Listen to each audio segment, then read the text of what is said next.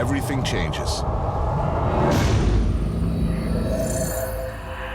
Nothing changes at all. I took a walk through this beautiful world. Felt the cool rain on my shoulder. Found something good in this beautiful world. I felt the rain getting colder.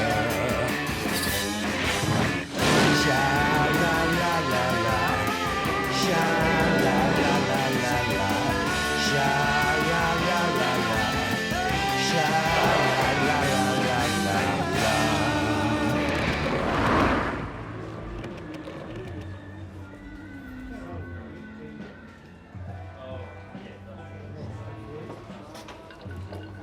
Drinking at 4:30 in the afternoon. It's the perfect time. The light is just right. It's important. Also, it's not too crowded. It's quiet. Man can have a drink, a pint in a dignified fashion, free of care.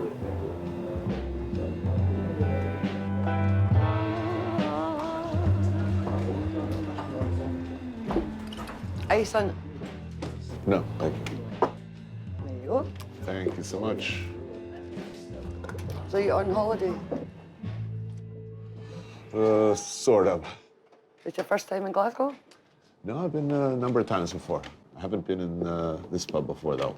Oldest in... 1510 was the building. 1510. Amazing.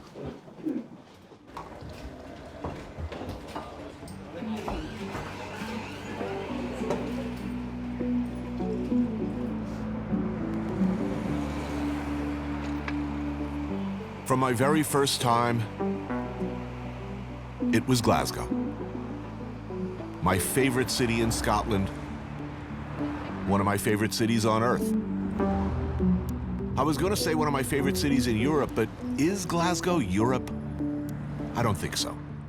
It feels somehow older than that. To many outsiders, Glasgow is seen as a hard-scrabble, even fearsome place. A place that history has moved on from. But there is definitely a sense here that something different is around the corner.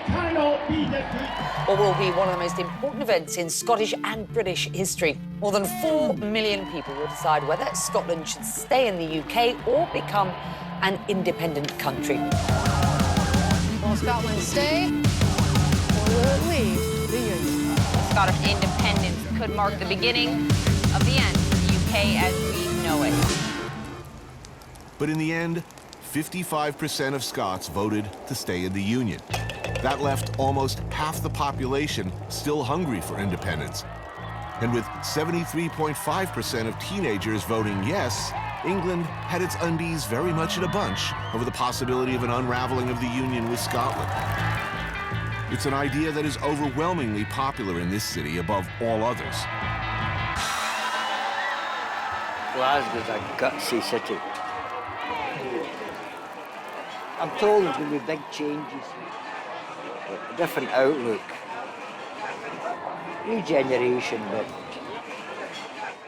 I still hear the cries of yesterday. Why does the possibility of independence have such a powerful hold on Glasgow? The past. Glasgow has long endured, among other things, a reputation for being the most violent area in the UK. It's a familiar cycle, analogous in many ways to what we see elsewhere.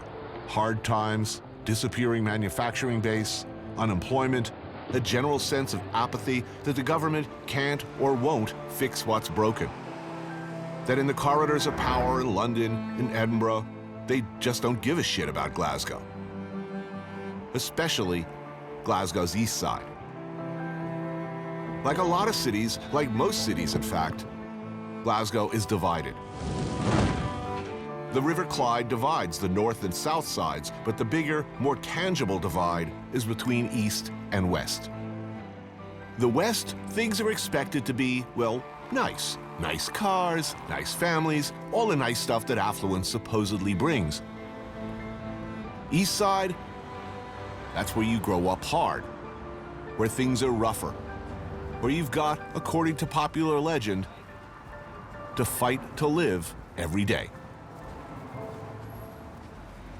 In Scotland, if you're a young boy in Scotland and you're 9 or 10 and you're coming home from school and a big guy beats you up and you run home to your mum crying, you know what she'll do? She'll give you a cuddle and then she'll tell you to get back out there and get him. Don't let anybody ever do that to you. And if you need to get a stick, get a stick. If you need a brick, get a brick. Don't let anybody do it to you. That's what we do. And it makes us dangerous enemies or resourceful enemies, but it also makes us very loyal allies. Detective John Carnation, 38 years on the job, much of it as murder police on the East Side. He's seen it all. Confronted with violent hooliganism, the traditional approach has always been to get out there and bust some heads, make some stats, put up some numbers, lock up some perpetrators. But after decades of dealing with generation after generation of violence, much of it gang-related, he took an unusual and controversial new tactic. Along with a colleague, John established a special unit within the Strathclyde Police called the Violence Reduction Unit, and focused their efforts on the social problems that he felt led directly to violent crime. His peers, unsurprisingly, were dubious. But as of 2014, Scotland is at a 40-year low in violent crime. Retired from the force, Carnation now advises law enforcement around the world. When in town, though, he likes to come here. Typical Scottish fare, Mother India. For a lamb curry simmered in spicy tomato gravy, served with traditional Scottish naan bread. I knew Glasgow was traditionally a tough town. I've always seen Glasgow as a warm, welcoming place. It's always been one of my favorite places in this part of the world to visit. So do you think the town's reputation is deserved, or is this a... No. I mean, in terms of the level of violence, the facts are the facts. That's there. But statistically, if you don't live or come from Glasgow, your chances of being a victim of a violent attack in Glasgow, it's something like 0.000. I've never, ever felt, and I've done a fair amount of stupid behavior here, a fair amount of drinking, a fair amount of putting myself in the sort of, situations that they advise visitors to a new town to not do. Right? I've never, ever felt uncomfortable here. On the other hand, I could be wrong in that after a few drinks, I notice that I don't understand anyone. So they could be making various threats of violence to me at the bar, and I could just be smiling and nodding.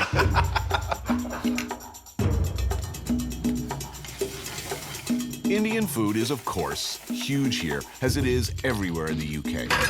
You could venture a guess that it's the cold, damp, and often dreary weather that causes the heart to yearn for spicy food from hotter climates. But it's more likely it began with the trade routes established by the East India Company in the 17th century and returning sailors, and that whole take over India thing. All I can say is pass the Rogan Josh. So, how do you reduce violence? I mean, traditionally, we just need more police. Get out there, crack some skulls, throw some more people in jail, and problem solved. Yep. I'd say a good number of Americans probably still believe that very much. We're very fond of throwing people in prison. To suggest otherwise would be seen as coddling criminals. Absolutely, and it was the same here. We weren't making a blind bit of difference to the levels of violence. We started to think about it in an entirely different way. Violence is a public health issue. We all have the capacity for violence. People learn how not to be violent. And that's why early years is important, because things that happen then will affect their whole life course about how they make decisions about themselves and how they judge risk. No matter how good the police service is, it will just contain and manage the problem. It won't make it better. First of all, it's not what I'd expect to hear from somebody who spent 38 years with murder police, presumably busting heads and arresting people. That we should hug these little bastards. Yeah, more, absolutely. Yeah. That we should make them feel like they're worth something. I mean, I get it. I believe it, absolutely. But everything you've been saying, is no way to run for office in my country. You shouldn't. But I mean, if you say, look, this is going to take a generation, they go, oh, politicians don't know about generations. Yeah, They don't think of the next election, for goodness They're sake. worried about the newscast on Monday at 6 A lot o'clock. of headlines. Yep, absolutely. The truth is, we don't have it licked here either, Tony. We don't have it sorted here. But we're on a journey. So what's going right here? Come on, let's face it, this is one of the most awesome cities anywhere. People. That's how it's going. Individuals starting to get together and say, look, this is shit. We can't keep doing this. Let's try something different.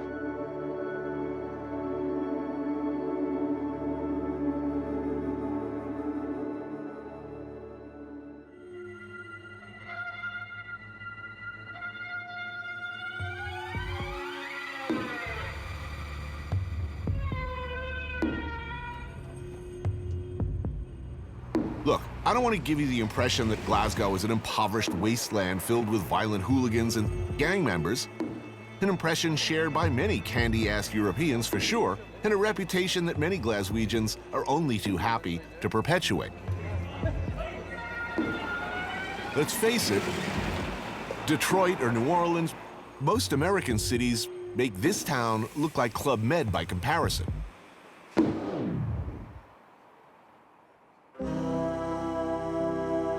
Glasgow remains the region's no-bullshit zone.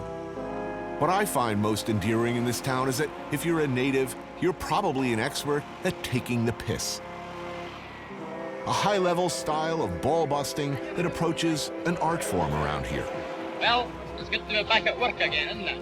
You don't call that work, you're a glove and you're a gun and you're a goggle. No one excels more at deflating the pompous, making fun of self-importance, turning even the darkest tragedy in a comedy than the Glaswegian. It's about life, isn't it? That's if you can understand the bastards. Super Mario Conti. He never does. This can be a challenge, particularly after a few pints of heavy or a couple of bottles of Buckfast. What a show-off you are! Glasgow has a reputation as a hard-drinking, two-fisted town. Yeah. I've always found it to be this funny, very funny town. I mean, just everybody's a natural born Very comic. dark humour. If you say in America, my father's died, people immediately are so sympathetic. In Glasgow, if you say, my father's died, Glaswegians say, what size was his shoes? We have that. Janie Godley grew up in the East End, married into an organized crime dynasty, worked as a bartender, became a very famous playwright, author, and stand-up comedian. I thought I'd meet her here at Rogano's, a very old-school institution. Thank you, Ellen. Janie's working some goat cheese thing with figs. For me, Scottish oysters are an irresistible impulse. They are magnificent, by the way.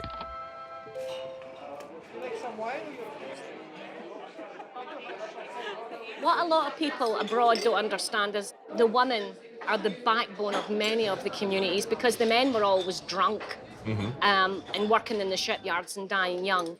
And that still exists, Tony. The age expectancy is still 55.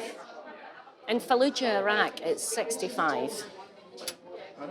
Wow, it's a pretty extraordinary thing. Yeah, I know. And there's still a lot of crime, there's still drugs, there's still a lot of alcohol problems. But I think the fact that we are a bit shit helps us because we had the Commonwealth Games here, and I love that everybody tried not to shout in the street and swear and sell stolen goods in public. I love that they all had this covert operation of, let's be nice for a week. I love that. Main course, Janie goes for the pan-fried brill. But me, I can't pass up ocean liner continental classic from days gone by, like the fabulously unfashionable Tyrannosaurus Rex of seafood dishes, lobster thermidor. Without irony, the lobster is Scottish, as is the cheese, the eggs, everything really. do you have anything to say on the Glaswegian diet? The diet. I mean, it's really the story interesting. is that the health-wise, as far as heart problems, right behind Tonga for all-time worst, least healthy. Yeah, it's a bad thing. It's really weird because when I was a kid and we were poor, we ate fish, butter beans, potatoes, then we would have liver and onions and potatoes and cabbage and peas. And then somewhere from the mid-70s onwards, it just became crap. And now you've got a generation of women who don't know how to make a pot of soup. To be a real Glaswegian, Tony, housewife, you have to be able to make a pot of soup. I can't make soup. The joke is, apparently, I'm good at sex. Sex takes 5 minutes. Soup can take days, and it smells shit. My husband's never asked for soup, so that works.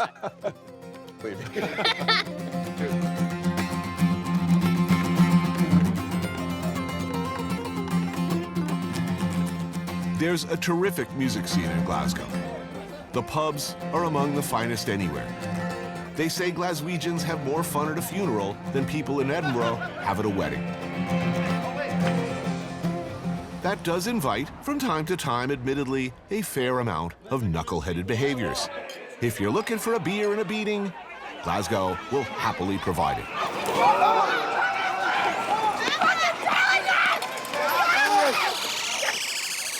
The toughness thing is no joke. If you've ever tried to choke a small Glaswegian into unconsciousness, as I have, long story, let me tell you, it's like wrestling with an angry fire plug. It's nearly impossible. Also, it hurts. Access to guns is extremely difficult here. So Scottish hoodlums, unable to dispatch their victims with the kind of speed and efficiency as we enjoy in the good old USA, has had traditionally to resort to the knife to do its maiming and killing, the old country way, one person at a time. The stabbing might not get more than a few lines down column in the Glasgow papers. Because in this city of violence, ordinary stabbing is hardly news anymore. Where knife violence is an affliction, there must be a cure. Meet Mark Davies. He began his career working as a bouncer in some of the East Side's toughest drinking establishments, where he had plenty of opportunities to hone his skills. Now he runs Tactical Edge, teaching close combat and knife defense to UK special operators and security companies. Come at him with a knife, the overwhelming likelihood is that it will soon be hanging out of your ass. Generally, these courses start, come at me with a knife, and a guy comes at you like it's Friday the 13th. Yeah. And pretty much nobody outside of Friday the 13th, in my experience, has ever come at anyone with it like this. If someone does come, they're rushing at you and with multiple, they're like in a manic frenzy of multiple jabbing or slashing movements. Yes, your attacker has been affected by adrenaline. In such a state, the forebrain has started to shut down. Yeah, so they're no longer really capable of cognitive thought. So you tend to get these repeated lines of attack. You know, if they're going for the stomach, it tends to be a sewing machine kind of action. Is your first order of business deflecting or getting the damn knife away from them? Right. I'm either going to gain control of the weapon or go to a returning blade technique where I gain control of the weapon and return it to sender. Right. Yeah. Show me. Okay.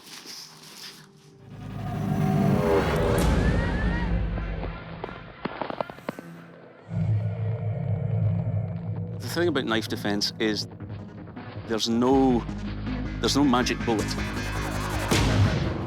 Any technique can fail. Any technique can go wrong. And if there's multiple opponents, that can get a bit difficult as well. Yeah, this sort of thing, yeah? Right. So, if we've got the knife held up close, okay, yeah? So I'm gonna clap, pull, hit. Right. Now I'm gonna force this thing back into your sternum repeatedly, what we call the woodpecker. Right. Yeah, okay? So, you know, 2 hands on, kick first, boot, back and forward. Right. Charge. That's it, charge.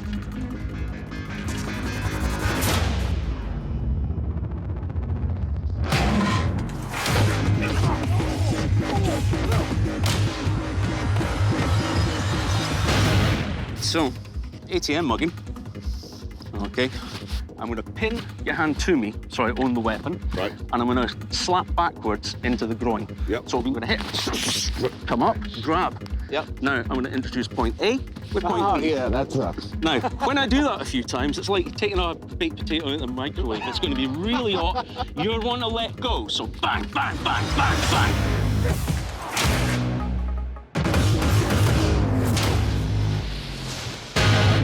Okay, it's a little bit more close in and surreptitious, and everybody doesn't see it, yeah? So clear the weapon, just shift it to the side, knee him in the balls, straight under, wah! Return to sender.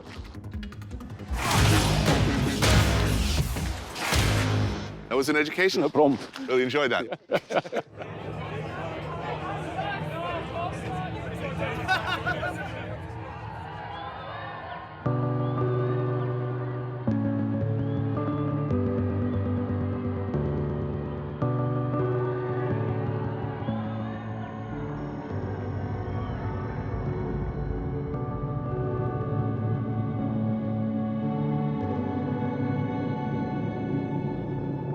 Last night in Glasgow, and enough with the deeper issues.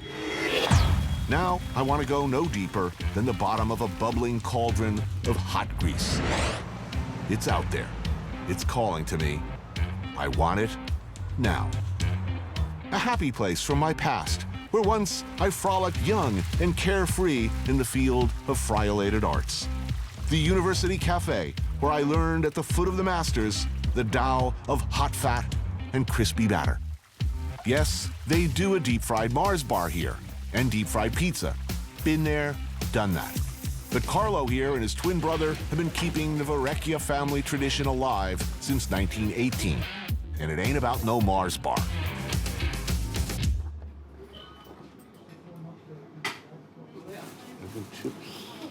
I'm tempted to just go completely nuts for all of the things that I like pie, beans, and chips. Like, I don't even know what kind of pie, but I want it. The macaroni and cheese is tempting. Haggis I'm doing. Couldn't resist that. Cheese Beano, I don't even know what that is, but I kind of want it. Ooh, sausage roll. I do like a good sausage. I order the fish and chips and some haggis. Haddock, battered and floating adrift in a sea of mysterious, life-giving oil. The accumulated flavors of many magical things as it bobs like Noah's Ark, bringing life in all its infinite variety. Deep-fried haggis, my personal favorite. Sinister sheep parts, in tube form in this case. And if you don't like chopped up liver and lungs and all that good stuff, believe me, the curry sauce sets you right. The combination of French fries or chips in the local dialect with curry sauce and with cheese is perhaps a bro too far. Guy Fieri in a kilt. But what the hey? I'm pretty sure God is against this. Oh, yeah, definitely. Oh. That's good. It doesn't eat well with a fork. You really got to pick this up. I'm so ashamed.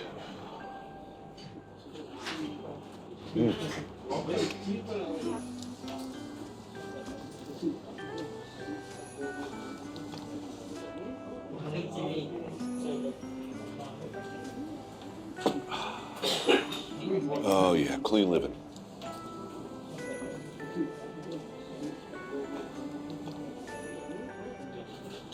That's really one of life's great pleasures. Don't let them tell you otherwise. They're lying about you, Mr. Haggis. There was no more unfairly reviled food on earth than haggis. Its ingredients are, in fact, no more unusual or bizarre or unappetizing than any hot dog you ever ate. You know, how many anal glands are in a chicken nugget? I don't know, and I'm not suggesting there are anal glands in a chicken nugget, but would you be surprised if there were? We'll get to the bottom of this. Back to you, Wolf.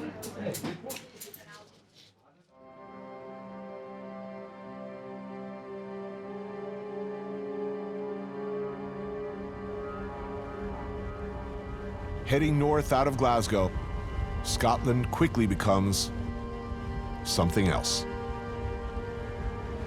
A savagely beautiful, harsh, but absolutely mesmerizing landscape that seems to have changed not at all for thousands, even millions of years.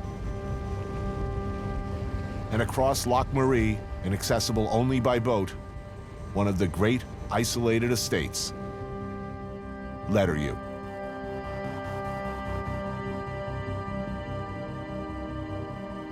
It's the favorite retreat of my friend, Adrian Gill. More widely known as A.A. Gill, he's the much feared and widely followed restaurant critic for the London Sunday Times. A regular columnist for a spectrum of magazines, author, traveler, and one of the finest essayists of our time. Letteryu, as it stands today, was built as a shooting lodge. Deer stalking like they do here is something from another era.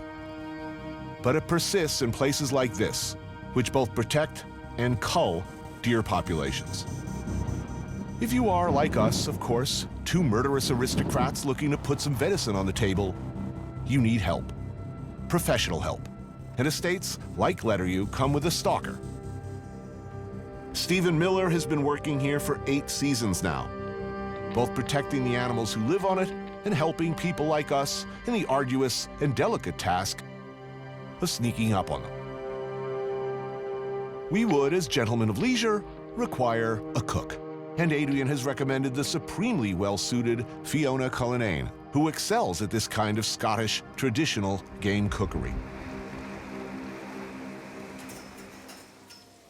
For dinner, it's grouse, shot, then hung until the already funky game bird gets pleasingly ripe. The birds are rubbed inside and out with salt and pepper, some fresh thyme jammed in the cavity, browned in the pan, plenty of butter to baste with. In traditional game bird cookery of the British Isles, bread sauce is a must. We don't do this in America, but here it's essential. Basically, it's milk simmered with flavoring agent like an onion piqué, nutmeg, and bay leaf, then thickened with raspings of bread. Grouse barded with bacon, then roasted in the oven. Nicely rare to medium rare, they're removed to rest and the pan deglazed with red wine, game stock is added, and the sauce reduced. Topped with watercress alongside some parsnips and beetroot. So explain what we're eating, because this is as classic as it gets, right?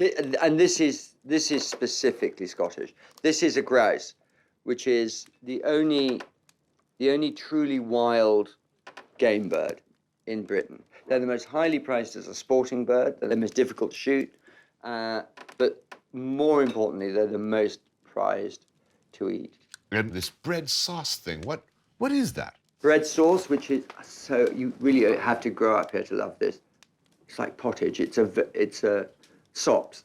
Mm-hmm. It's a very old dish, but it goes very well with the grouse. They're a very gamey meat. It's a very grown-up taste that is slightly repellent, mm-hmm. but it is within that it is particularly alluring. Right.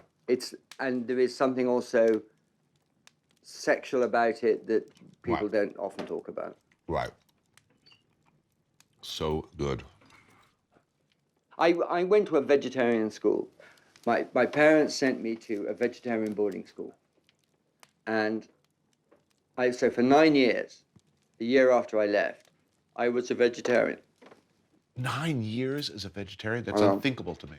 And then I decided not to be. And I made the decision that if I was going to eat meat again, that I had to be prepared to do the whole business. Right. You got to be accountable. For all of it. So I started getting fish with the guts in and gutting them, and then you go, and then in the end, someone says, "Well, come and you want to eat it, come and kill it." And you go, "Well, then I have to do that as well." And when I started doing it, it was like coming home.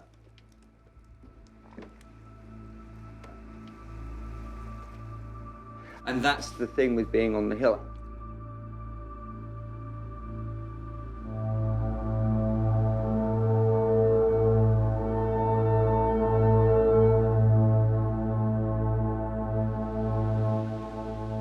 Until the 19th century, the Scottish Highlands were seen by many as a mysterious, hostile, and dangerous land. Populated, when populated at all, by scary-ass barbarians, descendants of the terrifying Picts, tribes so ferocious, so extravagant in their violence and toughness that even the Roman legions decided not to mess with them and instead built a wall, hoping to just keep them out and away from civilized society. Later, hunting estates like this were home to tenant farmers who scratched out a living growing oats and potatoes. Owned by landed gentry, by various royals, the Highland clans Mackenzie, MacDonald, and MacLeod, to name a few, later by newer money, fabulously wealthy foreigners. Today, around half the land in Scotland is owned by fewer than 500 people. It's an anachronism, dismaying to some, I grant you, but seductive as well. Because who wouldn't do this if they could? Enjoy this kind of rugged solitude from the comfort of a warm, inviting 17th century lodge. Warm one's legs by the fire, play a little snooker, enjoy a fine single malt or two, a substantial game meal, maybe another whiskey perhaps. Contemplate the mysteries of the universe under a starry sky. Then to sleep into the arms of Morpheus. To rise in the morning as bringer of death.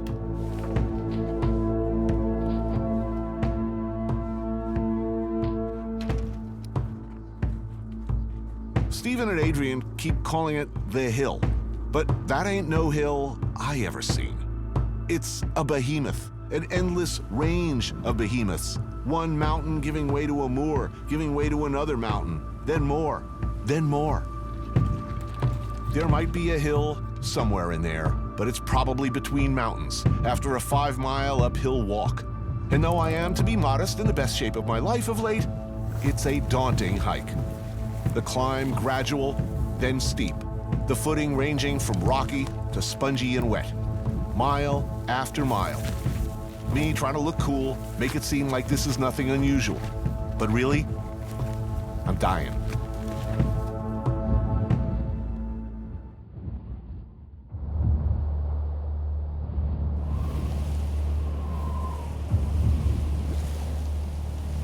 We walk the Highlands for hours. Our stalker, Stephen, finally identifies a red stag of suitable age and size. One ready, in the parlance, to be taken off the hill. Getting in a range without scaring him off, however, is another challenge. Just a couple out round. We need to circle around the mountain to close the distance. Right, but there's not a lot I can do, you know? You've got to get past them, like.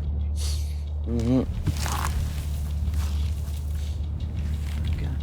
So we go slowly.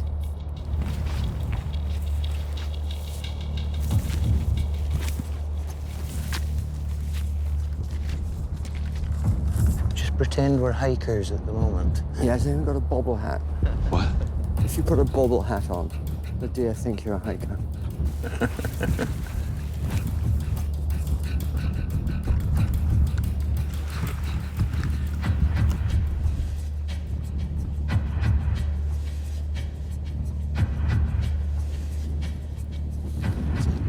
Just in front into the... Can you see the antlers? Yeah.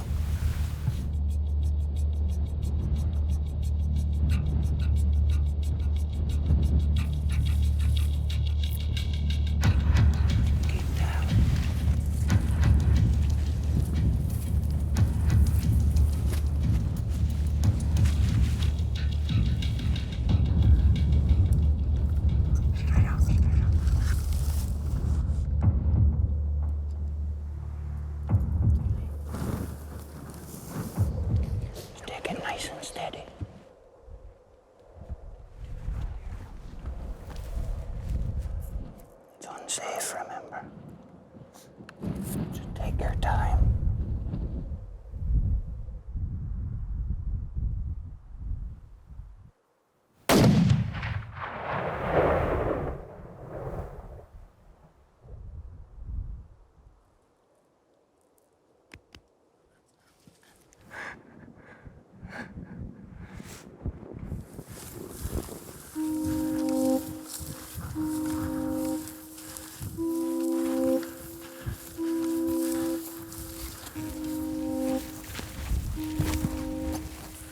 That's a nice stag.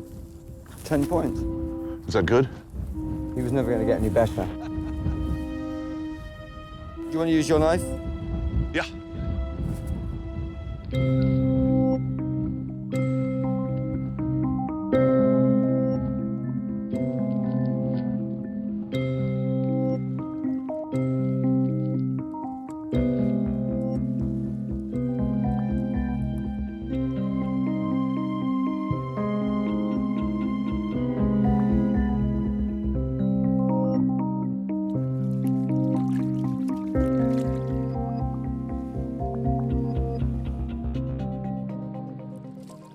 For shooting your first red stag in Scotland, we all get blooded.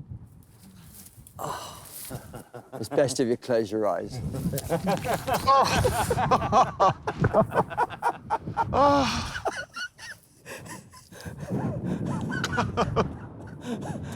Oh, okay. And the rule is you have to leave it on. Yeah. All day.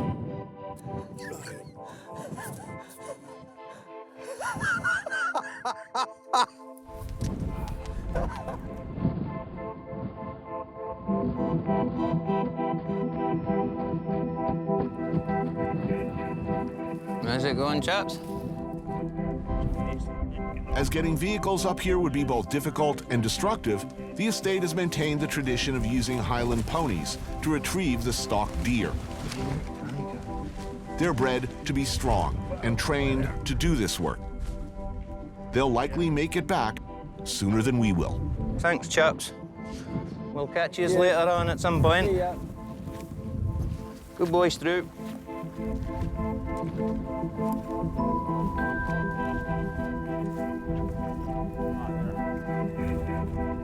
I'd thought coming up, my legs burning, I can't wait till that nice, easy downhill walk back.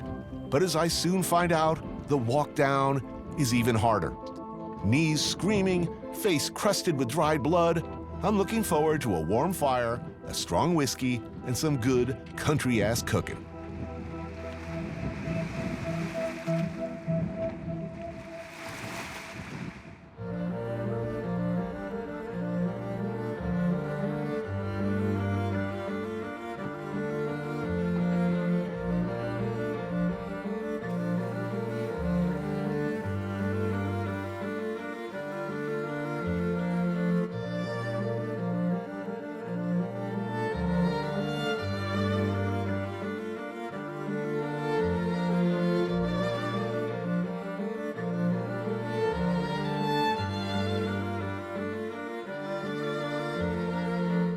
So what do you fancy with the venison? Stewed with wine? They always marinate in juniper and all of that. I super simple. Okay, we'll do that.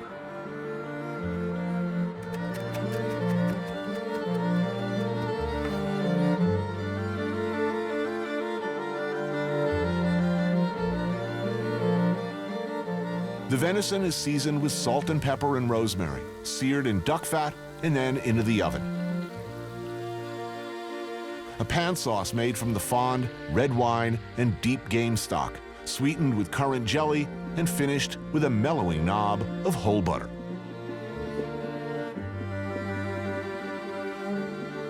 Served with clapshot, basically mashed turnips and potatoes.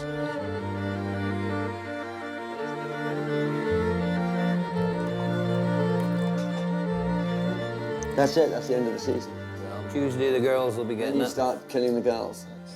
You have to traditionally wear the zipper mask or the leather mask to do that, and you send them notes beforehand saying, "I'm watching you. I know where you live."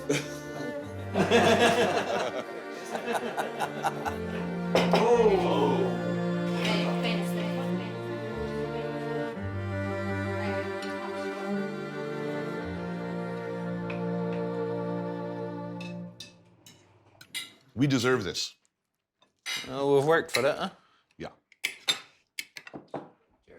Literally the greatest feat of strength of my entire life. Never at any time in my entire life have I done anything remotely so physical over a sustained period of time. Really? Never. Look how well you look. At no point previously in my life would I have been able to do it.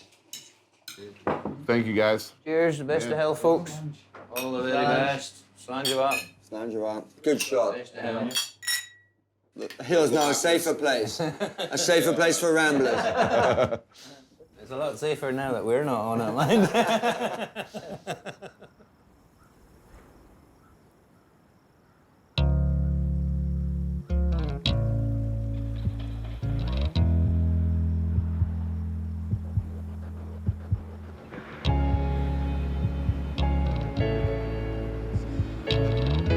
I came to Scotland this time to shoot an animal in the heart, to take part, to be fully culpable in a practice nearly as old as these hills. You walk this country, stalking an animal across the rocks and wet heather, you feel little has changed from how your distant ancestors must have searched for their food, with a rifle, with a spear, with a club. I dragged my knuckles up a hill, and like my ape-like predecessors, returned tired, happy, and covered in blood. Everything changes. Nothing changes at all.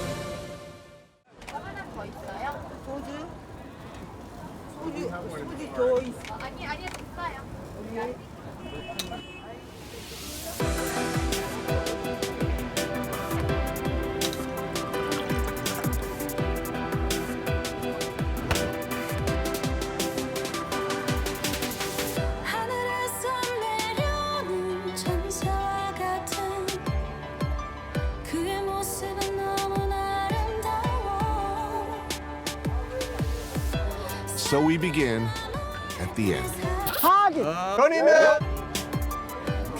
After a wild week in Seoul, there was, I believe, something called soju involved. There were many, many strange and delightful things to eat. Things might have spun slightly out of control.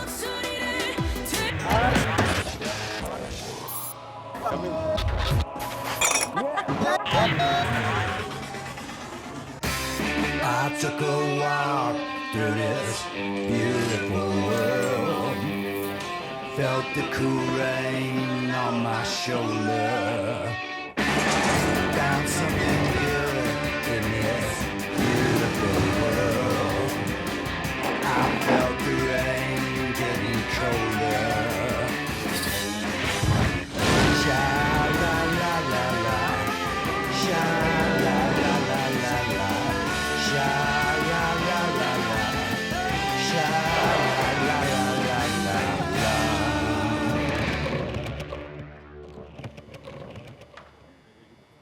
The biggest difference between Korean fried chicken and American fried chicken. Chicken tonight? I feel so clean. I've never felt so. Where is my ticket? Next, I'll be performing a medley from Flavor Town. Don't play this game with who is everybody here. Oh yeah, baby, that's Yeah, good. baby. Come Oh, to let's me. go. Come to Yes. me. Powerful in a sort of small, girly way. Is this drinks that goes with food, or is this food that goes with a triumphant return to Korea? Woof! Oh yeah. This should surprise no one that I'm in a happy place right now. Maybe the best way to tell this story is to start at the end.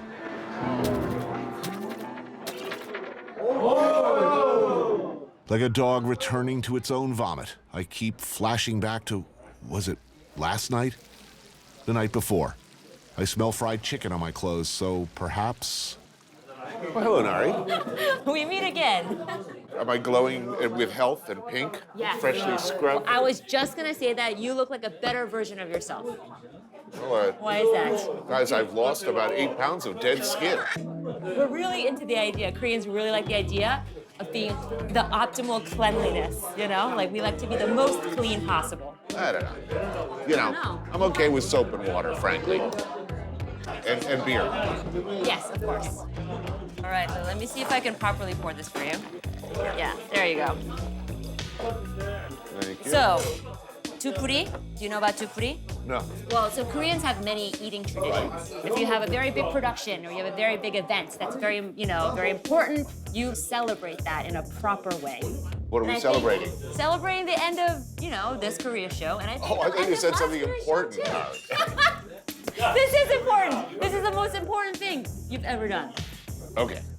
There's nothing involving salt that I don't have to rub that into my skin, my now raw pink skin. I'm a broken man.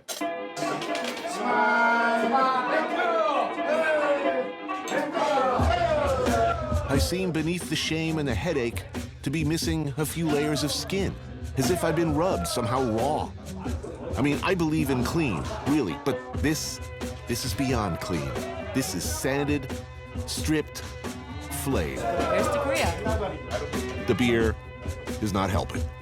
No, maybe it is. Soju, I think I've had enough. The gleeful embrace of mixing whiskey, rice wine, beer, and oysters, for instance. I mean, it seems to tempt the fates.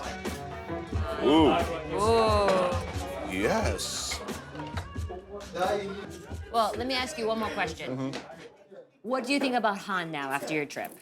I'm brimming with Han. I could never actually have a Han because I'm not Korean, and this is a genetic, almost cellular thing. I understand, but it's something I feel that I could really relate to.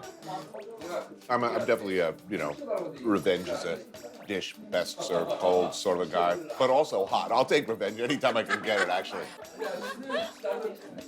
I need some more chicken. You eat a lot of that chicken. You didn't eat all day, did you? No, I did not love myself this morning. But you felt better after your scrub down. It was like out, evil, out. Go away, evil. Finish the evil. Yeah. I mean, that's why it's like people do that. Like when there's a big night out binging and drinking, and then you get.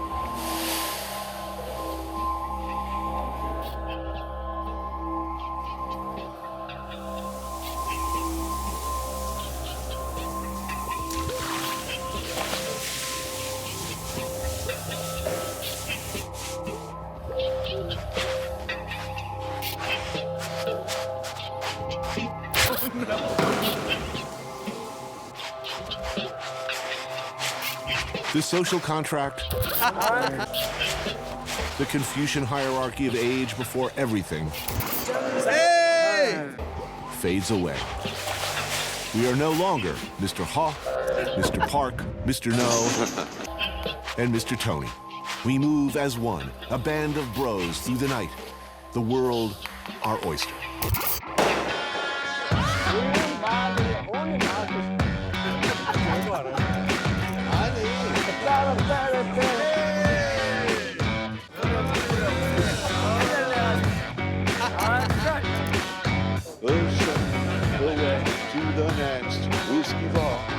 I feel like a boy band.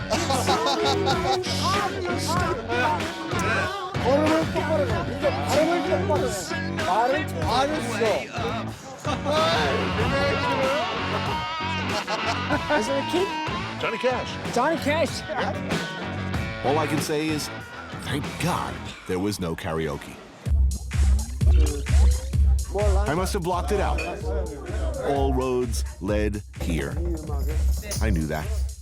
No escape, only embrace. I am now, after an evening of full-on cultural immersion, acutely aware of my role as Big Brother. My new salaryman friends looking to me to set an example. All right, guys, let's party.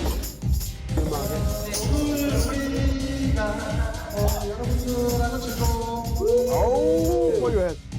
Oh. Soju. Soju? Nice to meet you. So correct me if I'm wrong here. It's dried squid, M&Ms, and mixing your alcohols? Yeah. Hey, come back. 아내의 순결을 위해서?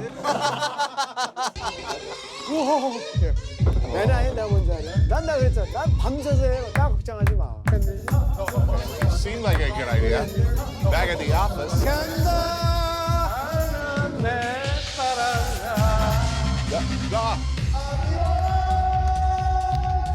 아싸.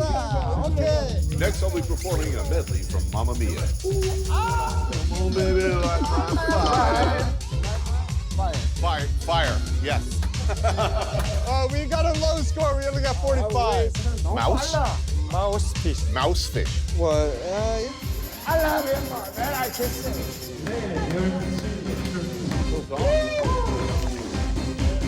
Tony!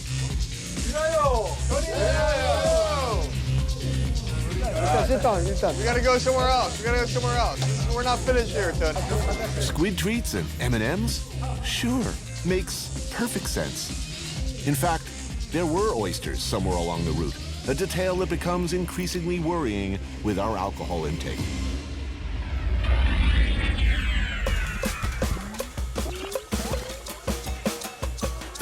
Oh, oysters, awesome. Wow.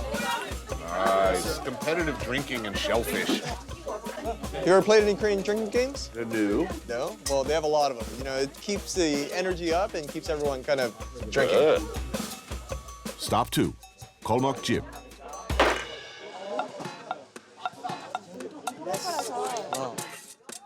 All right, we're gonna play a little game first. All right, Tony, we're gonna let you do the start the festivities. You just gotta use the chopstick, hit everything forward. It's gonna splash up. What? A strike or a push? A push.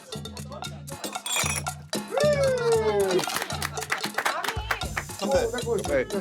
Come back. Woo! Sinister. There's a lot of games. We're not gonna go through them all because it'll take forever and we'd be really, really drunk. But this game is called the bottle cap game. And we're gonna pass this around in a circle. We're gonna flick it as hard as you can. Right. Right?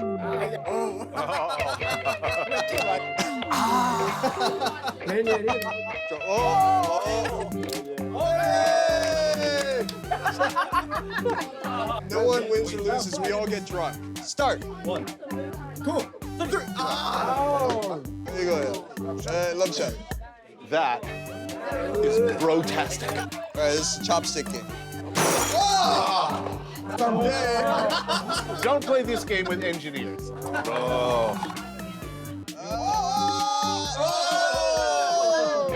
Oh, don't hurt the man. Oh, it's been hitting those oysters hard. See you in Flavortown.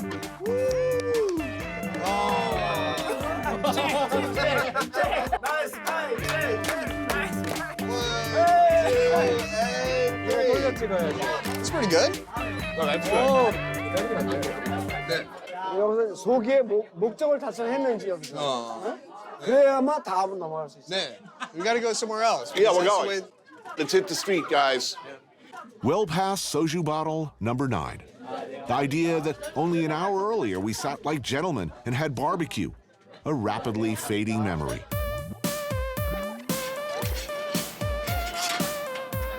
선생님, 이거 소주 몇 병 마셔요? 나는 주량 한 병. 한 병? 네. 여기 2병. 2병. 2병? Tony, how many bottles can you drink? We'll see. Yes, I remember now. Somewhere near the start of the evening. The moment little brother grabbed the reins of our soon-to-be careening chariot, unfettered by earthly conventions like so-called good sense or inevitable reality of work tomorrow. All right, eat the egg before it gets cooked too much. Well, that's good. It's good? You like the marinated one, right? Yeah.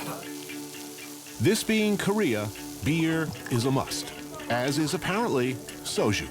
I had forgotten that part. Curious, so, I mean, what seems to define Korea as I know it is it anticipates the future very, very well. This is a country that's famous for looking forward, looking into the future. Where does one go to see Korea's past? And are these guys sentimental about it at all? 지금도 이제 놀랍게 발전을 했는데 대화 시대에서는 100년, 이제 100년. 한국은 자원이 없는 나라예요. 계속 무엇인가 창조하고 개발하고 해야지만 먹고 살 수 있는 나라. 형님을 위해서. 형. pouring more out. Korean called 형. Older brother, brother yes. means older brother. Right, 형. yeah. Younger brother called 동생. 동생. Younger brother. Younger brother. All right, younger brother. 자, 우리 형님을 위하여. 안녕. 여기까지 서론이잖아. 서론.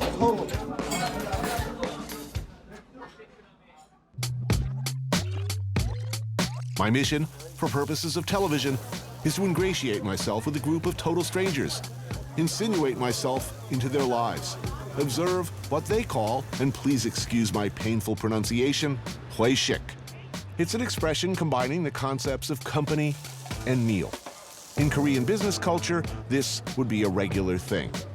A one-night corporate retreat, if you will. Which is how I ended up at my appointment with the Fates, a barbecue joint popular with the salaryman. Yeah, who is everybody here? No. No, Mr. No. Okay. I'm Mr. Hong. Mr. Park. What's your name? Tony. Tony. I think they like me. 여기요. Do you drink soju? I do. Okay. Excellent. Soju. 여기요. 자, 여러분 오늘 미국에서 와주신 우리 잘생기고 멋쟁이 토니와 함께해서 너무너무 기뻤고요. 네, 토니, 우리 시청자들이 토니한테 많은 박수를 해주고 있어요. This is Anthony Bourdain, CNN. Good night and eat more spam. 자, 여러분 토니와 함께 굿바이. Notice the totally blissed out, happy look on my face. Observe the bowl with nothing left but fiery remnants. Behold the magnificence that is budae-jjigae. 만들었으니까 이제 밥 먹어요. 토니 아주 먹고 오래오래 잘 살아요. Oh, okay. That's enough. Good. 떡도 먹고, 와우. Jeez. 김치도 먹고. Oh, man. 토니 건강에 좋은 Yeah, it's 양파도 gonna- 먹고. Oh, it's gonna go straight to my 나 hips. 이거 다 먹어야 돼. 아니면 지금 못 가요? No house. Oh, no house. Finish. Yes? Yes. Okay. Thank you. It's a magical dish. 와우. 오늘 햄을 너무 무식하게 썰었어. 뭐야 이게? 근데 맛있으니까 용서할게요. So, most people are not sentimental about their time in the military. Why do this? 제 방송을 이렇게 봐주시는 시청자분들한테 뭔가 이렇게 공감대라든지 그리고 뭔가 이제 옛날의 추억거리를 다시 회상을 시켜줄 수 있게끔. I mean, military, everybody serves in the military, right? Yeah, it's mandatory in Korea. All right, well. 와우, 토니 완전 피니시. 해피? Very happy. 와우, 굿. 제가 이거 요리하는 거 알려줄까요, 토니? You want the recipe about this? I got the recipe now. It's everything Mama warned you about. And it's got it all, baby. And when the music's over, your life will have changed forever. 1, 2, 3. 자, 일단은 먼저 이거 스팸을. Okay. 오케이. 요거 떡. 요거 말랑말랑한 떡도. 이렇게. Okay. 오케이. 김치. 토니, 이거 프랑클. 미트. Yes. 오케이? Yeah. Dating back to famine years of the Korean War, scrounging and scavenging from American military bases, it's in fact a classic example of necessity being the mother of deliciousness. Wow, beautiful! Hot dogs, canned baked beans, spam, instant noodles. Put together with the ever-present gochujang and kimchi, it became an enduring and deeply loved classic. 콩, baked beans. Like I used to say to my first girlfriend, how can something so wrong be so right? 오케이, 1, 2. 한 번 더. 아, 토니 참 잘해요. All right. So you did that right. 너무 잘해요. 자, 오케이. Don't jib here. No. 토니 그리고 요거를 이렇게 뜯어서 오케이. Oh no! Oh, no, no, no! 와우! 너 토니 미워. 토니 너무해. I'll tell you. 토니 자기 집 아니라고 막 해. 이러는 거 아니야. 진짜 너무너무해. 이게 뭐야 이게 마우스 이게 뭐야 이게. 진짜 너무해. Sorry about that. 와우! Yeah, sorry, man. 요거 이렇게 이만하는데 지금 이만큼 남았어요. Regrettable incident. 오케이, 요것만 넣도록 할게요. 이거를 푹 끓일 건데. Looks healthy. Look at this. I mean, look at this thing. Look at the color alone. It's just. 토니 이제 라면 Oh, 사를 in go 넣었어. the noodles. 오케이, 우리 이제 먹을 준비를 할 거예요. 토니, 라면.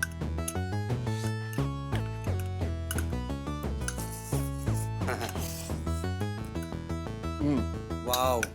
Oh yeah, baby. That's Yeah, good. baby. Come to Let's me. go. Come to Yes. me. Good. Come to me, my love. Yes. 토니 너무 맛있게 먹어요.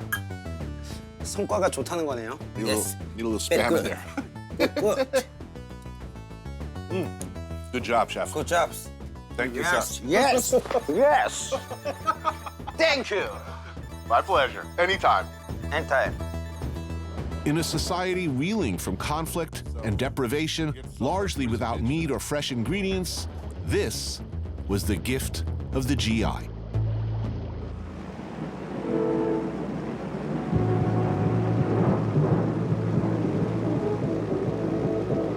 The Korean War lasted from 1950 to 1953, but in many ways it never ended. The country is split in half and in a constant state of alert. 120 miles to the north, a bughouse-crazy dictator with an enormous standing army, a bad haircut, and a nuclear arsenal. This we know.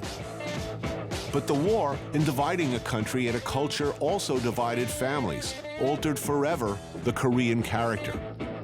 Chef Kim Bir-young's early experience working the mess hall during his mandatory military service led directly to superstardom. Now, from this unassuming U.S. Army surplus tent, he beams his cooking show live in more than 50,000 homes a day via something called the internet. And he's not the only one. There's competition, lots of it. Mukbang means broadcast eating. It's kind of a phenomenon in Korea. Which is how, I suppose, I wound up at a tent on the outskirts of Seoul. Tony, hello. Hi, how you doing? All right. Tony, Yeah, right here? All right. Okay. Classic indigenous ingredients. No. Spam. Oh, Okay. Yeah. Okay. Yes. Excellent. All right.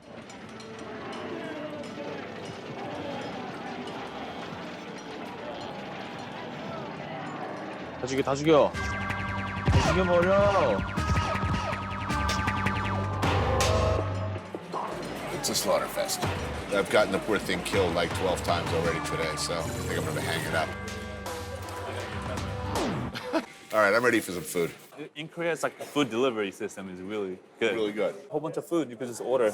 You Dr. or- Pepper, or- get you away. order food while you're playing.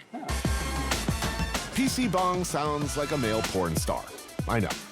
But this one has a smoking lounge and a well-stocked snack bar. Energy drinks seem a popular order. But here in Seoul, given that there's an entire strata of professional gamers, more substantial food is from time to time required. No problem. Anything you want, right to your console. I mean, I'm sure this is an obvious question, but like real life, does it have any attraction? Real life? Real life, you know, like non-game universe.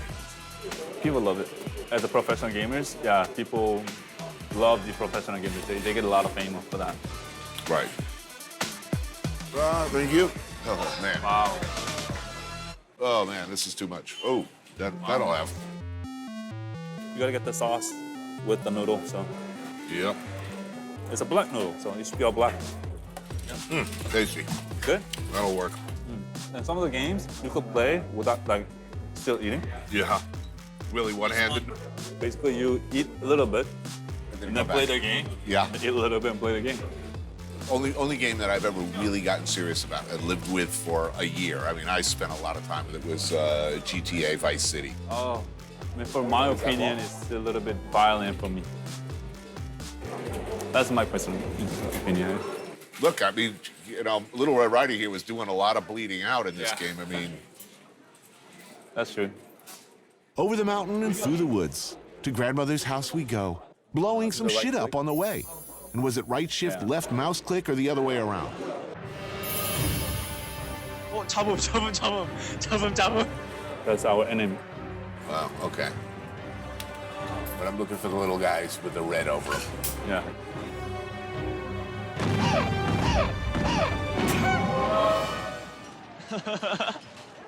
Oh, that doesn't look good.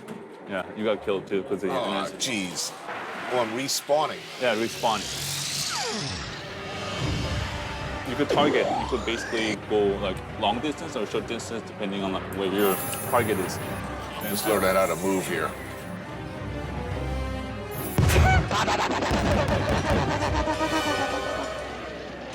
Oh, poor Little Red Riding Hood. She's not good.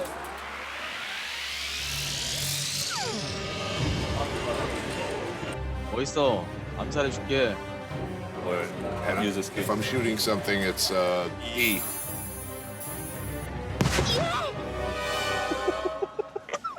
Oh, no, not Little Red Riding Hood. You're bleeding out again. Oops, didn't make it. I don't see any bad guys. Are these friends? Oops.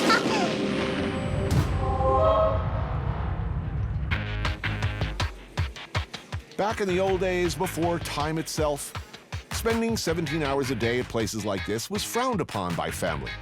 Now, gaming has become a respected and often lucrative profession in Korea.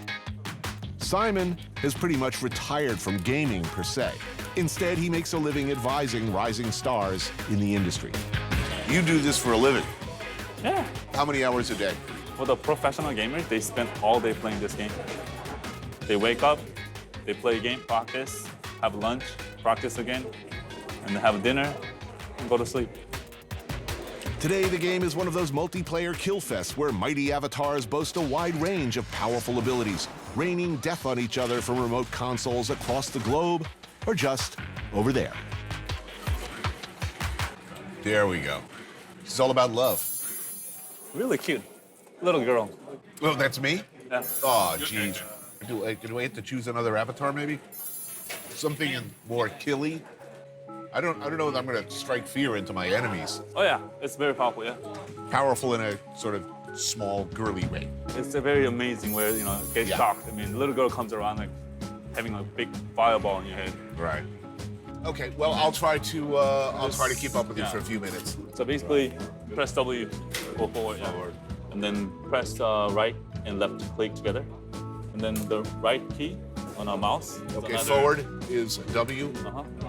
And these are the skills, E, shift, and left together. Left, shift. And then left, together. Oh yeah. And then space, right click, left shift with left click together. Oh, brutal. How long did it take you to even figure out how to move around in this world? About 10 minutes. 10 minutes, yeah.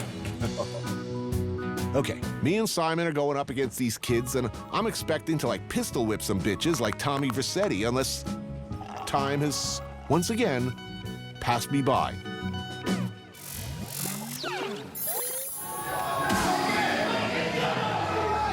The life of a professional video gamer is a concept that's not easy for me to grasp. These young nerdlingers are famous. They have TV shows where they compete and are making actual cash money. They have sponsors and super fans. They probably even get laid off this shit. And that explains how Little Red Riding Hood ended up bleeding out on the cold, hard virtual floor. Should we start? Yeah. Should we start the game? Sure. Okay, where's our opponents? Oops. I'm gonna fire your ass. No, don't say anything about Wayne Newton. He's the man. Hip-hop, like early 90s West Coast. Well, I'm an East Coast guy. I know. I'm not entirely convinced that Korean food's healthy. Have you always been like a food guy? I think in some ways I've appropriated the Han. He's very happy here. Last one? Yeah.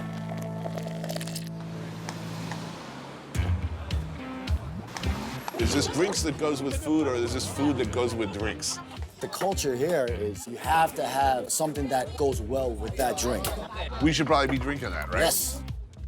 Have you tried soju before? Oh, yeah. How often can you come to a place like this acceptably per week? I mean, you come every day after work? If you want. Yeah, like if I just slump to the ground and go to sleep, would that be okay? It wouldn't be, but I've seen it too many times. What's good to eat here? Well, I'd like to recommend the soup of death. It's a soup, but the main ingredient in that is silkworms. Okay. Okay? You Yeah, down with sure. that? Yeah. Oh. Nice, huh? Oh, yeah. Eating bugs? That is so last network. How do you like the soup? Soup's awesome. I'm gonna go home and have mini suns tonight. No? In the old days, they didn't have the soup. They just Right. literally boiled it. They put it in these like little paper cups and you just eat it like an hors d'oeuvre. I don't know. I'm looking at it and I'm thinking, get the f out of my soup and make me a sweater. Even Koreans really don't eat this all the time. But I guess this country makes you feel like if you can't eat this, then you're not Korean kind of thing. Where were you born? I was born in New York. You were born in New York? Yes. And were there till? Till roughly 21. I grew up on the streets, grew up in New York City. It was automatically, you're a chink. Wait a minute, chink isn't that supposed to be Chinese? I'm Korean. And that's where the whole #1 Korean comes from. Hey, I'm Korean and I'm proud to be Korean. Mark is what's called kyopo, meaning Korean who's lived abroad. As things get better and brighter over here, more and more people are, like Mark, moving back home for the ever more numerous opportunities. When I came here, it just felt right for me. I was like, I'm here. These are my peoples. It's like, this is what I've been missing. But I was considered not really Korean, I guess. You know, I was considered an outsider in my own country. I had like this thing going on because I was like, okay, am I not Korean enough if I don't do this? Or if I don't drink this? Or if I don't eat this? But there's a certain sense of, well, I wanna learn this, if that makes me feel more Korean. Nice. That's pork skin. Is this so hard? Walk in and eat delicious food and get hammered in the street? Being Korean is pretty awesome. Last one? Yeah.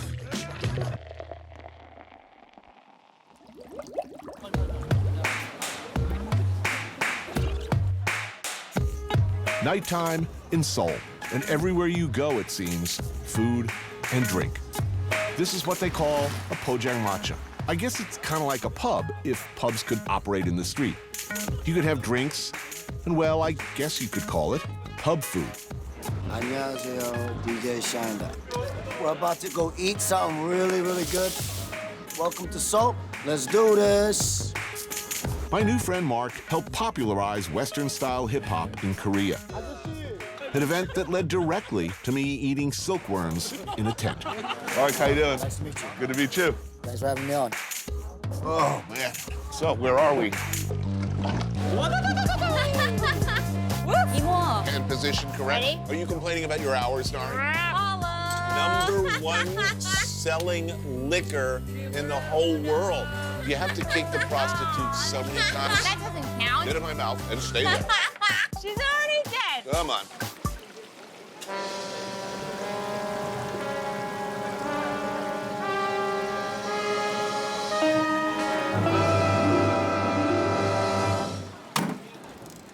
I'm getting this like weird sense of deja vu. Like, haven't we been at a fish market in Seoul at down some memory point in lane. some previous life? What should we toast to this time? To a triumphant return to Korea. Second time around for me. 건배. Bet. There's something I'm increasingly crazy about that I've been craving since I got off the plane. Banchan, the spicy, pickly, delicious snackies that accompany your meal in Korea. I missed this. This is, for me, one of the most exciting things about Korean food, actually, is the banchan. Yeah. Doesn't that just make you want to drink more soju? Is that a hint or something? Oh, no. Oh, yeah, right. I know, the formality of it all. And appetizers? Yes, I remember these guys. Oh, our old friend. Again. This looks familiar. It's bringing back memories. Oh, here we go. So this is called 매운탕, which literally translates to spicy stew. I need it to burn. And it has everything under the sun, seafood-wise. You can find crab, you can find all different kinds of fish. Fisherman stews all over the world. Exactly. This bowl, for me, that's the perfect example of Koreans in general. We love being together in a space, huddled around a bubbling pot of something. What can I tell you? Ooh, this is good. You are failing in your duties as a younger sister. I'm sorry. 건배? We don't have to drink it immediately, do we? Face planting and thing. Koreans, they just want each other to drink as much as possible. Peer pressure drinking is kind of a big deal. May I have another glass, please? Korean drinking etiquette 101. You never pour your own drink. Younger pours for the older, and you never drink alone. How come all the Korean guys are so tormented? They're all carrying around some unseen weight. Every single Korean person is born with this thing called han, which is a deep sorrow and anger. It's nothing to do with upbringing. I mean, literally, as you're born, it's genetic. It's in our blood. Han, my favorite Korean word. It has many implied and specific meanings, but generally speaking, it's a mixture of endurance, yearning, sorrow, regret, bitterness, spite, hatred, and a grim determination to bide your time until revenge can at last be exacted. I know. Revenge is a very, very sweet tasting thing for Koreans, you know? Because there's been so much wrong that's happened to us. What about little Timmy McMasters, who made fun of you in 2nd grade for bringing kimchi to school? And he laughed at you and said it smelled like garbage. Is there vengeance coming their way? My greatest vengeance would be that those people think about that time that they made fun of me. I want them to actually love Korean food now. That doesn't sound anywhere close to endless suffering. Well, that's my personal story. I was thinking more along the lines of like electric nipple clamps, and then I drive over them. And not killing them, by the way. They slowly bled to death from femoral artery wounds. The reason that Koreans are able to just not wallow in that is because of this other emotion called jeong. It is a deep fondness that you have for your other Koreans. And people always focus on Han, and I'm like, yeah, I know, Han, yes, it exists. No one's denying that. We all have it. But jeong, no one talks about that, and it's equally strong. Okay. I believe you. I don't think you believe me about this jeong thing. No, I believe you. Like, I like the whole idea of Han. I totally get that as an engine. I like that. I like that dark side. The fact that this word exists is sort of awesome because a negative emotion has been converted into a number of very, very, very positive developments.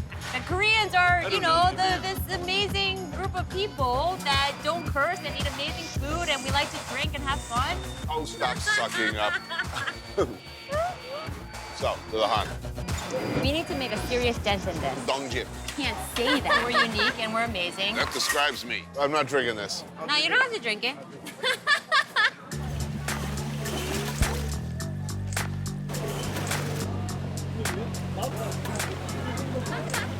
My relentlessly cheerful friend and colleague, Nari.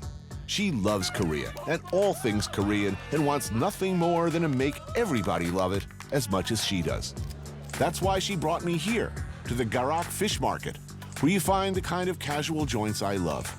I will have, let me see, perhaps the fish. I want some banchan, I want some spicy stuff. Well, I'll start off by drinking some soju, I think. Yes. Look, I'm getting this like weird sense of deja vu. Like, haven't we been at a fish market in Seoul at some point in some previous life?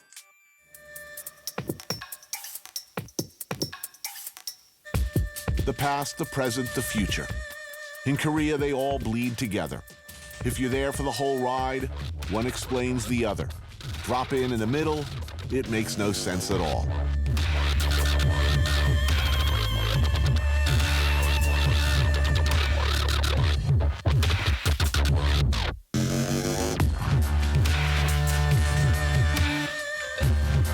culture, as far as I can tell, is defined by the drive to succeed. A churning engine fueled by decades of Han. A remarkable ability and remarkable willingness to anticipate the future. It reaches back across time, binding millennials and generations long since past. Last time I was here, I was working for some other network, the Bacon Channel or the Competitive Eating Channel. What was that old show called? It was so long ago. Back then, I was dragged around in Nari Kai's tiny but powerful wake, as I recall. That was nearly a decade ago. Things have changed since then. I've changed. I'm guessing Nari's changed. And Korea? Korea has certainly changed. The Korean War ended more than half a century ago, but in some ways, it's still going. The North and South have been on perpetual war footing ever since. It's a psychological and physical scar. Korea is literally split in half. But that's not what this show is about. There aren't many comparisons to South Korea's stratospheric rise over the last decade. One of the poorest countries as recently as the 60s, today it claims one of the world's fastest growing economies. The government has been extremely shrewd and forward-thinking about selling the world all things Korean. Underwriting, encouraging, financing, and supporting the export of intangibles. Things like music, movies, TV shows, food, the whole Korean sensibility. And the world is responding, learning to love what Koreans have always loved. The heart of Korea is Seoul, capital city, a bustling metropolis, futuristic in look and character, population 25 million. Look at that, they've got a selfie stick. Everybody's taking pictures of their food. They feel right at home. In October 2014, I went back to Korea. This is what I saw. This makes me so happy. Good kimchi. Make room for the noodles. Oh, that's good.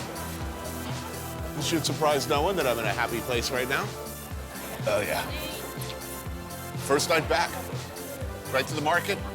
Bunch of unrecognizable but invariably and inevitably delicious food.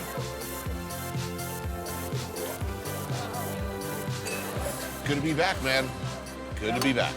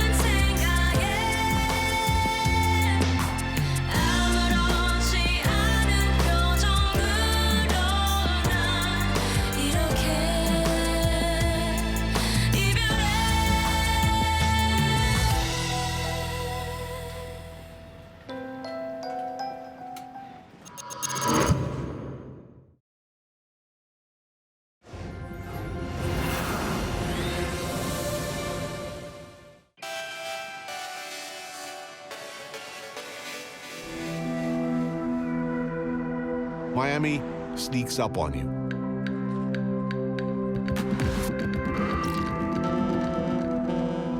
Or do we change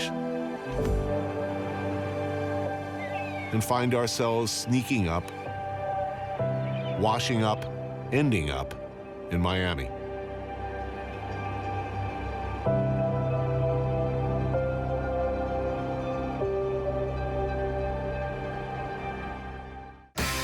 I took a walk through this beautiful world. Felt the cool rain on my shoulder. Found something good in the air.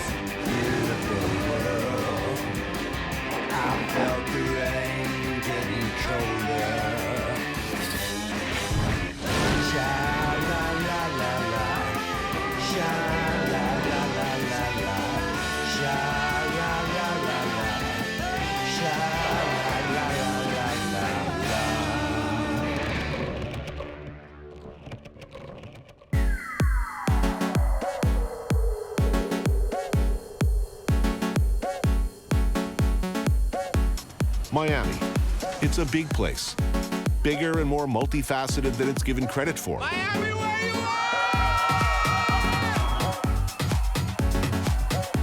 We tend over the years to focus on Miami's, how shall I put this, party zone.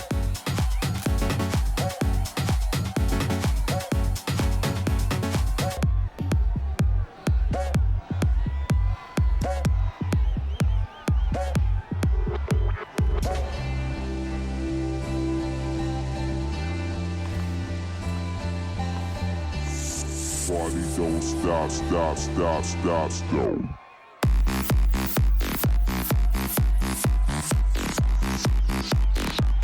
It's the kind of place you say, that could never be me. And then it is.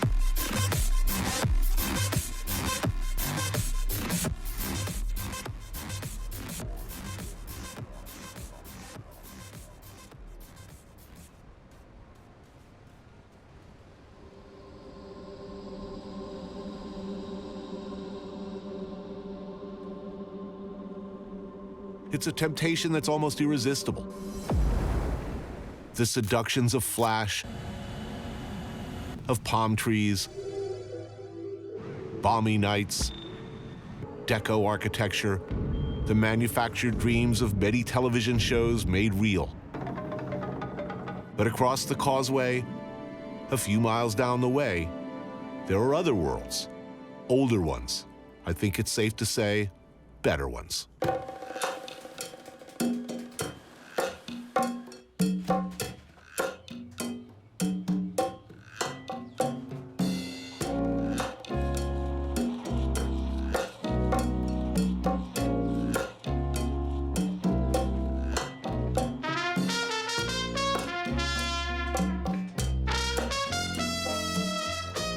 Way out west, 20 miles from the airport, tucked in yet another strip mall, is Islas Canarias. And you go there because, well, you need coffee.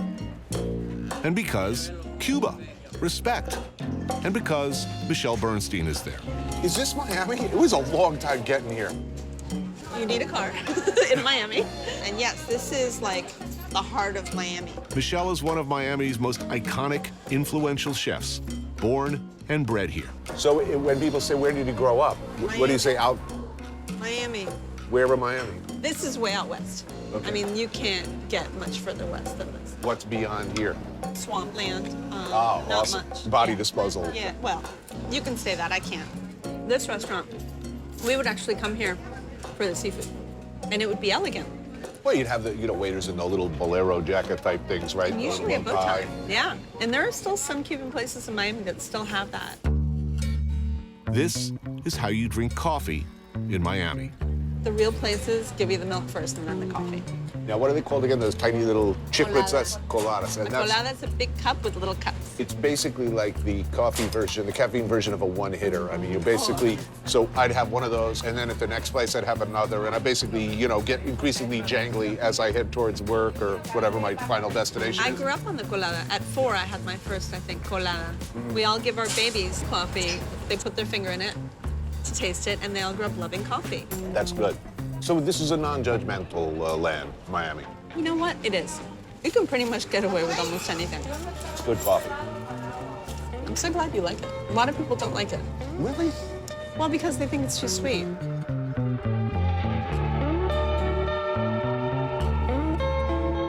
And many of you watching who are dimly aware of Miami and this sandwich thing they call a Cubano that you may or may not have had before, you're thinking, yes, a Cubano sandwich. But you'd be wrong. This is not a Cubano sandwich, strictly speaking. This, my friends, is a medianoche. Close, a cousin. Like a Cubano, it's got roast pork, ham, Swiss cheese, pickles, and a little mustard. And like a Cubano, it's pressed until hot and runny inside, but... You see the bread, it's darker and it's sweeter. Right. So you have a real contrast with the salty pickles and the pork and the bread. You see how juicy that is? That's the telling of a good Cuban sandwich. You know what pisses me off? When people try to improve on this. A lot of people try to improve on it. You can't fancify a Cuban sandwich. I'm sorry. How is it? Is it yummy? It's good. A lot of thought is given to the structure of the sandwich. It's all about the layers and Yeah. how much of everything. Yeah. So for you, this is the perfect breakfast, right? Good, right? Yeah. And I always go for the salty, never the sweet. I don't care about sweet things. If I had to give up one course of the meal, dessert, I'd say. Oh, of course. Like cheese over dessert any day. Oh, yeah. Actually, I would rather a steak over dessert, but maybe that's because my mother's from Argentina. I don't know.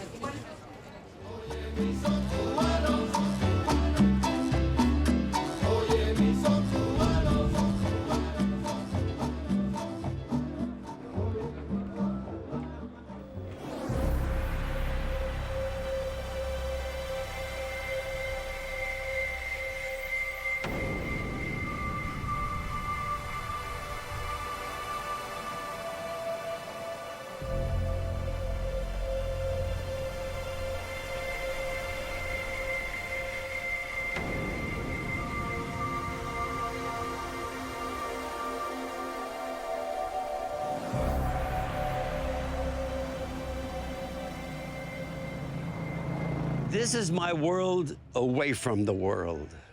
To me, it's my little king's domain.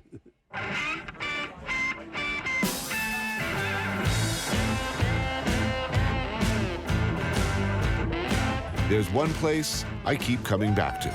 It's a place where if you look deep enough, ask the right questions, you can get a whole history of Miami from one man.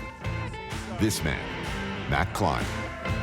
You're gonna have to remember you're speaking to a 100-year-old man. I know, you look good. Raise your voice a little bit. You look good. If I look that good when I'm 60, I'll be happy.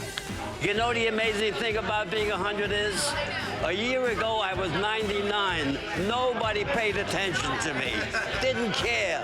I became 100, my God. Matt Klein, the owner, proprietor, and regular bartender at Mac's Club Deuce, turned 100 years old this year. Yes, 100. He's still here. The cigarette smoke and dark, dank atmosphere, clearly good for a guy who's seen it all. That's 73 years ago, Fort Benning, Georgia. I was in the 2nd Armored Division. Mac came to Miami in 1945 from New York's Lower East Side by way of the Battle of Normandy. I came here because I was wounded. The warm weather was much better for me. Well, there were a lot of GIs here during the war, right? The war made Miami Beach for the simple reason that people were stationed here and all of a sudden they saw a world that they didn't believe. During World War II, Miami saw a massive influx of military personnel. Hotels which had seen a sharp drop in business made a deal with the government to house troops at the empty resorts. They told their parents about it. Their parents came down, sons came down. They opened businesses here, and it was basically Jewish at the time. And that's how it started. By the fall of 1942, more than 78,000 troops were living in 300 hotels in Miami and Miami Beach. How long have you been running the Deuce? I took over in 1964. Half my life I spent here. Miami Beach has turned over at least 6 times since I've been here. All that neon is Miami Vice. Right. They put it in here. Yeah. This was their favorite bar. Yeah, but it makes sense, too, because come on. Well, it was very flattering. The same as how flattering it is to have you here. I love this place. I mean, I love it. It's my favorite bar in Miami. To many more.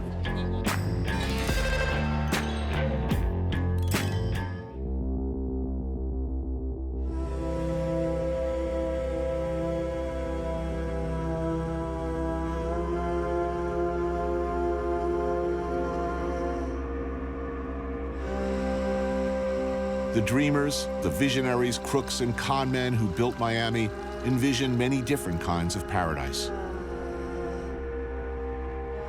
A new Jerusalem in the seemingly infinitely expanding real estate. Just fill in where there's water, and you've got property.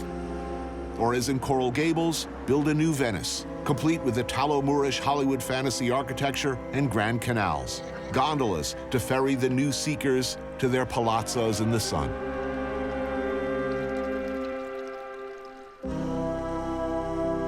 The dream was as expandable as the space. Where there was water, there was now, magically, terra sort of firma.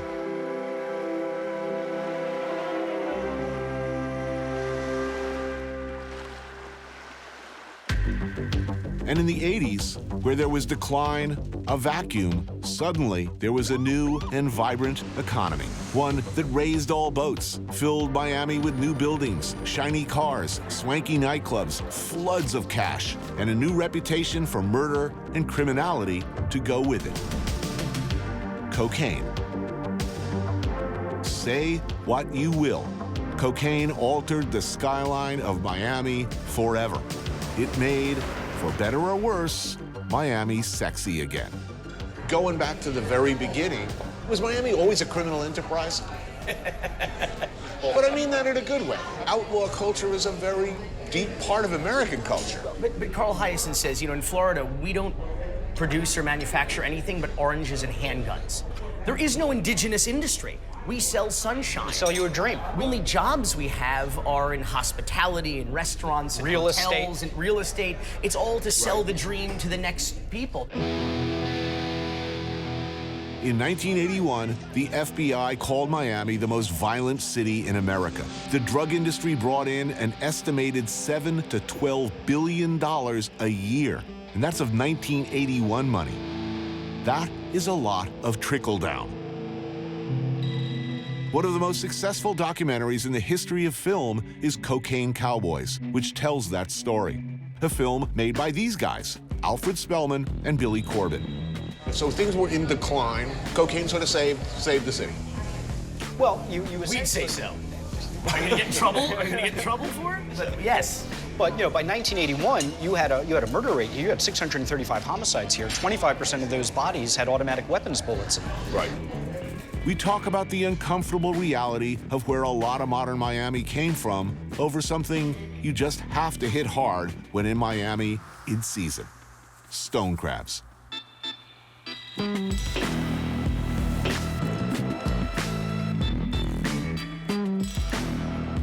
Federal Reserve branch in Miami had a $5 billion cash surplus, at mostly 50s and $100 bills, all of which had trace elements of cocaine on them. And the guys who were in cocaine trafficking in the 70s and 80s who got busted and went to prison got out and are now big Medicare fraudsters. Right. He's whispering because they're probably here.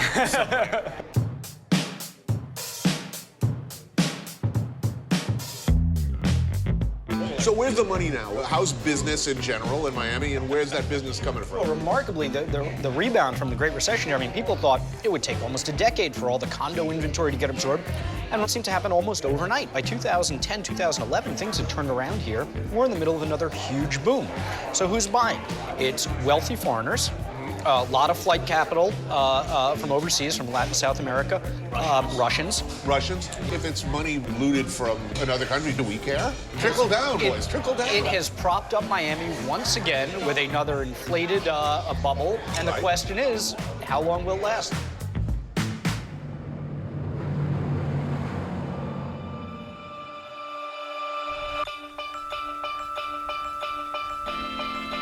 There's history, and there's the more immediate needs of the present. I need food presently, and perhaps some fine bourbon. And when I need good food in a city not my own, more and more these days I call somebody who, if they weren't good at enough things already, has become something of an expert on good food around the world. Every time I check Instagram, you're eating with one of my culinary heroes. You've eaten at Giro. Yes, you inspired that. Also, he seems to like you a lot better than me.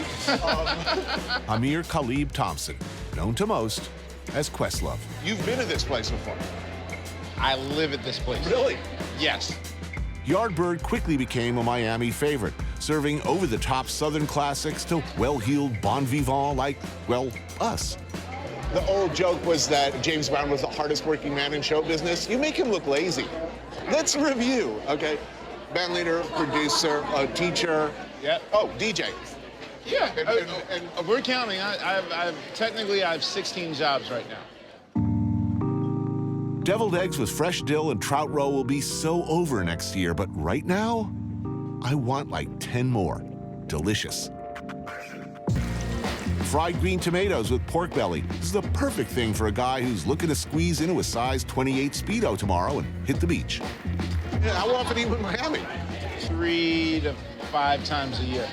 What makes the Miami sound different than the Detroit sound, the Philadelphia sound, the New York sound, whatever. You know what? Like, you can't say something specific like, well, Philadelphia had orchestral strings in their arrangement, whereas, you know, Stax Records had organ in theirs. But I do consider the sound of Miami to be the beginning of really great dance music. What's called 77 Elvis pancakes? Chocolate chip pancakes, bourbon maple syrup, banana compote, and peanut butter. Even if you're not the king, you'll want to die on the toilet like he did after this carbo load. And we're really doing the Elvis experience right. I should be eating a fistful of Percodan with that, Just right? a little. Yardbird's signature fried chicken comes with chilled spiced watermelon and cheddar cheese waffles. Here they brine the chicken for a day, 27 hours to be exact, in a spicy bath that includes cayenne and black pepper, garlic, and onion. Tender inside and perfectly crispy on the outside.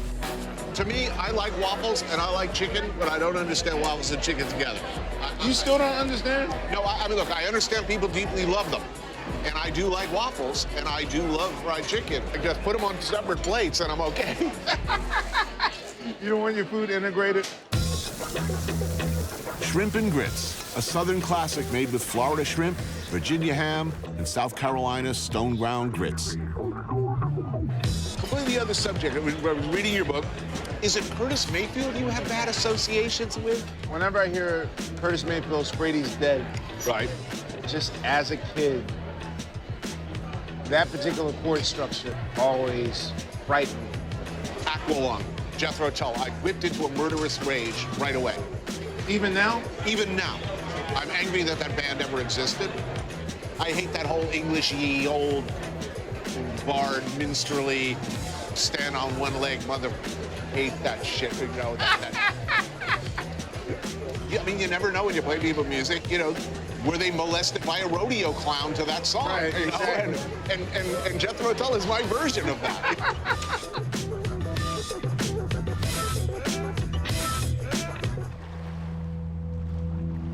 Who got here first? Who other than, say, some early Native American tribes and Spaniards? Caribbean blacks, most of whom were Bahamian. Bahamians figured heavily in the early development of South Florida, which began in earnest with the construction of railroads in the late 19th and early 20th centuries by this guy, Henry Morrison Flagler, the industrialist and tycoon largely credited with being the father of modern Florida. Flagler's dream was the Florida East Coast Railway, which would run from Jacksonville to Key West, connecting the ports of Miami to the rail system of the rest of the United States, creating along its route new towns, new cities, new Edens, where America's rising middle class could frolic and play. He also agreed to lay the foundation for a city on both sides of the Miami River. As more and more whites moved in, segregation took hold, and much of the Bahamian community was forced into black neighborhoods like Overtown and Liberty City. So if you're looking for old Miami, original Miami, you're looking to a great extent for Black Miami.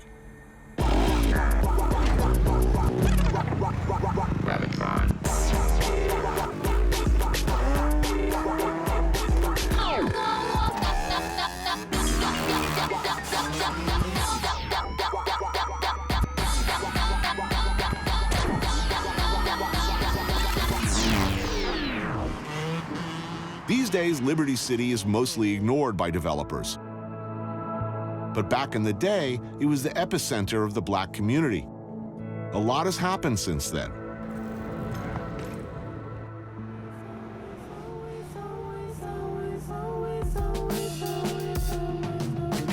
Corned beef, 2 pieces of pancake, smoked sausage. Well, you need whale eggs and egg and cheese. What do you usually Oh, have? man, the ball fish and grits. See, that's a Bahamian dish. Your parents were Jamaican and Bahamian? Yes, my mother was Bahamian, my dad was Jamaican. Today, I'm having fish and grits at MLK Restaurant with this guy, Luther Campbell. A lot of good cooking tradition in the family. Oh, yeah, one night we had rice and peas, the other night we had peas and rice. Also known as Uncle Luke, or perhaps Luke Skywalker at various times. Luther is something of a musical, political, and legal legend, credited with pioneering what would be called Miami bass. Maybe you know him from such hits as Two Live Crew's Me So Horny and Do Wah Diddy, or the groundbreaking Fair Use Supreme Court case, Campbell versus Acuff Rose Music.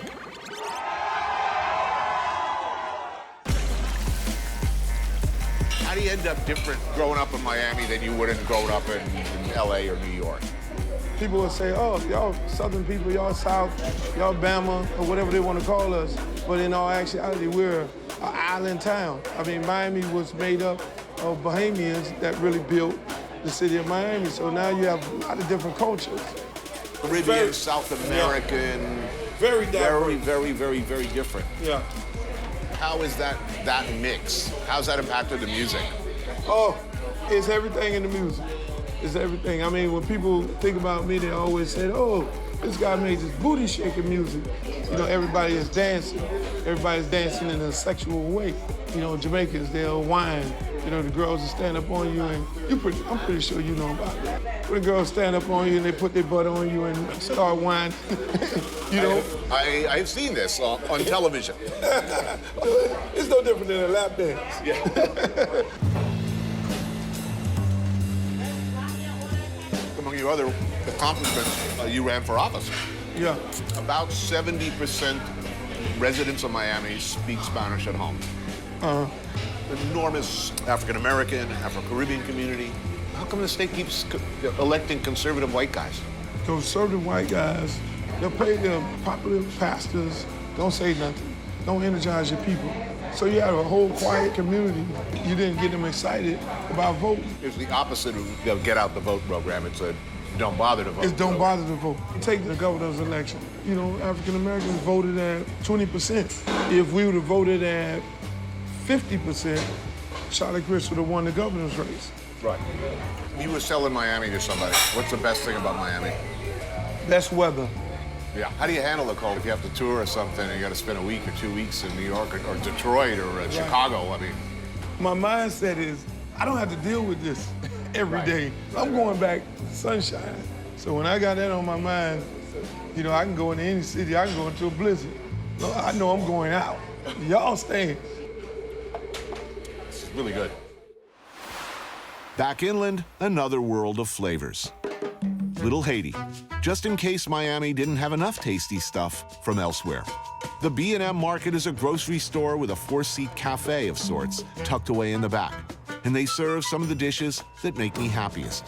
Jerk chicken, who doesn't love that? Curried goat, roti, and this cow foot soup. The real deal, too. Flavors and textures, some next level stuff. That looks, by the way, unbelievable. Look at that, just... That jelly. Oh, that's so good. What's the best thing about Miami? The mix of cultures that we've got. What's the worst thing? You know what really pisses me off? I walk on the street and I say hi to people because that's kind of like how I am. Right. And I don't get a hi back a lot here. To what do you attribute this? The transient part of it. People don't feel rooted. They're all from South America, Central America. Their whole plan is to come here, do what they can to send their family money to buy the homes of their dreams, and then go back and live in them, which is great. I would probably do the same thing.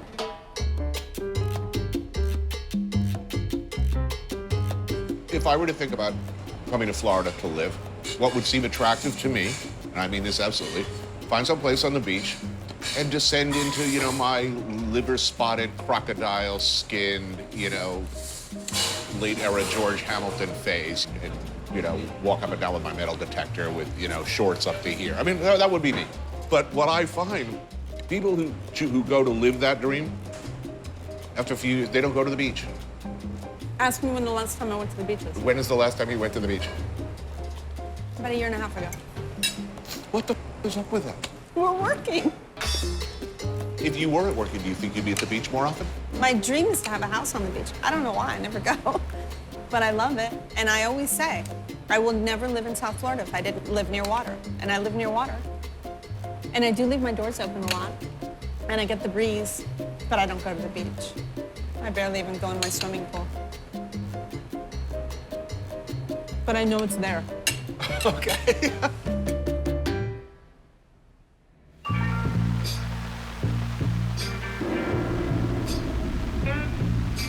Standing here in the rain, trying to wash away my sins.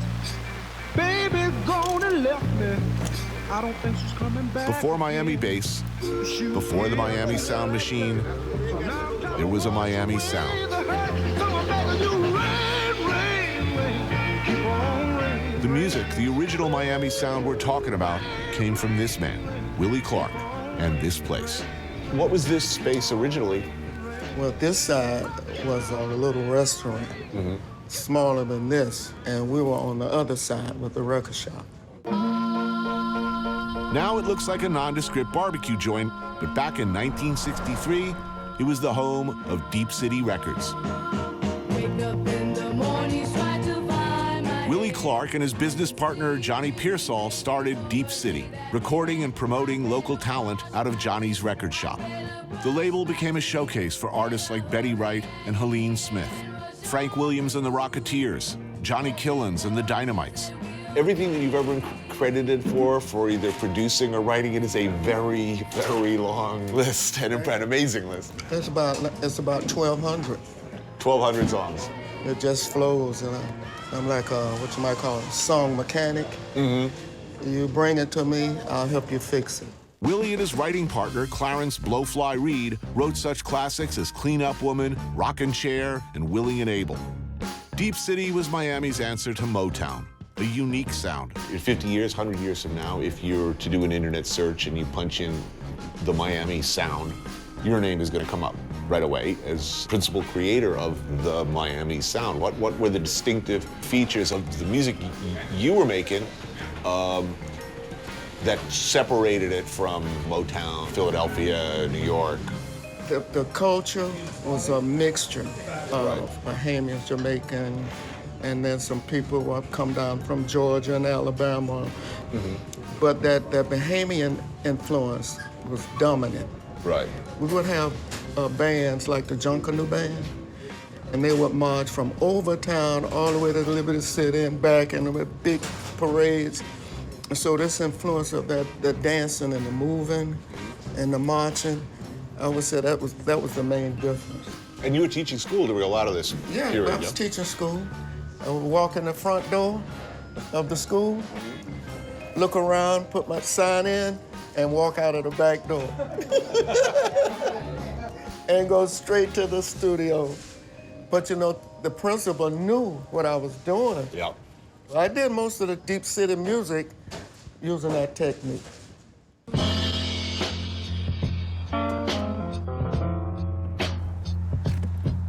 If only I could fly, I would take to the air. And you're still out there, so your songs are still being played, Yeah. still being sampled. Yeah. Which is good, right? I mean, That's great. If it weren't for the samples, I don't know what I would do. The part of the record industry that kept us alive was Europe. The collectors must go crazy. The maniac collectors in Europe and Japan. If I had known back then, if Johnny and I had known how hot we were there, I guess we would still be over there on biggest Motown or bigger. This is an island, isn't it? I mean, really, it is kind of an I island. think it's worse than the island. Darling, I'm willing to forget about our past. Darling, I'm able to make our love last. I'm a one-man's woman, and I'm willing and able to be loved. Oh, yes, I am, yeah, yeah, yeah.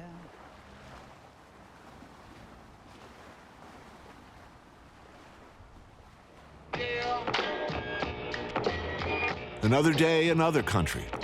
Miami's like that. You could eat your way across the Caribbean and through all of Latin America. And then over to Africa if you like. It's all there. Pepitos Plaza is Venezuelan. And if you know anything about me, you know I love few things more than big, new, unusual, comes from somewhere else, mutant versions of the giant hamburger. And this one this one is something special. Okay, so this is the deal. This is all Venezuelan, which means everything's kind of protein on protein on protein, and it's all about a lot of sauces. All right, so we're gonna do the doralzuela. Good enough. Absolutely, right? Okay. What is this neighborhood? Some people call it Doral, some people call it doralzuela, which is petite Venezuela. And yeah, you're way west. And you'll pretty much hear everybody speaking Spanish. There's almost no English spoken. Most people in Miami speak Spanish at home. Absolutely. A lot over half. Yeah, even if they're not Latin. Right. Because you can't really get a job if you're in the service industry, especially. You have to speak Spanish. Meat on meat is something of a Venezuelan specialty, and this one has got what? A beef patty, ham, egg, 6 varieties of sauces, crispy matchstick potatoes, and cheese. It's big. Big, I tells you. You gotta demolish it in stages like you're imploding a casino or like a hyena grabbing an antelope on the hoof. You try and tunnel through the soft parts first. This is a sort of an engineering challenge. A larger mouth, possibly? I mean, I'm gonna start crying looking at that thing. All right, I'm going in. Good God. Yes or no? It's delicious, but It's a little much, right? there's no way this thing is holding together to the last bite. All right, I can't even get the whole thing. Oh, ridiculous. This is open to 4 a.m., so there's definitely a time of day when that seems like a perfectly reasonable idea. If you drink too much, this will pretty much take care of everything that ever ailed you.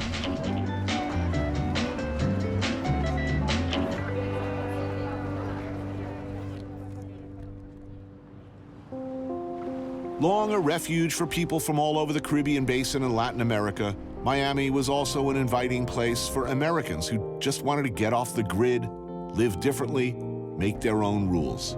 If you've ever read the excellent Travis McGee novels of John D. MacDonald, you'll remember Travis, the mystery-solving boat bum who lived on a houseboat in Miami, the Busted Flush. People used to live like that. Less and less today. When my wife passed away a few years ago, I was living in a condo and didn't want to do that anymore.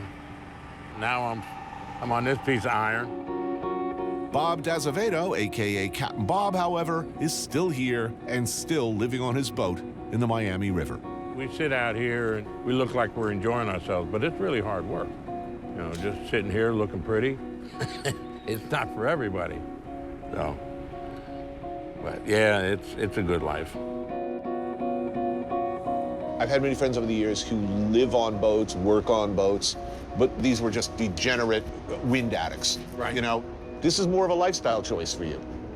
It is. It's got a machine shop on board, and I kind of wanted to get down in the Bahamas and let the boat pay for itself, earn its own keep. And, of course, the economy tanked, and now I'm living on it.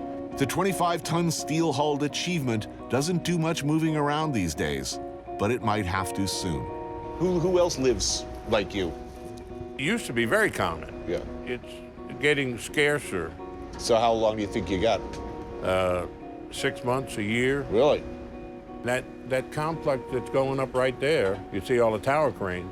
We sit here and watch them put the buildings up, and they're coming closer. They're creeping this way. Yeah. You're not moving on to land anytime soon, if you can avoid it. Here, you know, life keeps flowing by. I wave and keep on keeping on.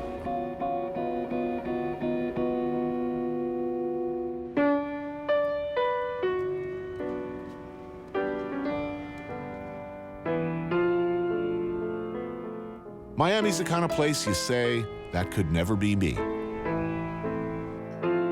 And then, it is. So you've been here how many years now? 15 years. 15 years. You're a Floridian. Yeah.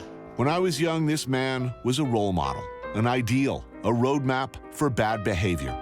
His music, it turned out, was the soundtrack for most of my life. Still is. James Osterberg of Muskegon, Michigan. Known still all over the world as Iggy Pop. You grew up in Michigan. You lived in New York for a long period of time. I went from Michigan to London. I went from London to Hollywood, which was rough. Hollywood to Berlin, which was great. Back to London. And then New York from 79 to 99.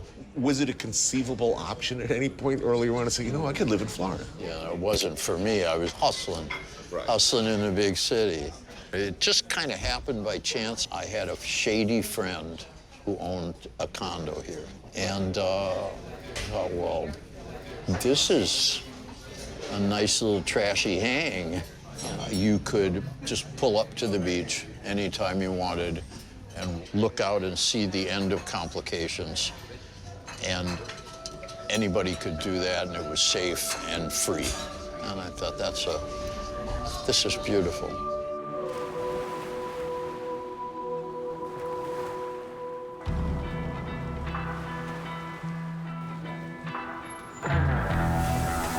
So we're eating healthy today. Yeah. What do you like here? I wouldn't have thought back then in my dorm room that all those years later I'd be eating healthy with Iggy Pop. Barbecue shrimp for the godfather of punk. I get wild and crazy with some roast pork. A little white wine, our only tilt towards the debauches of previous lives. I well remember the first Stooges album coming out, the context of the time. This was, what, 69? 69, August. In a lot of ways, as far as looking after my health, your music early on was a negative example. I hear you. And looking at my own life and career, I'm pretty much known for traveling around the world and recklessly drinking and eating to excess. Yeah, sure. What does it say about us that we are now sitting in a healthy restaurant?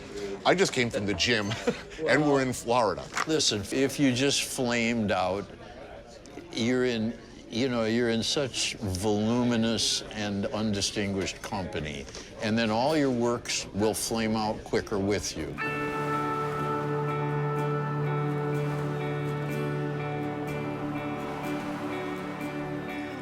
What's a perfect day in Miami? It's a clear morning, hot and humid. No moderate or any of that crap, no, hot, humid. The sun comes up in a hazy, tropical orange orb. And you're not working, you're not out of schedule, and you have no meetings, but you have somebody fun to spend the time with. And then you would go to the beach when the sun isn't right overhead yet, because the beach faces east, the sun sparkles on the water. And the sparkle was very nice. So, positive.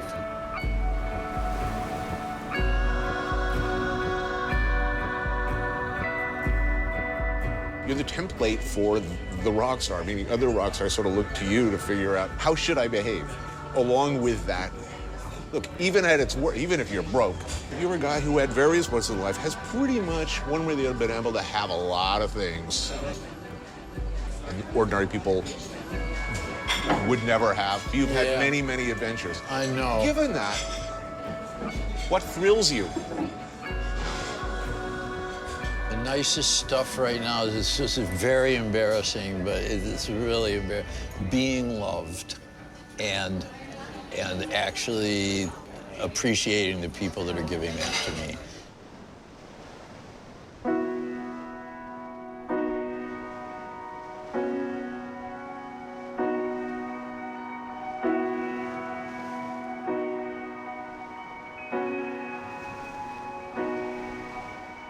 I don't see any birds at all here today. It's so quiet. Is this the reward phase of your life, or is it just dump luck? It has been mostly, I think, a reward phase for stuff I did up till the age 30. Stuff you had to do on instinct, not on intelligence. See, I think you deserve it. But when I look at my own life, you know, I'm actually, I'm ambivalent. I mean, I'm still not so sure, you know? I'm still curious. You seem like a curious person. It's my only virtue. There you go. All right. Curious is a good thing to be, you know? That seems to pay some unexpected dividends. I am the passenger, and I ride and I ride. I ride through the city backsides. I see the stars come out of the sky. So let's ride and ride and ride and ride. And I guess that's what it comes down to. All of it. Led here. I write a book, I get a TV show, I live my dreams, I meet my hero. Two old men on a beach.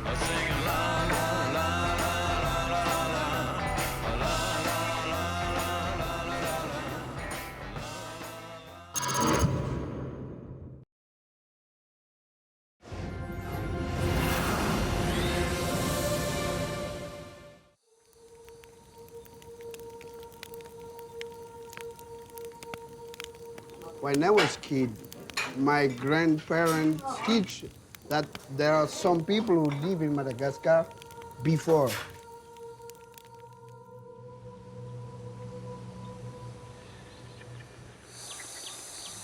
They were very little people, and they live in forest, and they respect the environment.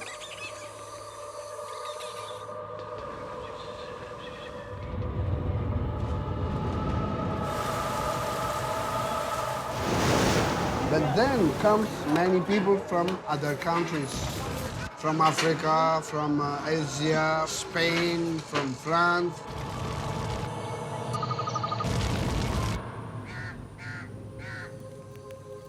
Many of us don't know their history. I took a walk through this beautiful world. Felt the cool rain on my shoulder. Found something good in this beautiful world. I felt the rain getting colder.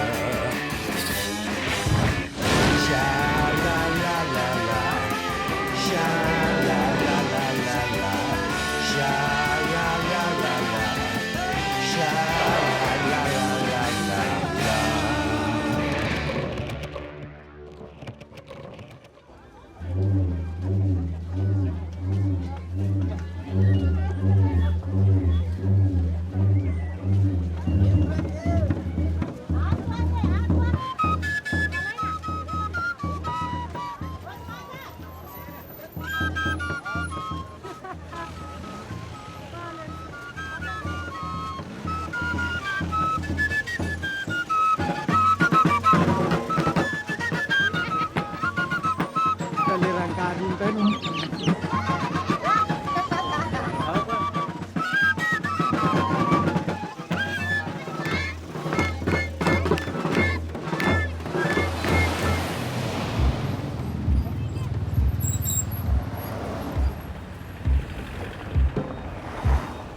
Salama.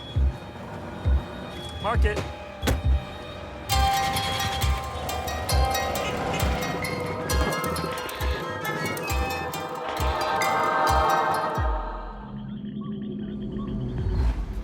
Over the years, I've let a lot of extraordinary landscapes recede into a blur outside my windows.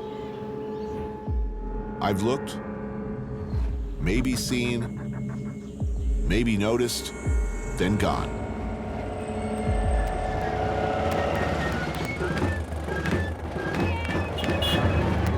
We all carry different experiences inside us. We see things differently, don't we? Right. Madagascar, exotic, unspoiled paradise, or microcosm for the end of times.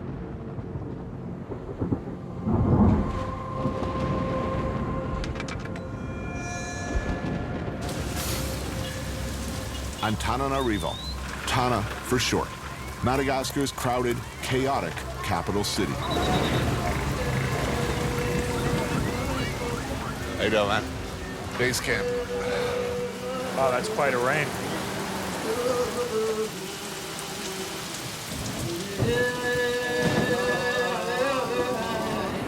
I don't know, I'm not sure I could be in front of the camera. Yeah, just ignore them. I'm so used to like controlling everything.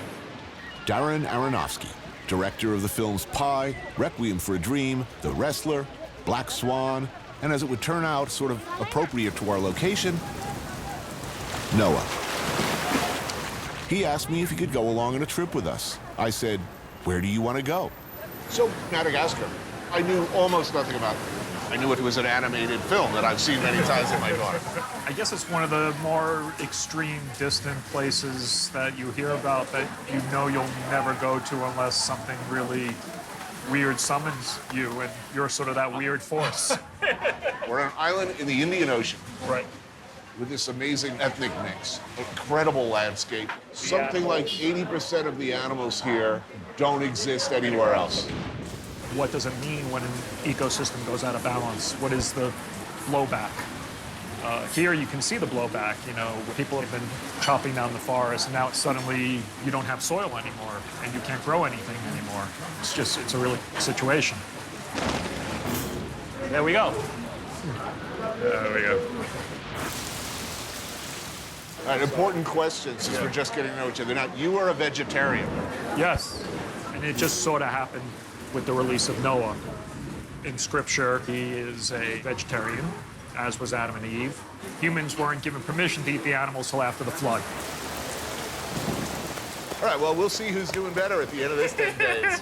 A little social experiment here.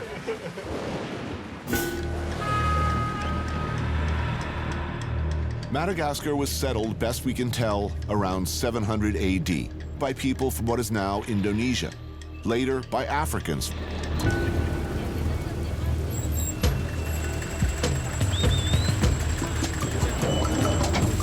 In 1895, the French took it, killed off a substantial number of people in the process, and as they do, left behind beautiful buildings and the French language.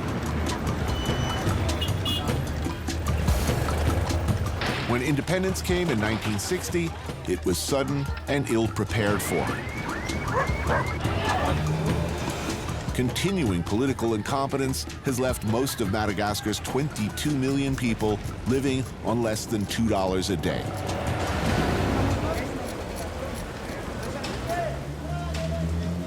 Do you know this place? Do you eat? Have you been here? Yes, Wednesday, Saturday to go out before going to nightclub, go to Lux. First meal in country, and I suggested this place. I thought it would be perfect, Darren being a vegetarian and all. This is what you call being passive-aggressive, I think. So what's good here? Luxu pork. Right. Pork, my favorite vegetable. Just the head of the pork. Sounds good. Yeah.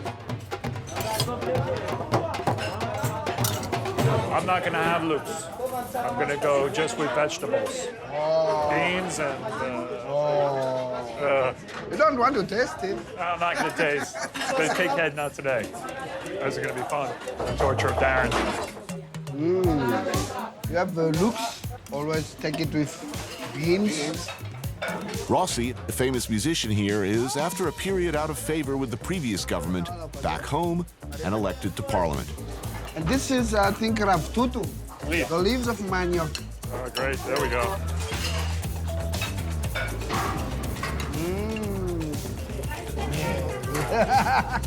That's excellent. So these days, what are the big issues that are not being taken care of? Poverty and not enough education. We are very rich, you know. We have oil, but our political leaders, most of the time, are crook. How much does the environmental issues matter to the people? It's just about survival. They don't care. The international communities, they paid a lot of money to protect the forest. You protect the monkey, you don't protect the people. I eat the monkey. If I'm hungry, I eat them. They don't care about the world is going more and more warm. Yeah, climate change. Yeah, okay. It's warm? Okay, it's warm. You are gonna die, yes? Okay. You're gonna die. That's life. For them, it's just normal. A lot of people feel that the future should be ecotourism. Yeah. They should essentially be working in hotels and restaurants for tourists. Yeah. That's kind of a return to colonialism, isn't it? That's it. Exactly.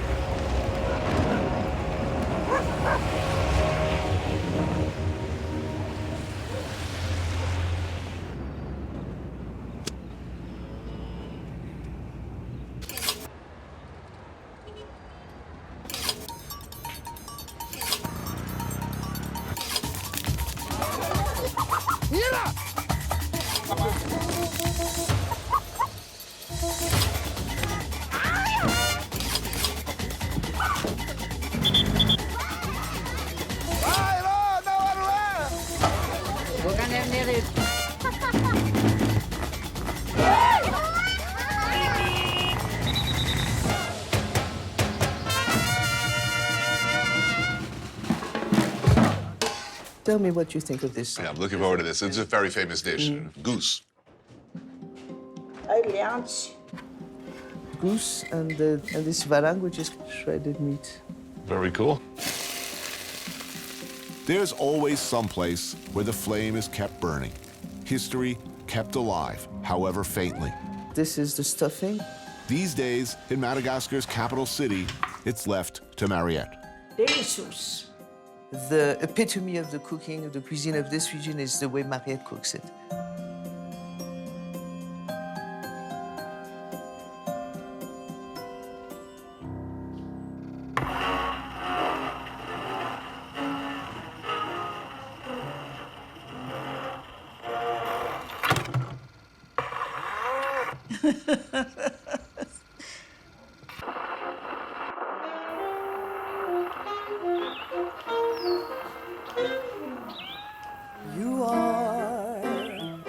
You are like a sweet, perfect bloom. During the colonial period, Mariette was a frequent culinary ambassador.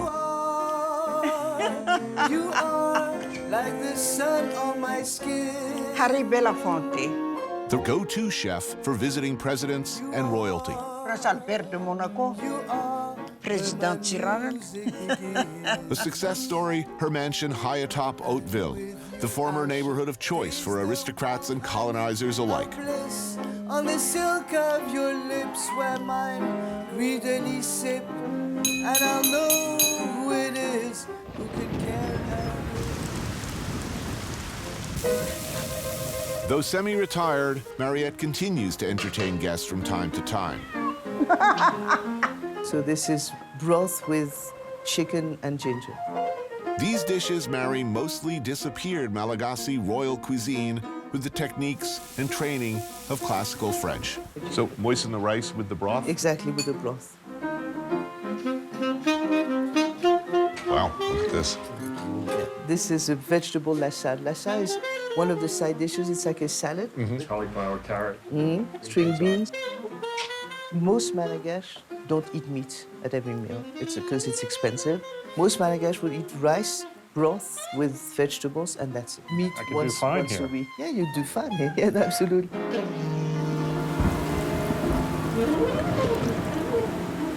This is a country that is very rich in natural resources. Madagascar, we have a lot of things that a lot of people want. Yeah. Like, for example, the trafficking of rosewood, prospecting for oil, for gas, and then don't leave anything for the rest of the country. This is an island paradise. And it's disappearing very, very quickly. A lot of our forests are being burned down because people don't have land on which to grow their crops. The best case scenario that everybody seems to raise is ecotourism will save the day. The local people will be what? They'll be Cleaning the rooms, waiters, cooking, yeah, and absolutely. performing traditional ethnic Absolutely. dances. Yeah, absolutely. To me, this is not an ideal option. And we see it. What's an ideal option, though?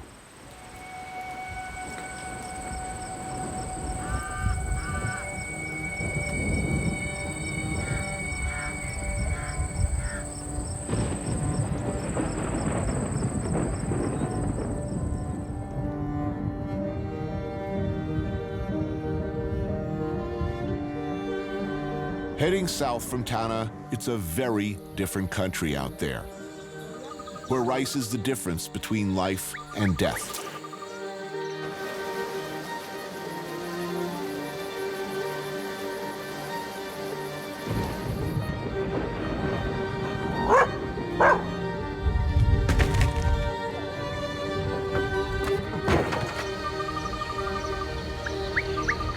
Between the traditional slash-and-burn agriculture that's existed here since this island was first settled and the imperative of charcoal as heat source, 90% of the forests and jungles that covered Madagascar are gone.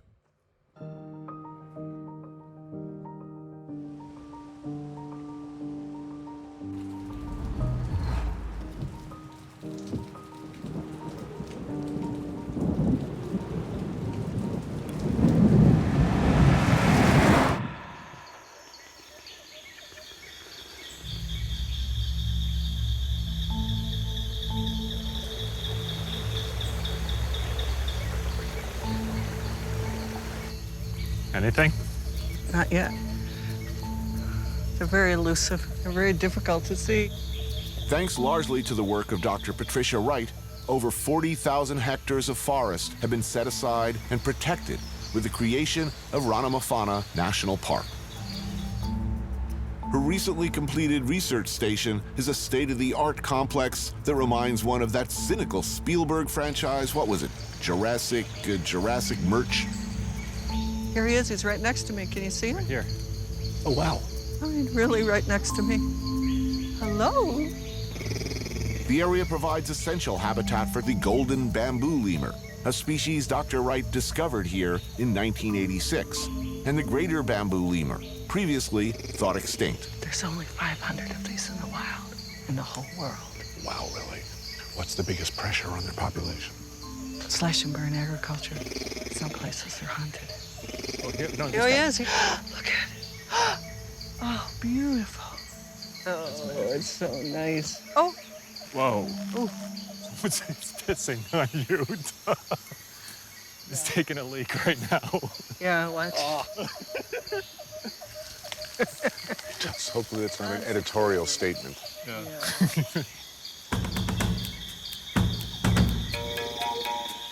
Look, this is the kind of bamboo shoot that the lemurs love. It's full of protein, and it's full of cyanide. The cyanide not a problem for them? They can tolerate all kinds of cyanide. The cyanide comes straight through in the poop. Do they know how they get it through their system? We're working on that. Okay. What is the dew on the outside of it? Just dew? Careful. Oh, don't touch. How's your finger feeling? It felt a little sharp, but like a fuzzy sharpness, but didn't get in. Yeah, fuzzy sharpness. You just wait a bit. Yeah, it's like fiberglass. Are you serious? It's just like fiberglass, actually. It'll leave little, tiny little sharp But if hairs I lick in. my finger, am I going to die? Probably. Are you serious? Can it go through the skin now that I touched No. it? No. You have to eat it. Okay. Hopes for Black Swan 2: The Revenge were dashed today. Yeah. Oh, wow. One right above you. Has the film Madagascar been good for the lemur business? There you go. I think the cartoon really woke up the world to the fact that there was a place called Madagascar, although many people think that it doesn't really exist. So what do you think happens? How hard is it to maintain the forest? It's incredibly hard. You know, we've been working with the villagers around the park, and I think they really do understand the value of these extraordinary lemurs and the value of the forest. I mean, the economic value of tourism is tremendous for this country.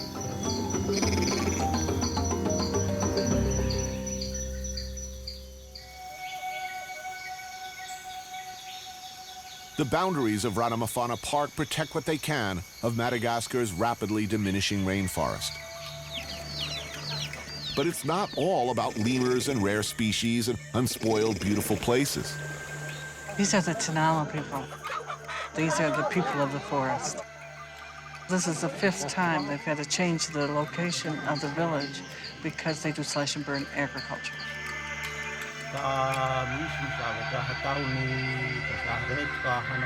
This ceremony today is a ceremony to celebrate the fact that 17 people from the village of Mbatalahe are going to donate their land to conservation. It won't be cut down.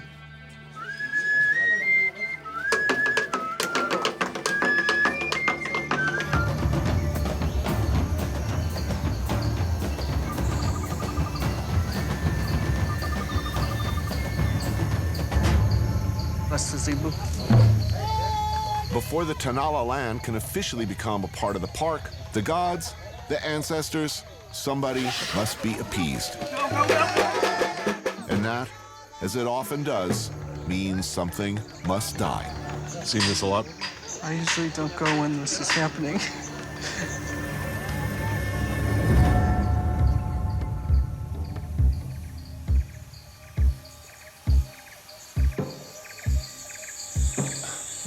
Wow. For someone with as dark a worldview, judging from his films anyway, as the newly vegetarian Mr. Aronofsky, he seems unusually uncomfortable with the bleeding realities of local custom. You see him? Preferring instead to trip the light fantastic in the rainforest idol.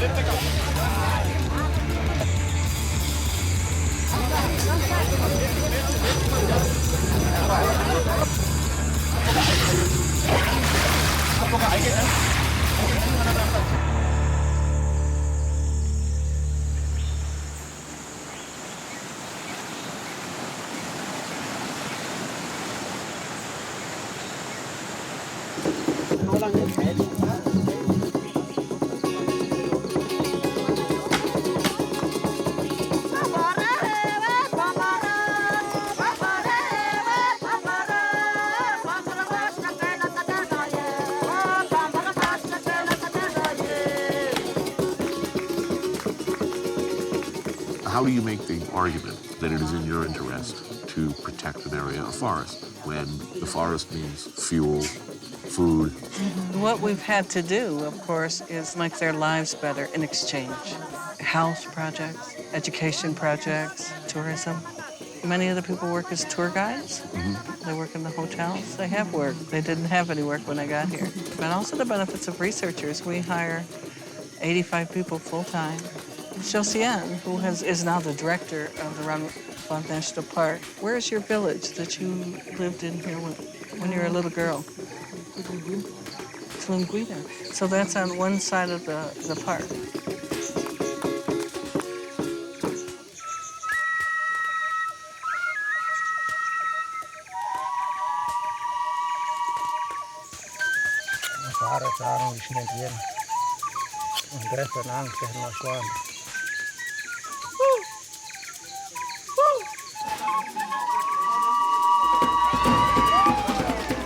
The ancestors presumably okay with the land transfer. It's time to party.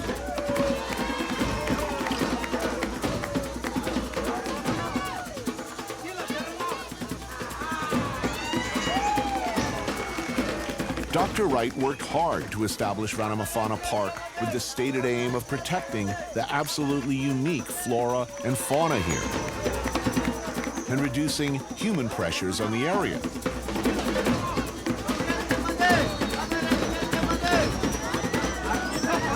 This, however, is the face of human pressure. Just so we're clear. Hey, take care, guys.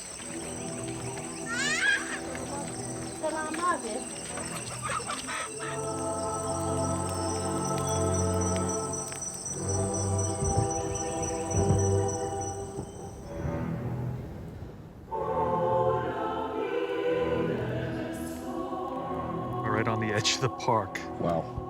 And right on the edge, literally, is where they built the power lines and where they're slashing and burning. We were trying for landscapes like this in NOAA.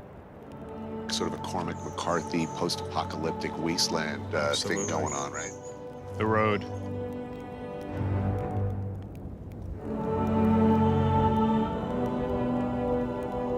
Look, all the original fauna and flora in New York City and Chicago and Detroit and Los Angeles are gone. We don't feel too guilty about that. That's the old argument, though, of all these developing countries, is you did it.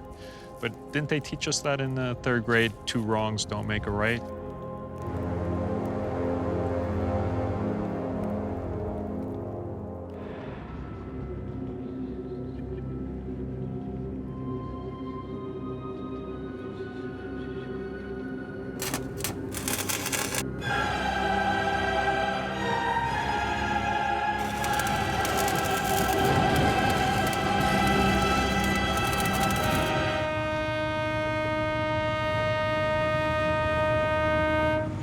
What were they welding on? Oil pan.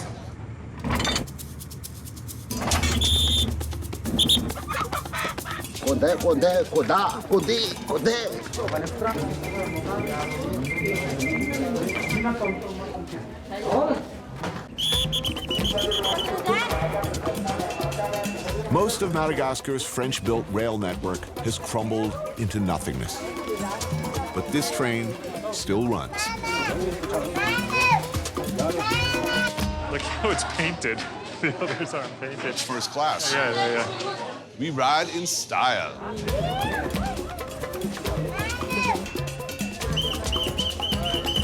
How old is this train?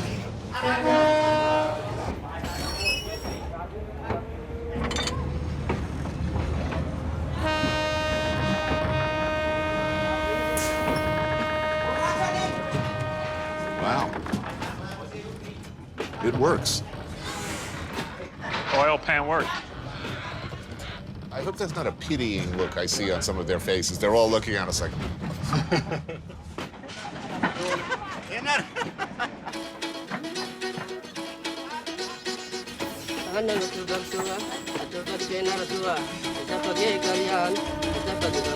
It's 163 kilometers to the one-time major port town of Manakara. It's both the greatest thing ever, meaning a fantastically scenic immersion into parts of Madagascar that most visitors never get to see, and an at times punishing crawl.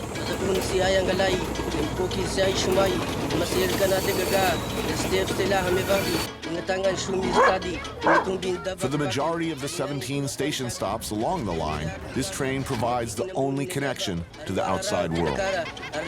People hop off and on, load and unload fruit, lychees, bananas, while a few foreigners on board watch. Can we get some peanuts? Thank you. And there are vendors selling food and drink, which is increasingly a necessity as the supposed 8-hour trip is said to sometimes approach 18.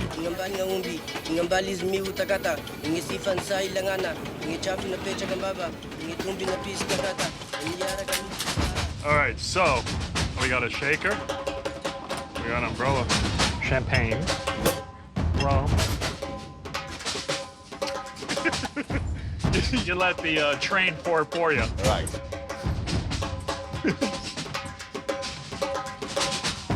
This is the lychee. Oh, that smells good. Yeah. Darren woke early and hit the hotel kitchen to make the necessary fresh lychee puree for festive cocktails. Well. Wait. Alrighty. Oh, yes. It's not bad. It's not bad at all. Okay. It's a nice summery drink. The lychee makes it. The lychee makes it, yeah. What are we calling this? The golden lemur would be good. The golden lemur.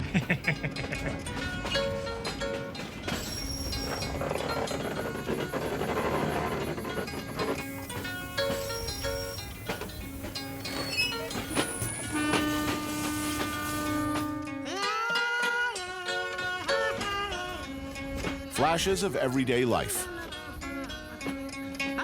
The struggle to live, to eat, viewed from a moving train, then gone.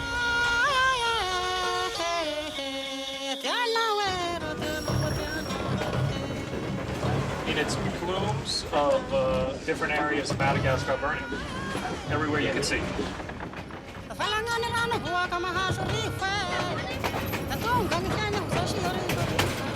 After 7 hours or so, we're coming into a town. The imperatives of food, any food, become more urgent. This is it. This is the food stop.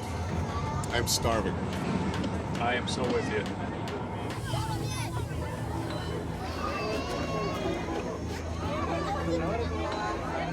Look at this kid's wearing a banana like a yarmulke. The wonderland of fresh papaya salads, along with tasty train station treats we were told would be here, well, it's somewhat suboptimal. Little did I know there would be a feeding frenzy. There's no papaya salad. Everything's gone, dude. Here's some bananas. Yeah, 2 of those. 2 of those. Merci. We get what we can. Man, that's quite a scene. That's what, yeah, it's pretty insane. It's hard to complain about the lack of food options if you look around. Lots of kids. Want that? Thanks. Yeah, it's hard.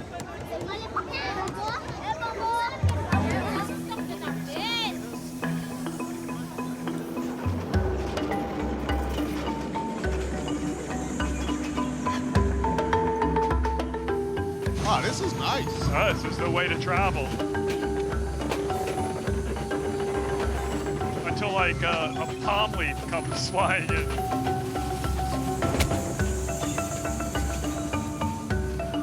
Watch it, watch it, watch it.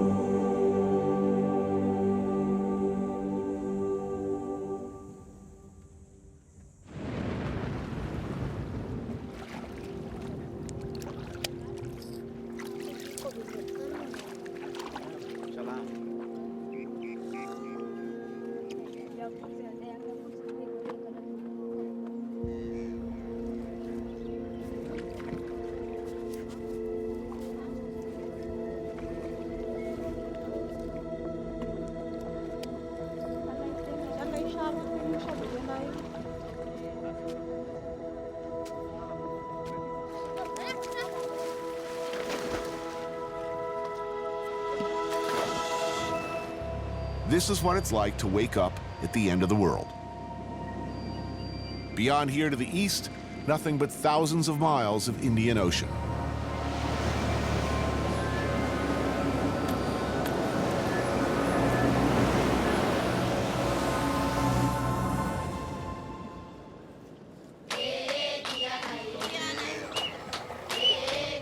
Morning, and fishermen return with their catch.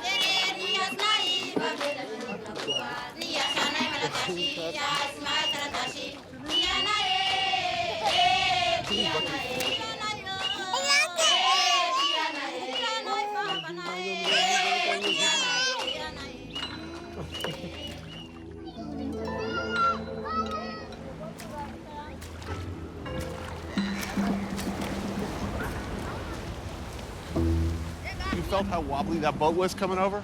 Yes. Right? Imagine going out into the serious chop with that thing and fishing. Manakara was a major port back in the days, a transportation hub. But now it's a sleepy beach town. That is a disturbingly large spider. I would be unhappy if I saw that coming across my pillow. Like, dude, it's a chicken. I know. A I'm just rooster talking or- about spiders and chickens that jump around. Hey, that lobster's smelling good. No, they're disgusting. They're like giant insects walking. And what do they eat? What do they eat? Corpses. Corpses. Dead things. Right. You are such a Debbie Downer. You are I'm not- such a downer.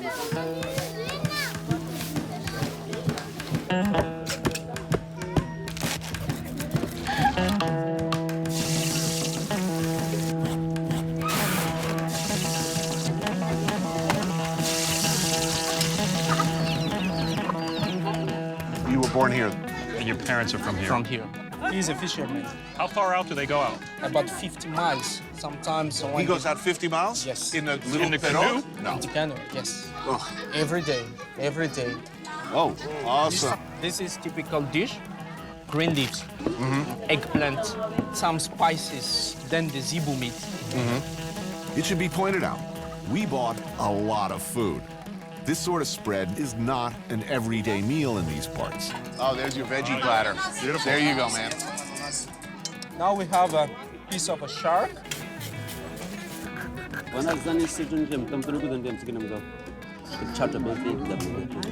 He says that before 2000, more fishes, but since then... Smaller fish?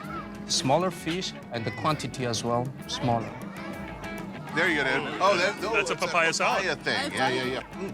It's one of those days where the artifice of making television threatens to move dangerously into cruelty. What are you guys eating over here?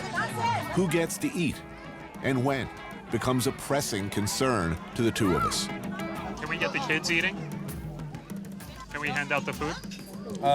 In a local village like this, first ladies serve the men. Right. And then the kids, they will eat later. Right, Because I it's gotcha. like the customs. It may not be our system, but it's a system. The kids are getting ready for theirs over there. And it becomes clear that, yes, everybody will eat.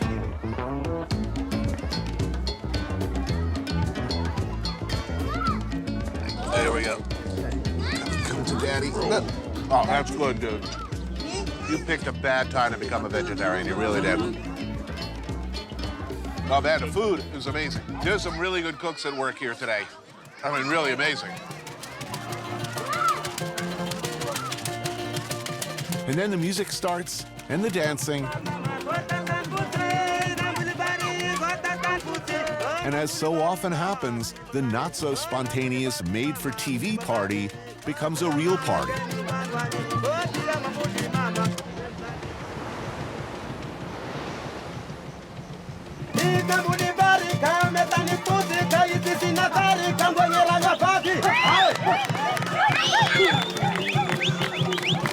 And we all, for a little while anyway, forget about where we came from and where we might be tomorrow.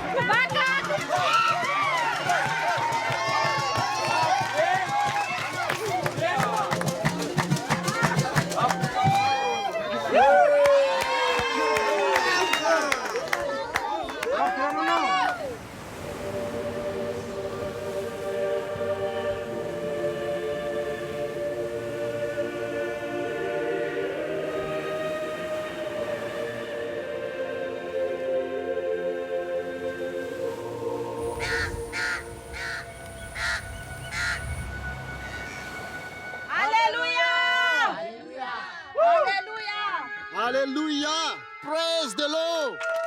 Renone una taina dem tia katana na mafo na nemant. Taina na ondwan marina. You are blessed today. Amen. Hallelujah. Hallelujah. The book of Revelation says that whatever we do, God can see and He take notes. Karavakiti ka yutatara iwa. Dem tentam noise noa. I will destroy this city because all of the people are sinners. Amen. Amen. Hallelujah. Hallelujah. Hallelujah. Hallelujah. Hallelujah.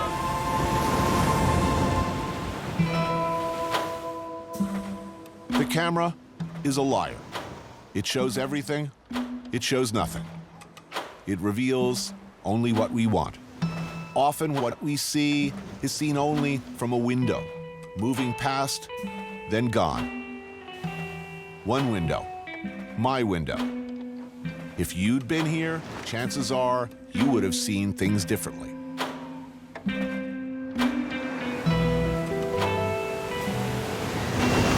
Whoa! Whoa! You've lived it now.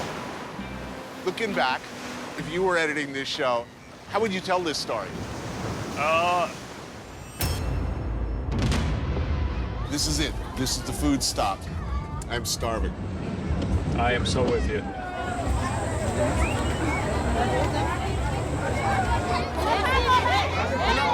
Man, it's quite a scene. Lots of kids.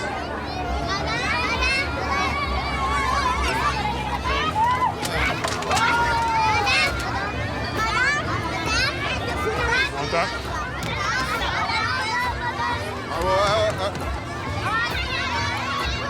This is really up here.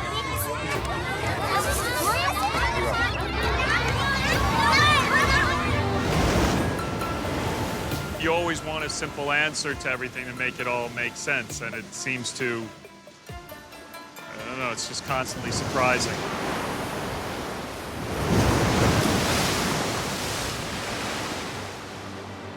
What can you see everywhere you go? In the office, in the market, people are sin, making sin. As a kid, I always wondered if I was good enough to get on the Ark. So I always sort of empathize with the people who didn't make it. God make all of the animals come inside the big ship, and all of the people are dead, but Noah's family are saved. Here is our ship. God decides to destroy creation 10 generations after he created everything. So it must have hurt tremendously. God will choose us like he chose Noah. He saved Noah. He protected Noah. He will save us too. Hallelujah. Hallelujah.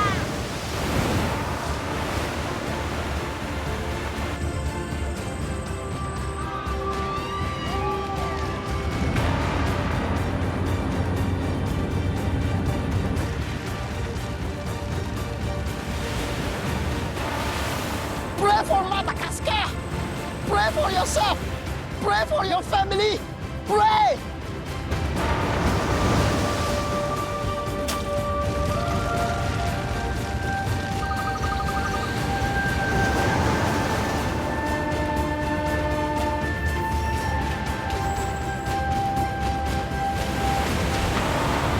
God will save Madagascar.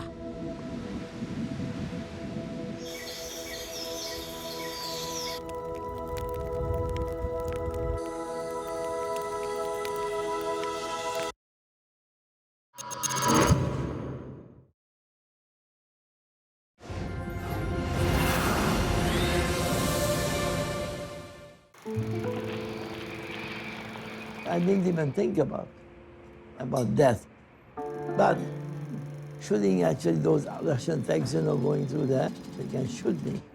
Anybody who had a camera was shot immediately by a Russian soldier.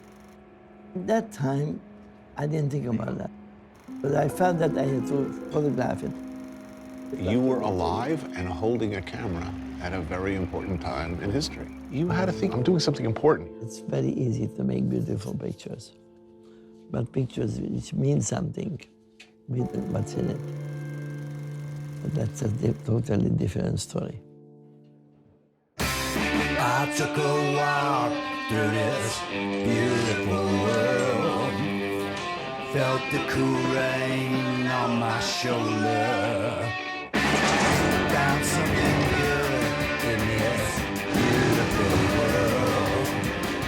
I felt the rain getting colder.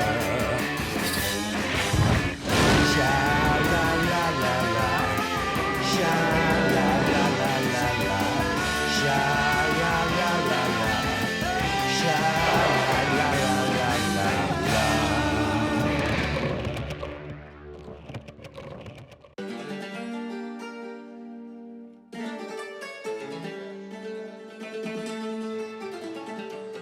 You know these images. You grew up with them. They're burned into your brain. They're iconic sequences, framed and lit and seen through the lens in ways that changed filmmaking forever, all made by the same man. So, who made these beautiful things? Where did he come from? It didn't begin in Hollywood. It began here, in the streets of Budapest. What about his life, his past, his upbringing,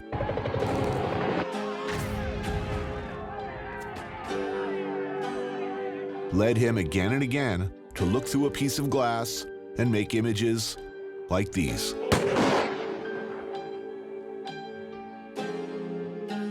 But first, some context. And schnitzel. Did I mention schnitzel?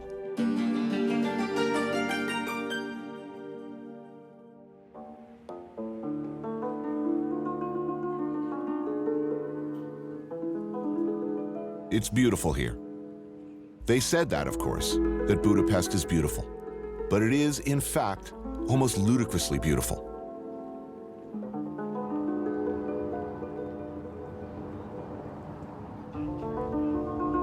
A riot of gorgeous architectural styles, palaces, grand public spaces, former mansions of various princelings, the remains of a long-gone empire, still here. Still here. If there was such a thing as building porn, it would be this. Just looking out the window as you drive or trolley by, you think, I want that. Who lives there? Who lived there? What's it like inside? And where did they go?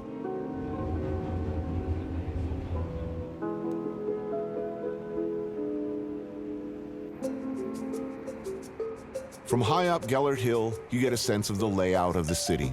Divided, split by the Danube River, Buda on one side, Pest on the other. Hungary's capital, literally divided in two, historically a crossroads of Eastern and Western worlds.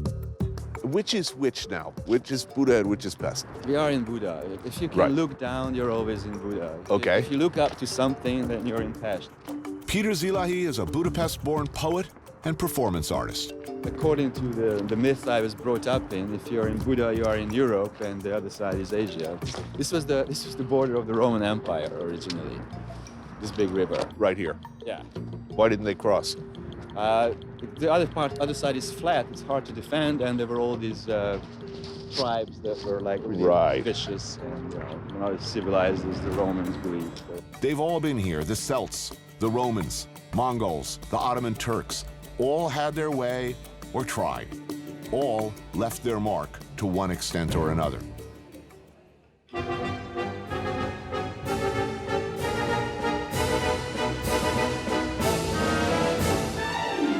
Then, mid-19th century, the curious, seemingly improbable Austro-Hungarian Empire. This is when the city came into its own, fueled by untold wealth, accumulated power, and ambition. Architecturally, intellectually, a great city, one of the world's greatest. And that was the time when Budapest was a really progressive metropolis, you know, like the first subway in the continent of Europe was in Budapest. Parliament had like very sophisticated air conditioning systems. So people wanted to come here, wanted to live here, wanted to start a career, wanted to build places like this because it was a good investment.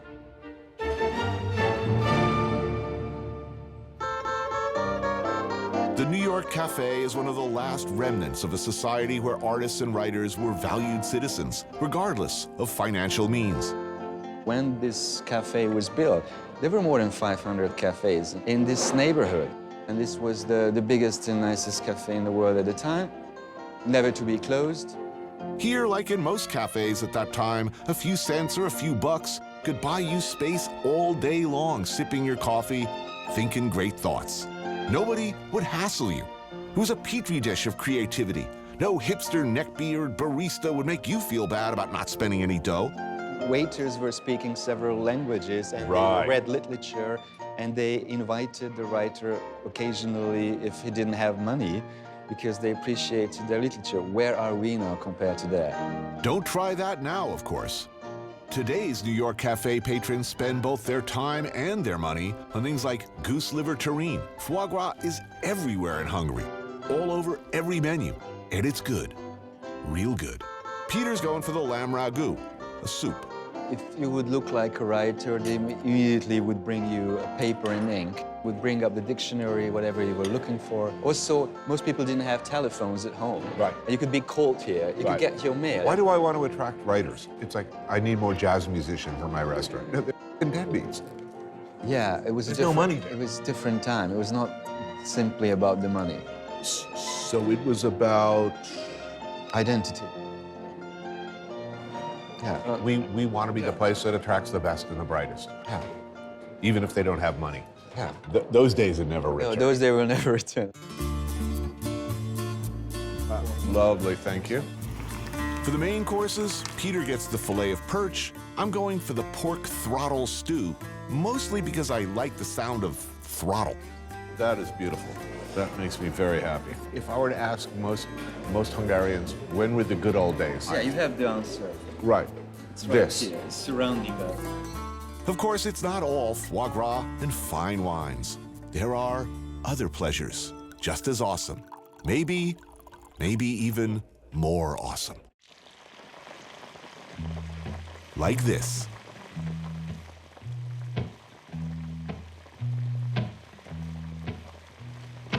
Plesharda, a smoky, chilly, working-class joint run by István Babel for the last 25 years. And for obvious reasons, beloved by locals. It's been a long time coming, my friend. And here's why. Look at this. A golden brown pancake heaped with chicken livers, covered, nay, drowned with a rich, deeply satisfying sauce of bone marrow. I gotta tell you, this is great. Now, some of you have noticed and complained that I don't really describe food anymore on the show. That's a deliberate strategy on my part, actually. It's really a lot like writing porn. After you've used the same adjectives over and over, like, you know, the penthouse letters. Look at it. There's chicken livers, it's bone marrow, it's paprika, it's a delicious pancake. Is it gonna make your life better at all if I describe exactly how while smacking my lips annoyingly? No. It's good. Venison stew, delicious. And then this. This. Good. Holy. Really? Good Lord, Jeebus. This I need a photo of. Put a human hand next to it. That's just truly terrifying. Who eats that? Behold the massiveness, the surfboard-sized, fried to order in a pan to only the highest standards, schnitzel of justice. Ride that baby all the way home. Yeah. Oh, that's good. Deeply textured pork flavor with hints of 3-day-old fryer grease. If a big wave came, I could surf this thing back to my hotel. I kid you not. This is a testament to a great culture. Also gout, but who's counting? Actually, I might be able to get through this thing. Do I get a t-shirt if I finish this? Or my picture on the wall?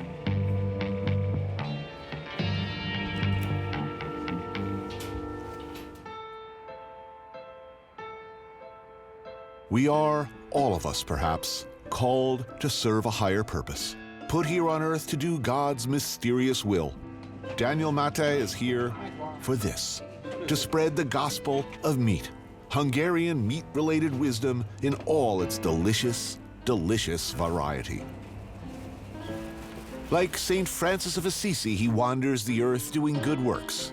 In this case, highlighting the ancient arts of butchery, sausage making, and the preparation of many of the Lord's creatures, as he himself would no doubt like to see them prepared.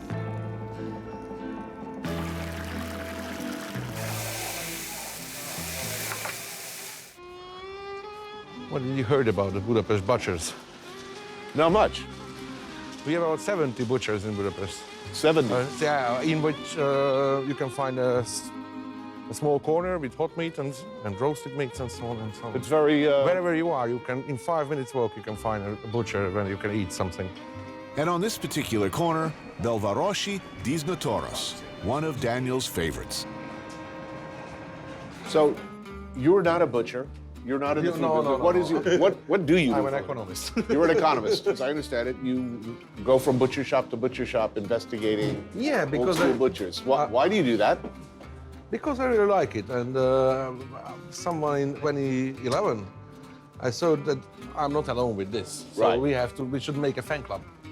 And then I started to write them on Facebook. I nearly 10,000 likes on Facebook, and they are active. It's so unusual that there are so many, because in France, Germany, in the States, the old school butchers who know how to do all of these things, they're disappearing. You know, their kids aren't doing it. It's not easy to be a butcher nowadays in Hungary, but with this catering function, right?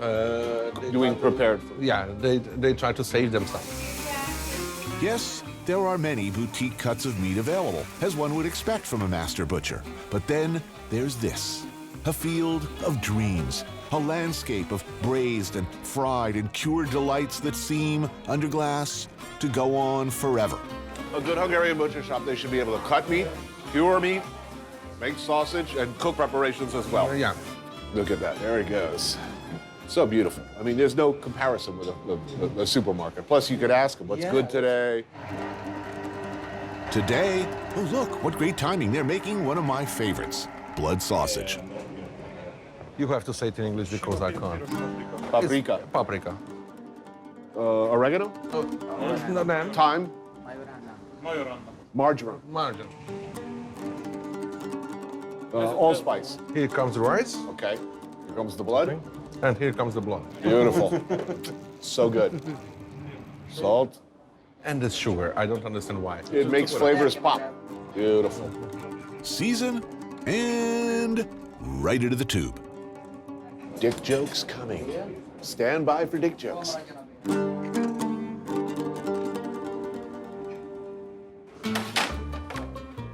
All right, so what do we have here? Ooh, that looks good. Some nice pickles. Braised red cabbage. Over there, from the mighty shanks of some mythical creature, perhaps, a Batalosaurus, or a Deliciosaurus at least, slow braised until the meat is falling off the bone. And let there be blood, delicious, delicious blood, in tube form, served still steaming, nay, heaving, engorged as you will with goodness, to squirt across your plate as you press against it with the side of your fork. So delicious. So how often do you do this? 2 or 3 times a week. Uh-huh. What distinguishes a good butcher from an okay butcher? Actually, I myself like all butchers. They're doing good business here. And it's cheap. Yeah? I can't tell you which is my favorite butcher in Budapest, because all of them is different. Right. You ever just go out for like a salad? No, I'm kidding. I kid.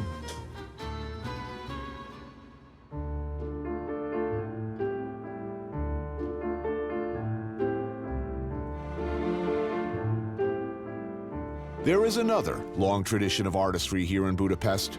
We grew up with their works. Visual artists, photographers, filmmakers.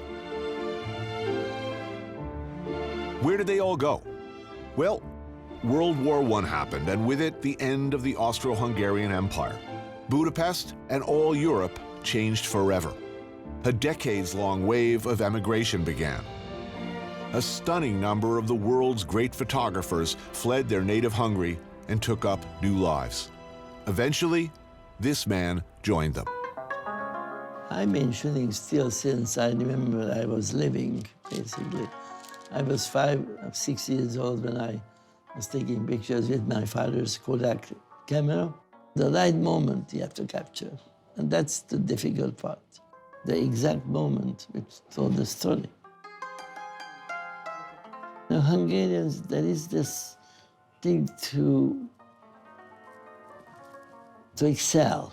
My father was not really an artist. He was a soccer player, a very good one. He said, son, whatever you do, you have to be the best at it. First, not second, you have to be first. Because otherwise it's not worth it.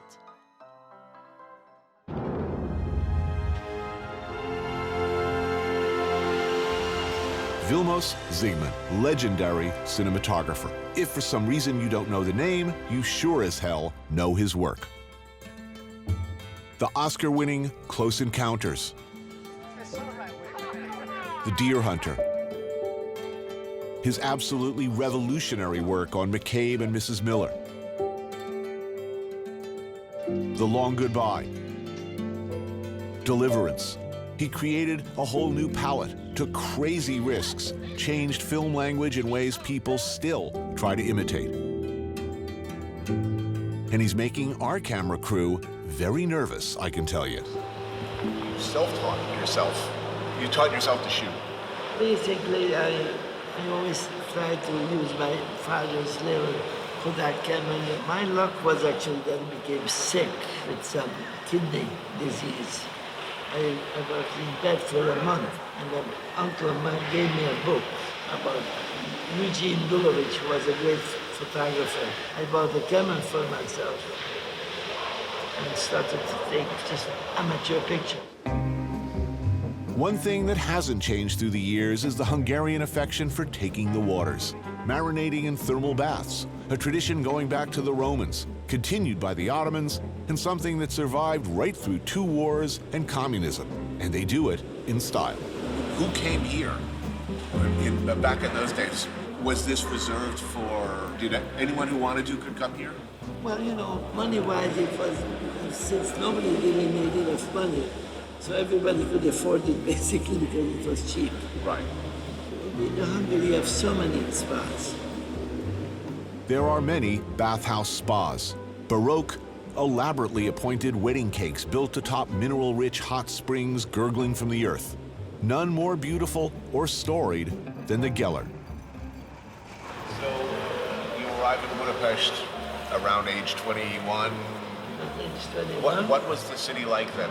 It was always beautiful in those days. I mean, they could not, I mean, they were ruins after the war, 1945, I think. Half of the city was still in ruins. You know, they didn't do much. They didn't have money, you know. When you first moved here to go to film school, what was your average day like other than your studies? What did you do for fun back then? What were your options? My options were zero. Imagine that we had the school. We have a very, very little help from the government, very little money. It was good enough to have breakfast and lunch, or breakfast for dinner. You had to skip one lunch if I wanted to buy a pair of socks. So we were very, very poor. But I must say that under this whole 4 years, this is probably my happiest part of my life under communism, because I was learning cinematography. So I fell in love immediately. In fact, some of Vilmos's most powerful and world-changing footage occurred around this time, before leaving Hungary, as a film student during the outbreak of revolution. But we'll get to that later.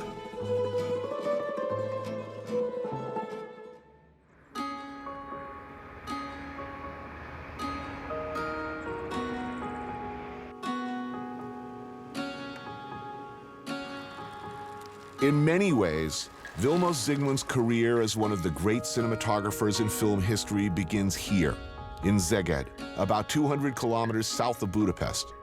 Here he was raised by his father, who worked many jobs to make ends meet.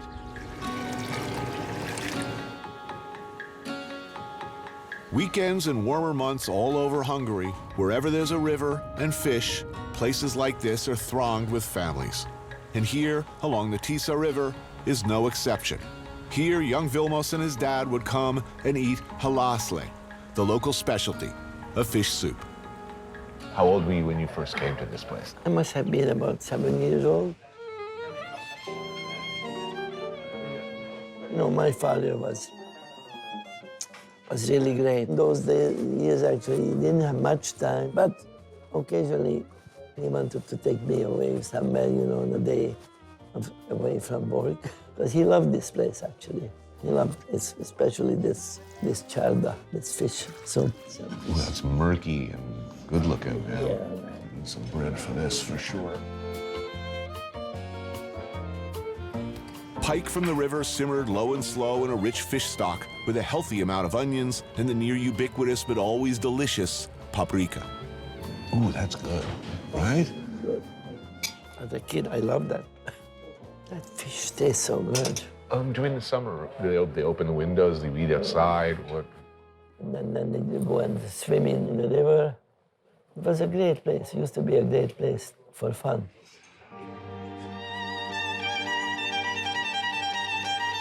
And you know, at night, we used to come here at night when the gypsies were playing music. And I loved that, actually. I always loved gypsy music. They were playing Hungarian songs. I had a very happy childhood. It was good times until the war got in and then stopped all that happiness, you know. There was just hard times. Were you fully aware of how bad, how grave things were? Near the end of the war, until the Germans came in, and then the Allies started to bomb us. And they started to take Jews, actually, into working camps. That started to be very, very ugly. For people of your generation who grew up, I mean, these were incredibly insecure times. Psychologically, what do you think that teaches you as far as a worldview? Do you become more adaptable? Do you become more suspicious? Do you become more cynical? It's about survival, actually. We want to survive as Hungarians, to preserve our identity as Hungarians. That's what we did, and survived. He saw a lot as a young boy, as he would later as an adult. In 1944, German tanks rolled into Hungary. His country was now in the hands of a foreign power, and not for the last time. And you know, me thinking back to my school years, I almost say that those were my happiest years in my life. Being under a terrible regime, terrible things that happened all around us. We were starving practically, but we were studying cinematography. Being in a film school was like an island in the craziness. I grew up in New Jersey. My family was sentimental about beautiful pictures, a beautiful script. We saw every film you ever shot and talked about them at the dinner table. These were important. This has got to look pretty close to the way it did in the old days, yeah? Oh, yeah. It didn't change much. Through it all, for Vilmos, there was this place, however, a very special place for a boy growing up during wartime, the movie house, where he saw his first films. So what memorable films did you see in this theater? Das Strafnitzhilfensekt, der Wiener Schnitzel mit der Lagerwirten und das Sauerkraut. My probably best experience that I had in my life, I was in Hungary, see Chaplin's The Dictator. Democracy stunk. Democracy is fragrant. Liberty stunk. Liberty is odious. Free sprechen stunk. Freedom of speech is objectionable. A great experience, you know. Chaplin did such a great job, you know. Some films, of course, resonated more than others. The power of the visual image intensified maybe by what was going on just outside that dark room. Films could be inspiring. They could also be dangerous. It was so magic to me. I mean, they still are. To go to a film, especially a dangerous one that was just where the subject matter and the content was different. And to see that, it just, oh my God, what do I do with my life now after seeing this? This theater, by the way, is now named in his honor.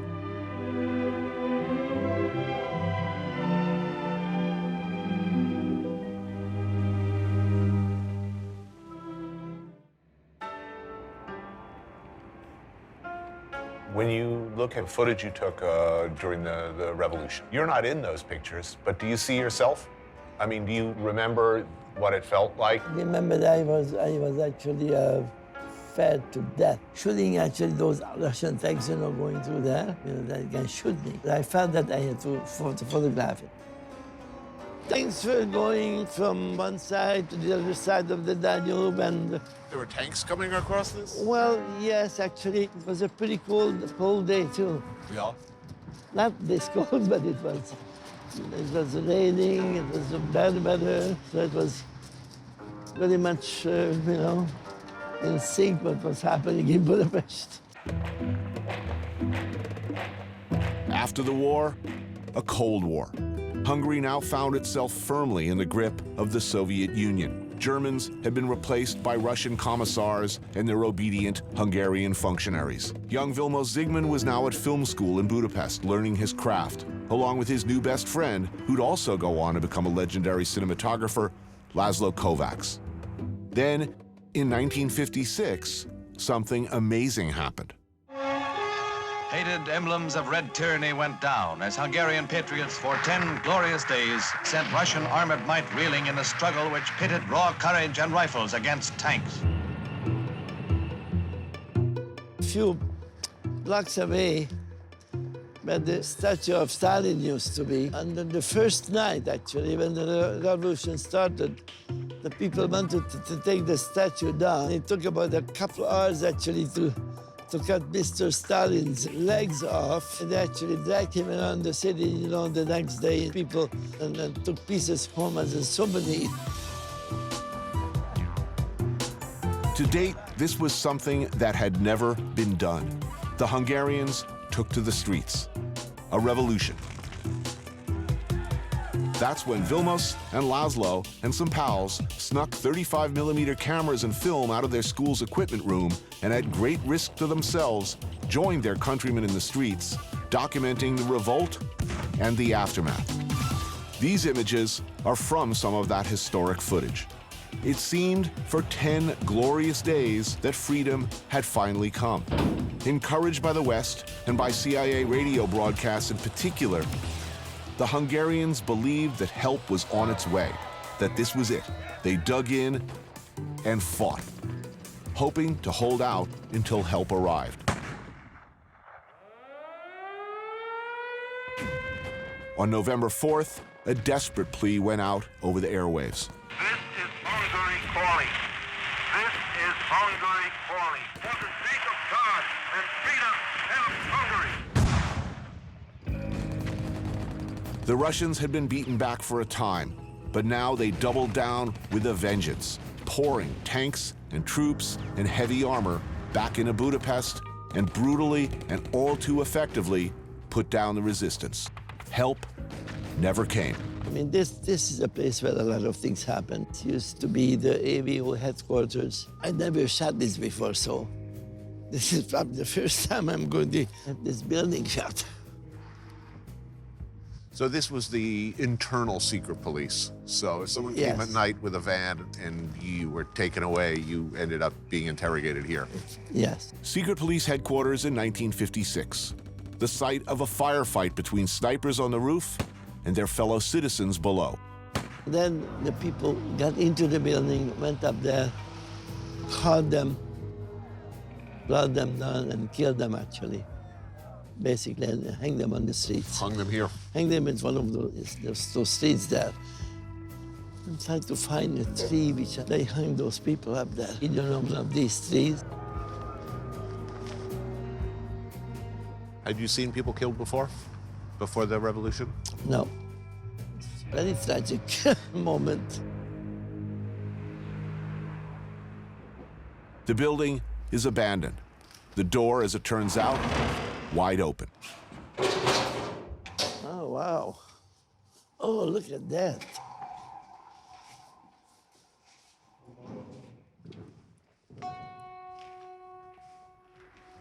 It still feels sad.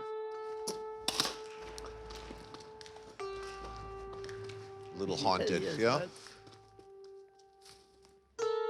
Well, those were vicious times, you know. People's life was not really important for these people. They were cruel.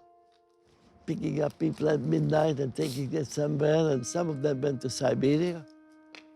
They killed so many people after that time, unfortunately, like photographed us, you know.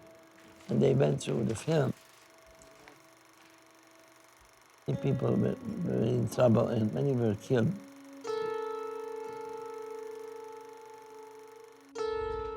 $200,000 people left the country that time, Hungarians. How long did you stick around? Almost 3 weeks. And that's when we realized that nothing is going to change. You left Hungary with a lot of cans of film. As much as we could carry. We had just enough money, basically, to get to America.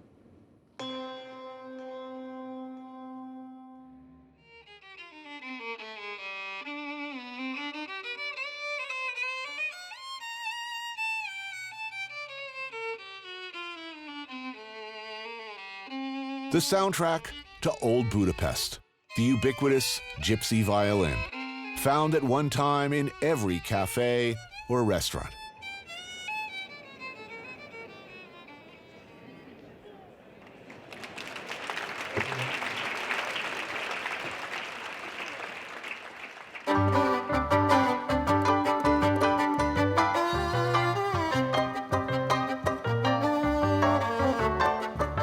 It's a hard life, that of a professional musician, as true a statement in Budapest as anywhere. These guys are Budapest Bar, an eclectic troupe of extraordinary musicians united by their dedication to that uniquely Hungarian crossroads of gypsy and classical music.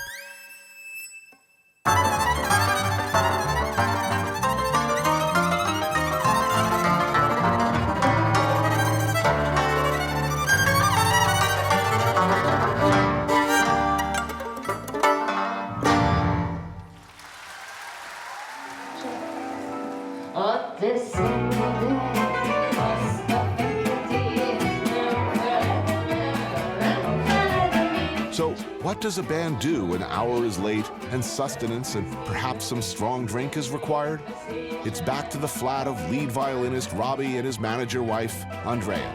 And of course, they must play more music. Do you have to be gypsy to play gypsy music? Yeah, oh, no hesitation. Gyurit kérdeztük meg. He says it's very rare that anybody who is not a gypsy can play gypsy music. Az nem egy olyan... In gypsy music, the whole lifestyle, the whole spirit is in. And kids start learning it when they are 2 or 3. By the time you are 8, you have all these ingredients in your blood.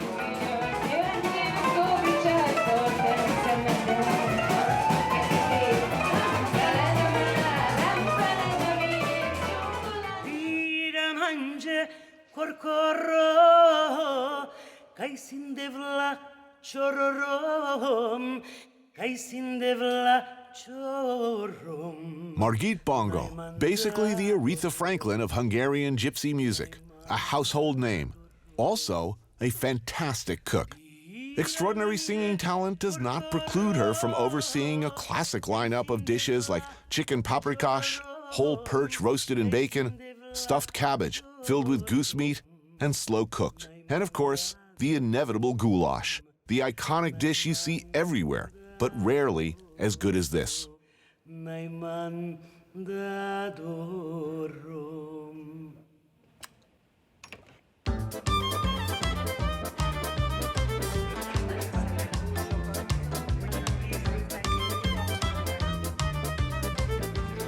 Thank you. Should I put a little sour cream on there? Yes. Beautiful. Thank you. Bon appétit. Thank you. She says it's her own special recipe. Luxurious. If you're a musician and living in Budapest right now, this is a good time to be a musician? Nem. Nagyon rossz. It's not a good time. Nagyon rossz. Depends on the view. Soha az életben ilyen, mint Magyarországon, a muzikus társadalom, az teljesen halott. It's very bad for the gypsy musicians, generally speaking, because it's dead. It's completely, apart from things like Budapest Bar, gypsy music is extinct. Is heartbreak, is sadness an important part of this music? I mean, Hungary is a country that has experienced a lot of heartbreak. So it is a lot of heartbreaks, it's a lot of difficulties. And there is another saying that the violin is crying, the gypsy violin is crying, or there is another one that even if we have joy, we cry, the Hungarian.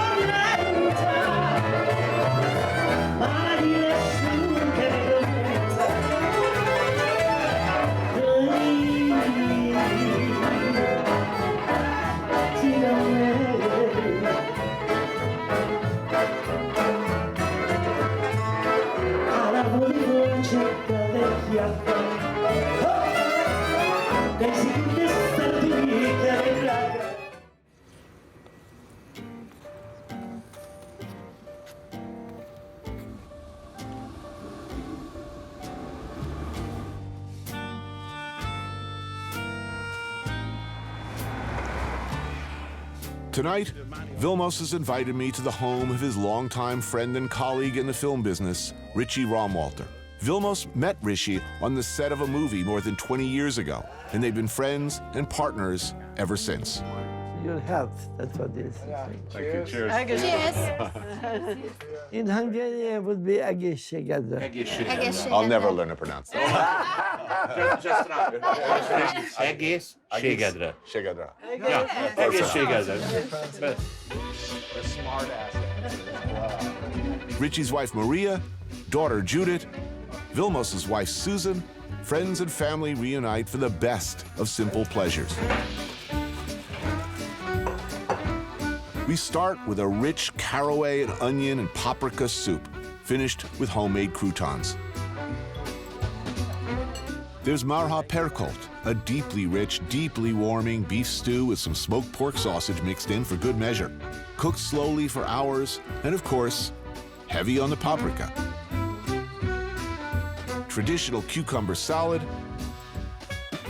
To accompany the stew, nokedli, boiled dumplings. Our style in photography was not realism. We called it poetic realism. That's what we always thought about what cinematography is. We are emphasizing basically the beauty of the things, but also I make it more beautiful than it is. Why is Hungary so strong on photography? I think they were very strong in mathematics, which was, in the early days, connected to photography. Vilmos tells me about his education in math. It was totally different than what I received. Very good at school. That's what I said, that schools in Hungary were very, very good. This is no kind of an answer to me. You've made some of the most iconically beautiful images that we've known in the modern world. And you keep telling me, well, I was smart in school, or I was good at math, or it was a good... Tell me, what would you like to hear? I was touched by God. I don't know what I'm... If you are regularly creating the sublime, I'm looking for a metaphysical answer. I don't know. We learned this. We learned to be an artist. So if I would ask you that, how was dinner? So deeply delicious. Thank you. Oh, really good. Really good. Wow. Oh, thank you. I'm glad. What a great meal. Thank you.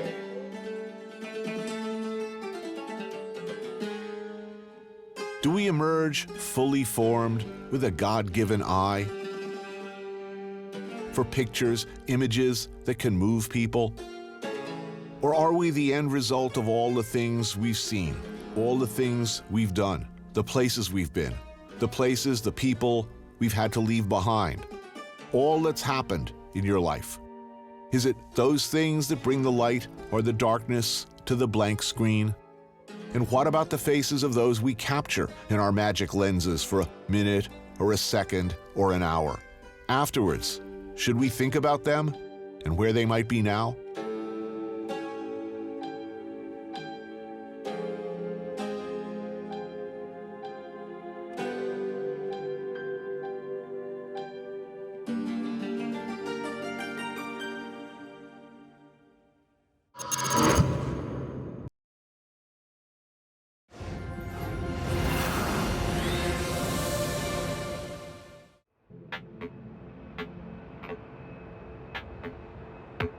And vacation over, as we headed home to our regular beds, our daily lives of school and homework and ordinary things, maybe my little brother, maybe I, would wake up and look out the window at the night sky, and suddenly it would fill with stars and golden mist. And we'd pretend for a second we were somehow deep inside the Milky Way. A million winking lights. But we knew where we really were. We were almost home. I took a walk through this beautiful world. Felt the cool rain on my shoulder. Found something good in this beautiful world. I felt the rain getting colder. Sha la la la la, sha la la la la la, sha la la la la, sha la la la la la.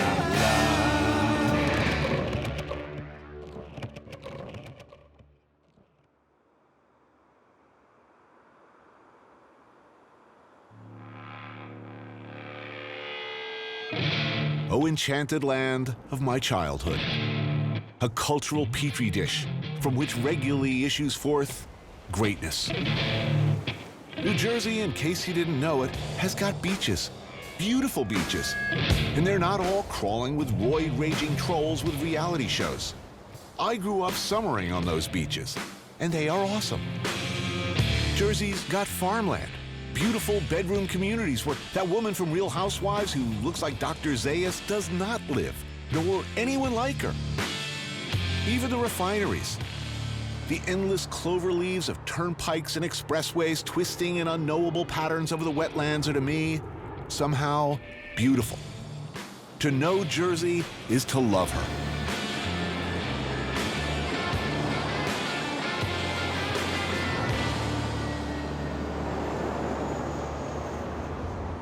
Fort Lee. You may have heard of it. Some of Governor Christie's minions allegedly conspired to jam up traffic for a few days. It's a town with a jokey history of corruption. It's also where my beloved Hiram's is. Open since 1932 and pretty much unchanged ever since, my dad started bringing me and my younger brother Chris here in the 50s, and they still honor tradition. 2 chili cheese dogs. It's my happy place. Sometimes I just need that old-time flavor, you know. Well, as soon as I could chew food, basically my dad would take me here. It is a great point of pride and personal satisfaction, and I've convinced my daughter that these are the finest hot dogs in the land. She gets very excited to come out here, which makes me very happy. Thank you. Thank you. Now this is key. These toothpicks, just like 1958. Some things just shouldn't change. My dad used to love piccalilli, red relish. I love this stuff. Look at that beauty.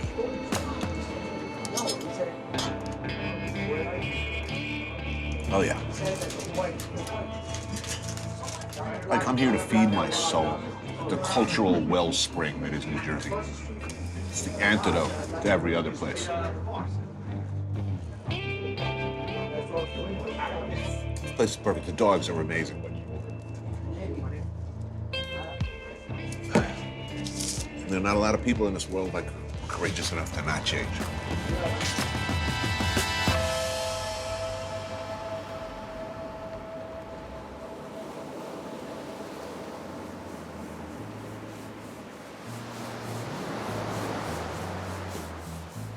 Down the shore. Yeah, we actually talked like that. It was what we did. Go down the shore.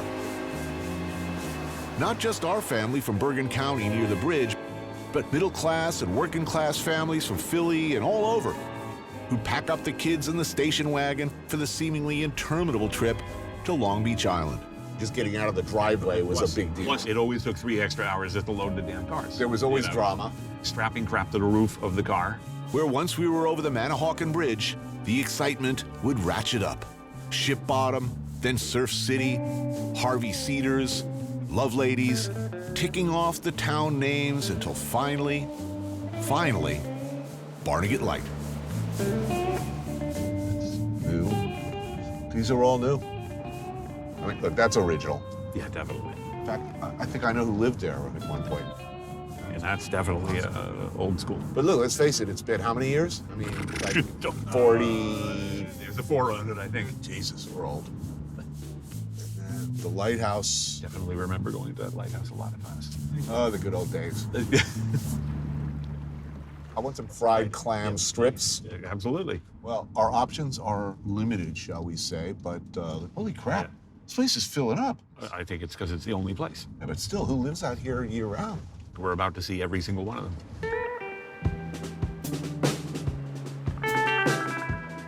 Let's be honest, when we come here in the summers, I was the bad one.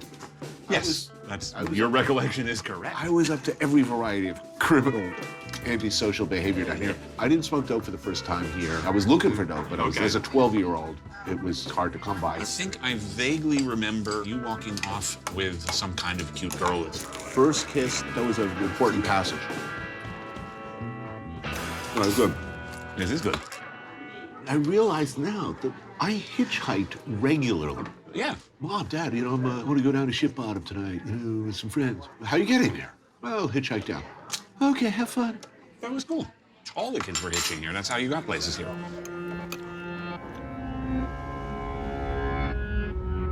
Summertime. You know that sound? Just out of the water, ears pressed up against the beach blanket, the squeak of bare feet on sand nearby.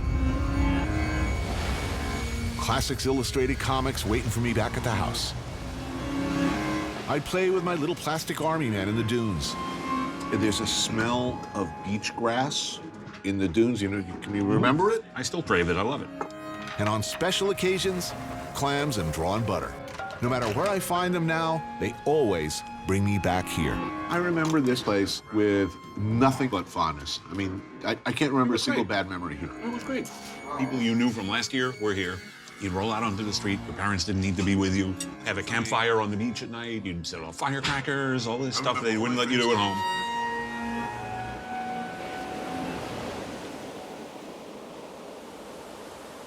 The beach would look different. For a couple of days, the whole beach would be like this weird foamy surf, like these giant, like frothy bubbles. Oh, yeah. Here, now we're talking.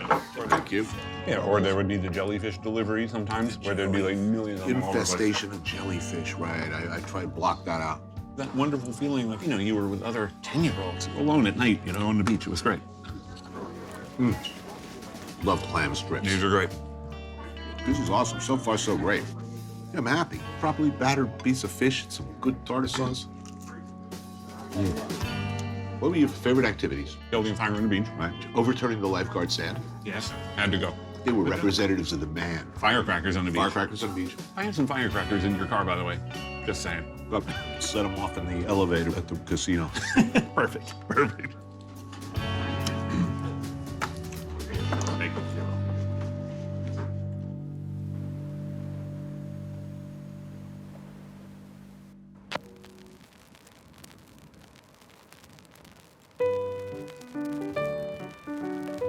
It was paradise, America's first dream vacation.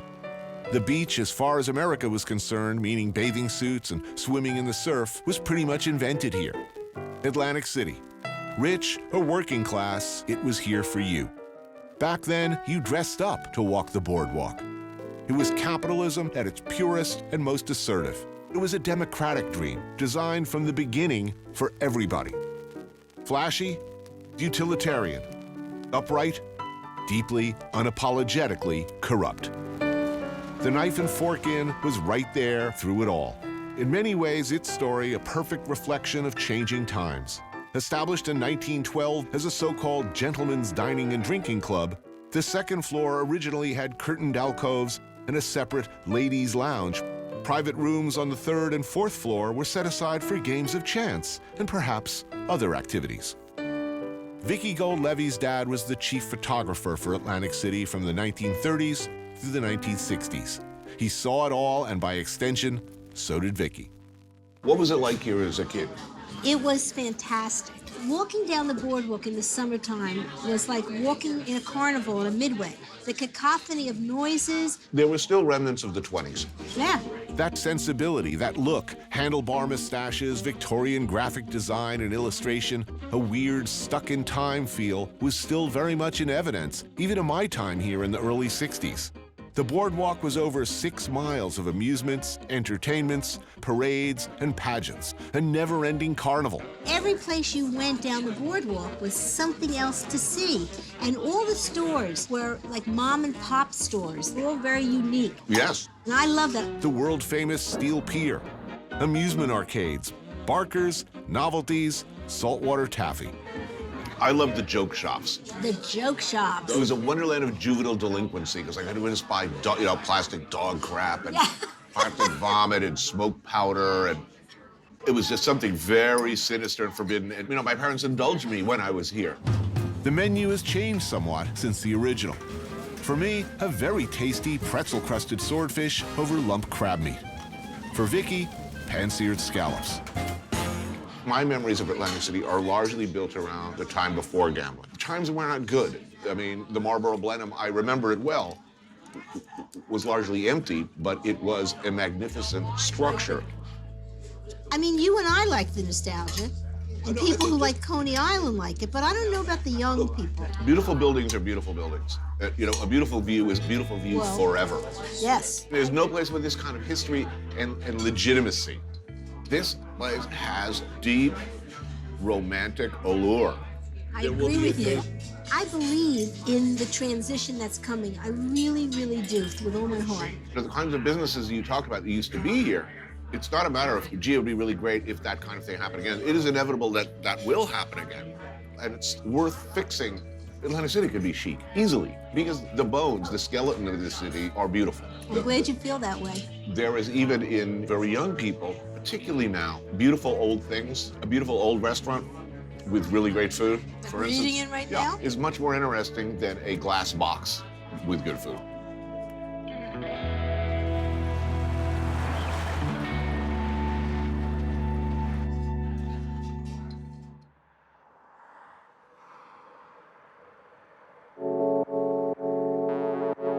The names of Atlantic City streets were imprinted on generations of Americans who grew up playing Monopoly. Drive down Ventnor Avenue today and you see history. The ebb and flow of America's hopes and dreams played out in the buildings and homes you see as you pass by. Magnificent mansions mixed in with inexpensive two-family houses, cheap takeout, the footprints of a lost world. The Riviera of the Northeast, still there if you look between. With jet travel in Miami and an expanded highway system, things decline, as they do. But a few visionary geniuses presented a solution. A cure that would overnight make everybody well, make Atlantic City shiny and new and prosperous again. Men like Donald Trump. I think it's going to be really very beneficial to everybody. We look forward to operating the Taj Mahal successfully for many years to come. Vast new Xanadus would be constructed, and would-be Kublai Khans rushed to Atlantic City, eager to tap into what was assured would be a never-ending gusher of prosperity. Casino gambling. When casino gambling was sold to the state of New Jersey, to Atlantic City, as the cure-all, who was going to bring it back to its glory days, did that ever happen? When you drove around today, do you think this place is better than it was then? Do you think it helped? No, I don't. New Jersey native Brian Donahue is a reporter with 20 years' experience focusing on South Jersey. Doc's Oyster House, an establishment that survived Prohibition, the Great Depression, 2 world wars, numerous declines and rebirths. Still here, still great, a symbol of what Atlantic City was and should be again, could be again. To bring a city back after its decline is a really complicated, hard process, and they wanted easy answers, and casino gambling was seen as an easy answer. Yes, it sure sounded like a good idea. They were going to just plan in effect 12 casinos here and bring everybody up from the top down. It hasn't worked. And now you're left with just 12 casinos. And if you're looking for an example of lemming-like lurch towards a shiny new cliff face from which to tumble, look no further than this $2.4 billion goat rodeo, the Revel. It opened in 2012 and closed less than 2 years later.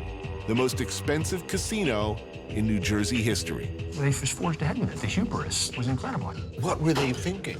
Short-term money. And at a time when all these other casinos were opening all over the entire East Coast. Which is nuts. It's economics 101.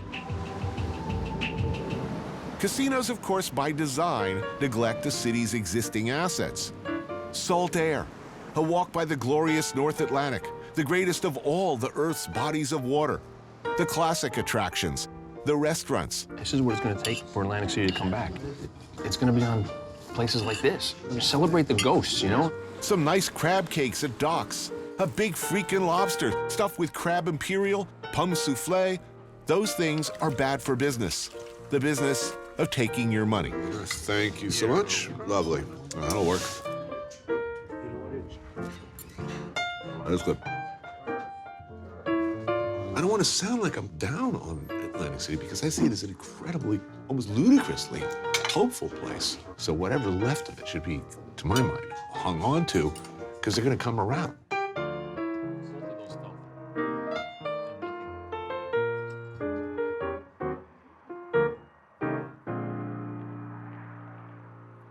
There's nothing funny about losing all your money. Yet casinos are steady employers of that most hard-working species of entertainer. Comedians Rich Voss and Bonnie McFarlane are two of the hardest-working people around, married to each other and New Jersey. It's so much money to live here. I drove 3 exits on the Jersey Turnpike. It was $7. So if you drive the whole New Jersey Turnpike, when you get to the end, you have to give them your car. I'm gonna tell you guys something that I don't generally tell people right away. I'm a vegan. I'm very passionate about it. It's all about eating a cruelty-free lifestyle. No animal byproduct of any kind. I do cheat a little. I eat veal. So good, so tender. How do they get it like that? I'm very sentimental about Jersey Italian, particularly spaghetti and meatballs. That's what I was going to go for. I've eaten here at least 5 to 10 times, and I've never had a bad meal, ever. Okay, I know what exactly. I wouldn't get the meatballs. Proud longtime residents of New Jersey? No. I've lived here 9 years, but only been proud maybe the last 2. It took me a long time to sort of... Get up to speed? Yeah. Born and bred? Yes, my whole life. He won't leave. I had to make peace with it. When's the first time you played Atlantic City? There was a club at the Sands. Many times I would get paid on Thursday, and I would lose it all, and then I'd have to work for free. There's no worse feeling. Oh, I know that feeling. It's a nightmare. You ever watch a couple in Atlantic City? Okay, dear, hold this money. Don't give it back to me no matter what I tell you. I don't care what I say. An hour later, give me my goddamn money. No, I'm not fooling around. You're lucky I even brought you here, bitch. You better give me my money. You're the reason I'm losing, touching my arm when I'm shooting craps. Is there a specifically Jersey sense of humor that Yes, you've noticed? I love Jersey audiences now so much because I've never one time ever said anything where people in the audience have gone, oh, they never get offended. We all have our words, you know, that we don't like, the ones that affect us the most. I have my trigger words. As a white woman, the word I don't like is no. I don't hear it that often, but when I do, Here's the deal with Jersey. People land at Newark, and they drive up the Turnpike. They don't turn off and go up into the night. You see the refineries. They think that's New Jersey. See, how sick is it that I think it's beautiful? More horses per capita than any other state. Northern New Jersey is the embroidery capital of the world. Yeah. Apparently. I don't know where that's happening. My ex-wife works for an embroidery company. No. I swear to God. I'll call her right now. This is a taste of my youth. For all of the marvelous things about New Jersey, will people ever come across the bridge and the tunnel in the other direction? No. No, okay. I did not have to think about that. Let's go out to a club in Jersey. No. No, but you know what? It's all relative. A 25-year-old guy or girl is going, we're not going to Jersey. A 60-year-old person is going, I'm getting out of the city and I'm moving to Jersey. There's your answer. It's never going to be you. You know what? Where does hipness stop? At what age? Hipness is overrated. Yeah, it is overrated. You know what? I love living here. I love it. Pine Valley, the best golf course in the country. Trump has beautiful course Wait a here. minute. Trump, I'm not a fan. Who is? Every minute that he walks here demands a certain complicity to not shout out. We look at that ridiculous looking head. It's like if you have a disfigurement, that sort of tacit agreement that I'm just not gonna bring it up. That's too much to ask of me in Trump's case. I wanna scream. Do you know why he puts his names on the building? So the banks know which ones to take back, okay? At least he's a humble guy. Jesus.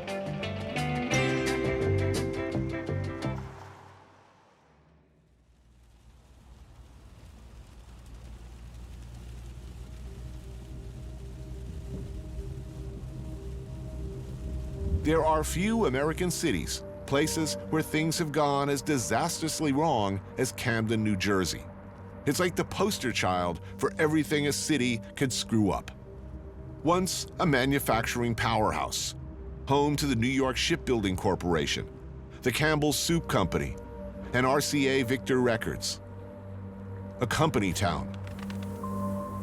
About 80,000 people live here today. That's the same number of people who were employed during its heyday. Nearly 40% of the city's high school students don't graduate. The entire police force replaced by the state.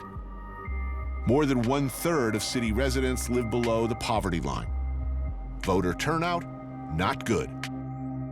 If there's any place one could be forgiven for just throwing your hands up in the air and giving up, it's here. But no. Cities with serious problems need extraordinary people. And Tawanda Jones is clearly an extraordinary person. When you give, especially to someone who is really in need, you know, I feel, it makes me feel complete. Her late grandfather, Walter Green Jr., was a former military man, an employee of RCA, and a bodyguard for the great boxer, Jersey Joe Walcott. He was just like the protector. You know, if you need anything, you go to Mr. Dynamite. That was his nickname. He was also a man who believed in being part of the community. When Tawanda was 15, she was asked to lead a local drill team. Unfortunately, it soon lost its funding. Walter purchased 80 uniforms and 3 drums to give them a start. Move! Our deepest fear is not that we're inadequate. Our deepest fear is that we're powerful beyond measure. Today, CSS, the Camden Sophisticated Sisters drill team, which includes the Distinguished Brothers and Taps, the almighty percussion sound, have over 320 participants.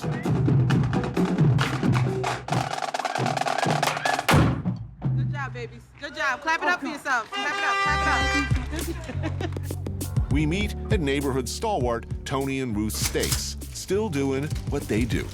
It doesn't get any better than this.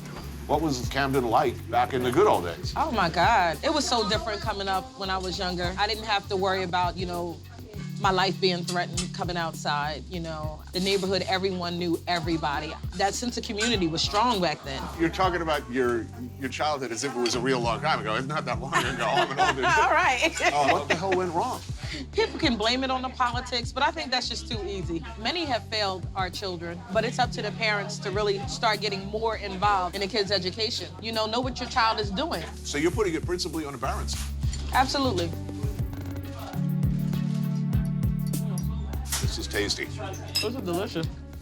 So the conventional wisdom seemed to be, it's time to get out of Camden. Why are you still here? Because the need is in Camden. If every decent person in Camden leaves Camden, then we never have a chance. In order to be a part of the program, they have to maintain a C average or better. Right. It's all about their academics. It's all about nurturing these kids. What's right, what's wrong, you know? The drill team does that. They have different sayings that they go by every day. It's a start without a finish. It is possible. It is never impossible. If I can believe that I can achieve, it's possible, it's possible, it's possible. And they believe this. You know, they say it so much until it's embedded.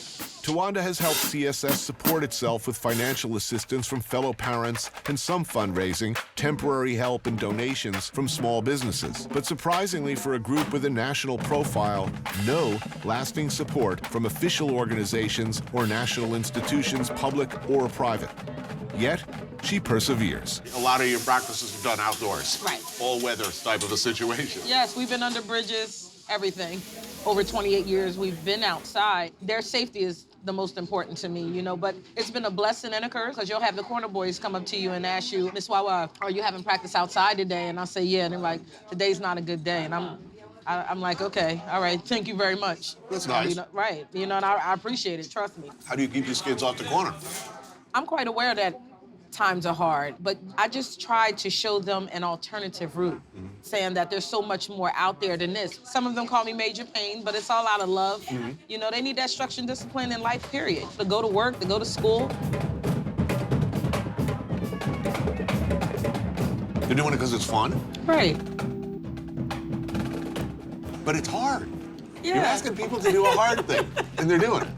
Yeah. And I gotta ask, I'm gonna guess that in the years that you've been doing this, you had to have had your heart broken many times. You had to have seen kids who you really believed in fall by the wayside. And I'm guessing a lot.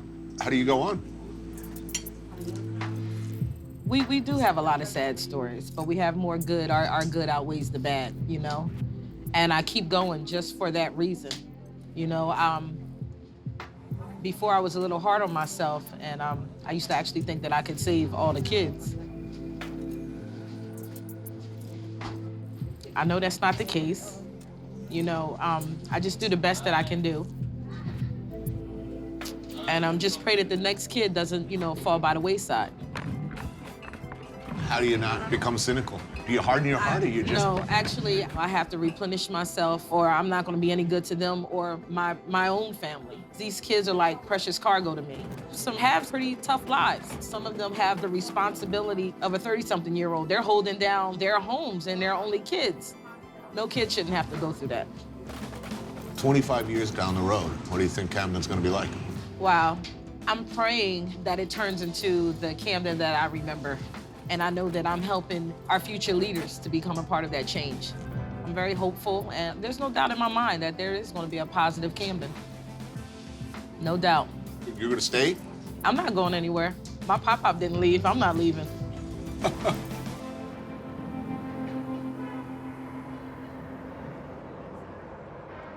Yeah, I know. Philadelphia is right over there, right across the Ben Franklin Bridge, the center of the cheesesteak universe. But what if it isn't? They're better than that. They're bigger than that. And the best cheesesteak in the area might well come from New Jersey. Donkeys, opened by Leon Lucas 71 years ago. A heavyweight contender in the 1928 Summer Olympics in boxing, he was known during his time in the cavalry as the Donkey. They said he had a punch like the kick of a mule. So somebody gave him the handle Donkey, and he kept it. His son Robert runs the joint now, and this is what they do here. Behold, the Jersey cheesesteak. Pleasure to meet you. So this is the place, the best cheesesteak in South Jersey, unless I'm mistaken? In New Jersey. In New Jersey, period. Yeah. Is there a difference between Jersey style and Philadelphia style? Yeah, we do ours on a round poppy seed Kaiser roll. Really? I'll have one of those. What's the way to go? I mean, anything I need to know, or just... No, a regular, cheese and onions. Beautiful thing. I need one, Paulie. It's round. It's got steak, spices, browned onions, real American cheese, such as it is, and a poppy seed roll. Fantastic. Thank you, sir. And it is sublime. Relish, what do you think? That's hot pepper, yeah, a little bit that A won't little hurt. bit. Oh, man, I drove a long way for this. Thinking about it the whole way. Good. Man, it just should be like a national landmark right away. This sandwich is unbelievably good. Thanks. Really a thing of beauty. That's good to hear. Worth driving across the state in a blizzard for. Well, we get a lot of people from Philly. No way. Philly? Yeah, for sure. Wow, that's treason. Do they, like, change the plates on their car and, like, wear a disguise? I mean... It's different. The poppy seeds help. Yeah, no, I like this roll. It's awesome. That's delicious. Well, I think we learned something here today. Jersey cheesesteaks. I'm not saying they're better than Philadelphia. Yeah, I am, actually. So there. It's just great. Glad you enjoyed it.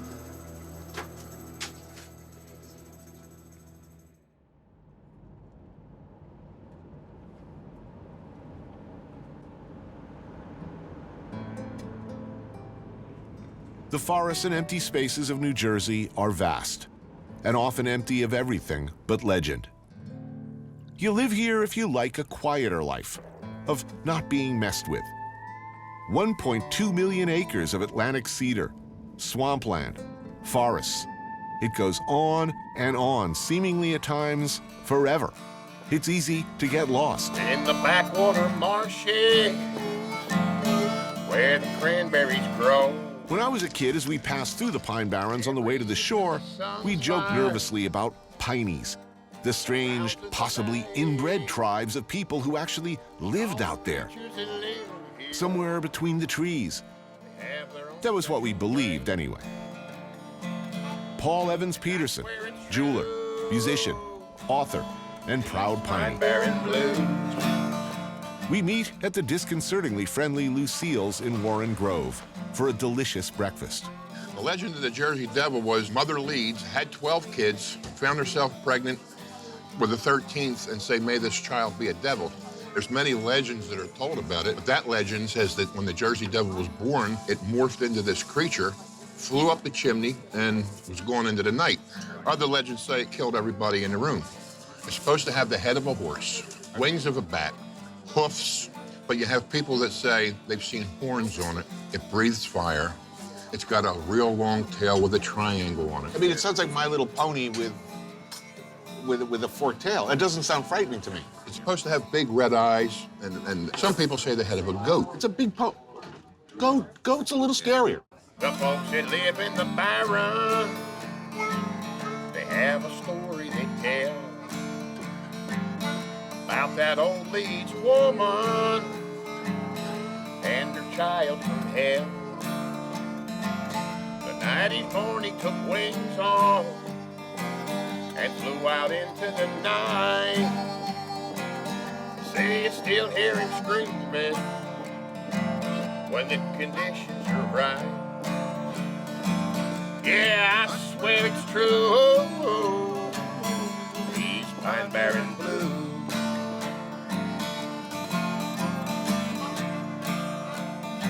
What's out there? Who are pinies? Do they roam the forest at night searching for souls to capture? Nah, pinies are people that live in the pine barrens. There was a time years ago that if you would have called somebody like that a piney, you'd have got shot. Really? But now people embrace it. People like to be thought of as living off the land. They have bumper stickers now, you know, piney power. Mm-hmm. How do you make your living?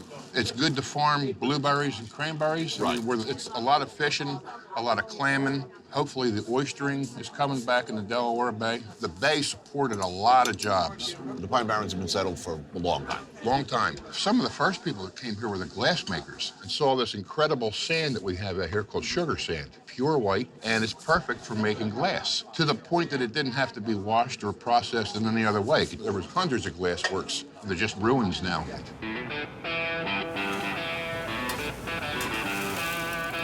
Thank you. Great, thank you. So it's not like the rest of Jersey here. Oh, no. And I hope it stays like it. It's like a Jersey unto itself. But out here, like you saw, you had a long drive to get anywhere. But that's good, by the way. That's really good. Yeah, isn't it great?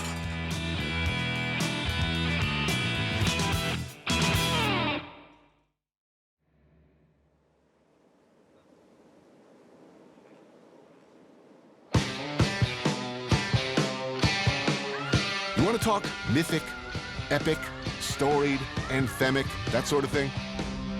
Welcome to Asbury Park, wellspring of American music of a certain kind.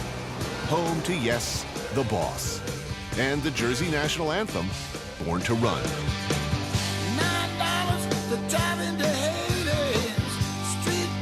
Springsteen, Bon Jovi, Little Steven. But before them, there was this man, Southside Johnny, who with his Asbury Jukes pretty much created the template for the Jersey sound. A place, and really it could have only been this place, that changed music and lyrics forever.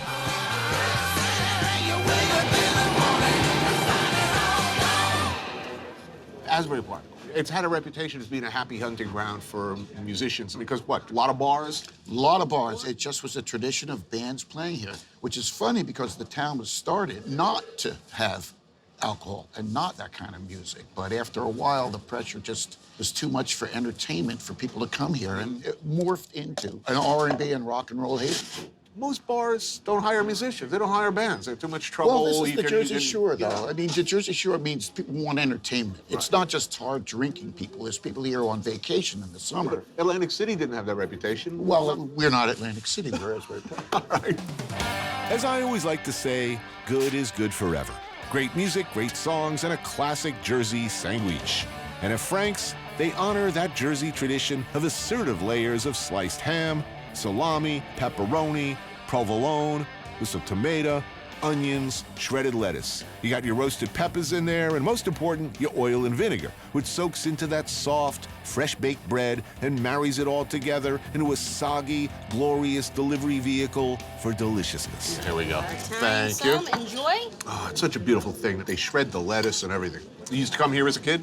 Yes. My father, he would order like a pastrami sandwich. Yeah. And I'd eat like a third of it, and he'd eat the rest of it. And then my brother would eat eggs and bacon, so we had to order what he liked. But he was a real trencherman. He could really eat. Asbury Park, like its close cousin Atlantic City, with whom it had so much in common, suffered from much the same problems. 14 years ago, last time I came, it was a shell of itself.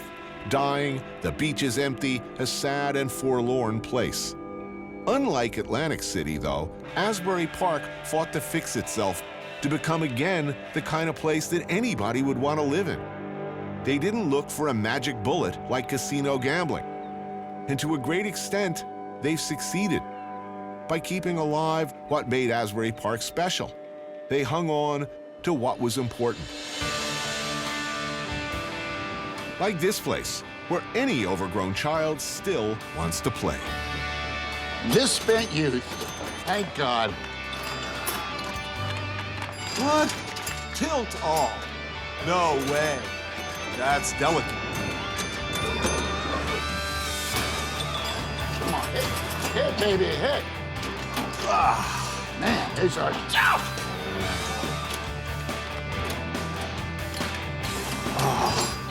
This is important for children. I think so. You know, your first exposure to racy images of women are all set in some sort of 20s fetishistic alternate universe. Also, it teaches you shame. And teaches you humility when you lose. And exactly the limits of how much you can break the rules before it tilts. You know, I think they should have tilt for all sorts of things. I think so, too. You step over the line in a bar talking to a young lady, Tilt. And that way you know you got to start again. I tilted it already. I barely touched it. What are they talking about? That's what they all say. Wait a minute. I got un god. See here, I got a nut. God! Let me play.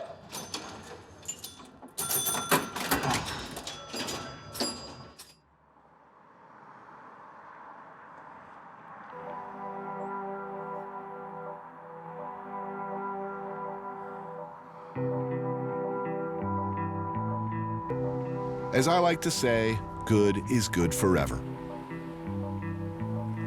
The Atlantic Ocean will always be magnificent.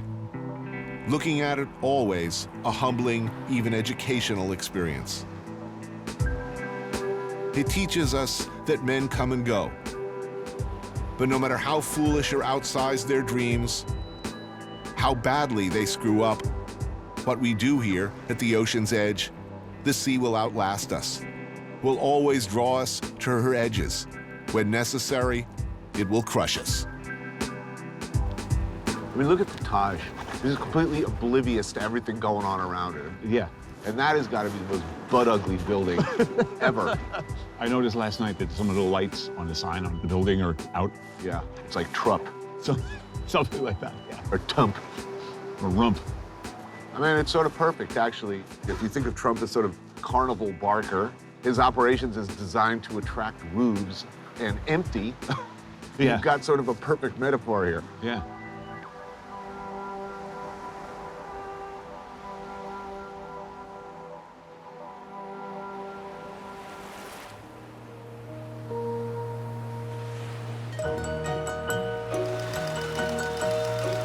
I hate sweets, but I'm a sucker for nostalgia. You can't go back, I can't go back. Hell, I wouldn't even if I could. I sure don't want to ever have to be a teenager again. But those tastes and smells of childhood, they work still. Now, you're telling me you were not a big saltwater taffy fan? I just remember it was hard to chew. You had braces, remember? So this was probably It may have been problematic. before that. I don't know. I can't remember if I had braces at that point. I don't like candy generally, but these have a mystical hold on me. Man, even the color of the wrapper has this weird, you know, like there should be weird music playing in the background. Molasses, I totally remember that. Getting a bunch of those. I don't know why certain flavors really resonate. The peanut, I know exactly what that tastes like. I remember the vanilla really powerfully. Like, I'm not even a vanilla guy really, I'm more of a chocolate guy. I think I remember pink ones, so they must have had strawberry. Wintergreen, I remember. Licorice sounds good. Peppermints. We keep these in the car. Fried cookies and cream. Does it melt? Whoa, it's a lot of taffy. Yeah. Yeah, this stuff isn't fattening, by the way. You can eat as much as you want. Is it gluten-free? It's all natural. That's what I thought.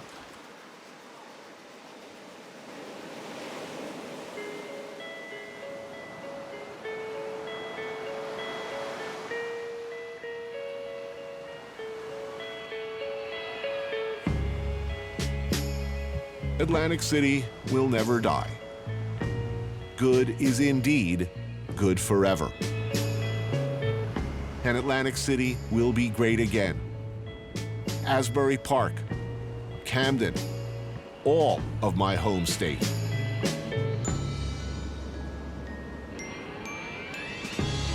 I'm convinced when the tide has come and washed all the greed heads away, we'll once again be magic. I hope I'm there to see it.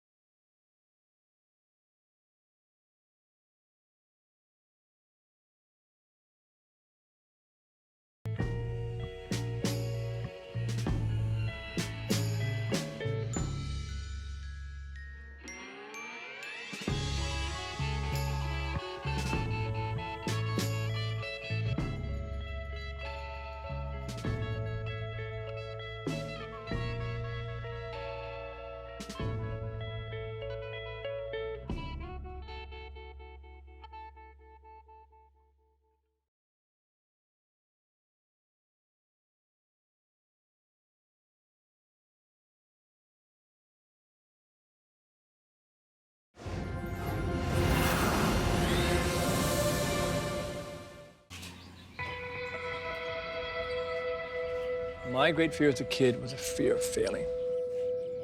And that's Hawaiian, because I was born that way, because that's the expectation. You're Hawaiian, you're gonna be less. You're Hawaiian, you're gonna fail more. And so it's old, it's in you, it's part of your identity. But when I navigate a voyage, I know when the storm comes, and it's gonna take you to the bone. And if the storm keeps coming, you gotta stand up. It's just what you gotta do. And it's this zone where you learn to make fear your best friend. You hold it really close to you, and you open up that door to believing that you can make it. I took a walk through this beautiful world. Felt the cool rain on my shoulder. Found something good in this beautiful world. I felt the rain getting colder. Sha-la-la-la-la, sha-la-la-la-la-la, sha-la-la-la-la,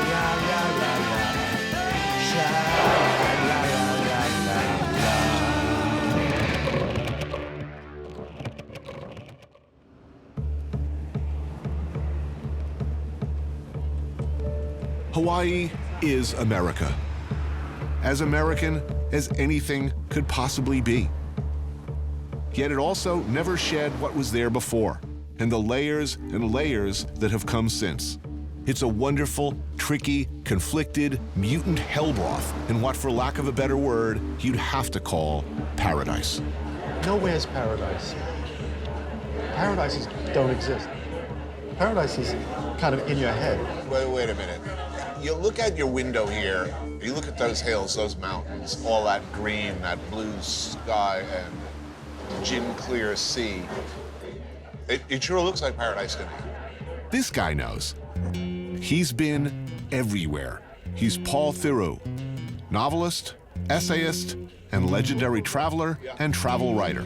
Of all the places he's been, all the places he's seen, he chose Hawaii to live. And he's lived here for 25 years. Does it matter that it's America? No, that's the big thing, that it is America. It has elements of the third world, the nicest elements of the third world, which is funky. There's self-respect, there's pride, there's things that don't work at all. And then it's Main Street USA, where we are now. I mean, there's PTA meetings here. They get together and watch the Super Bowl. And it's the most Main Street USA, or as much as you will find. Town is a neighborhood spot in Honolulu's Kaimuke district. And as Hawaii is the only state in the union that allows dayboat fishermen to sell directly to restaurants, the pan-roasted mahi-mahi is pretty damn good. It's not a particularly welcoming or friendly part of the world, contrary to the sort of the aloha myth. No, that's right, that's right. But no island is. Nantucket isn't. The Isle of Wight isn't. Name an island. They want foreigners in Corsica. Sicily, they want foreigners there. No way, no way. Did anyone ever come to an island with a good intention? People. No, never in the history of the world. Best case scenario, bring syphilis. Yeah. Pretty much. Yeah. Yeah. I mean, at the very least. Captain Cook put his sailors ashore in Ni'ihau, which is just a little bit northwest of here. He was the first haole. And like Magellan, Hawaii killed its first tourist, and the Philippines killed their first tourist. But people who live on islands, who are born on islands, view anyone who comes ashore with suspicion.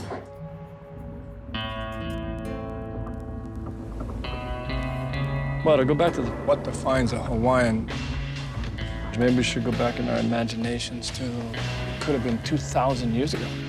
The Tahitians had this voyaging canoe. Way before any other culture on the planet was exploring the deep seas.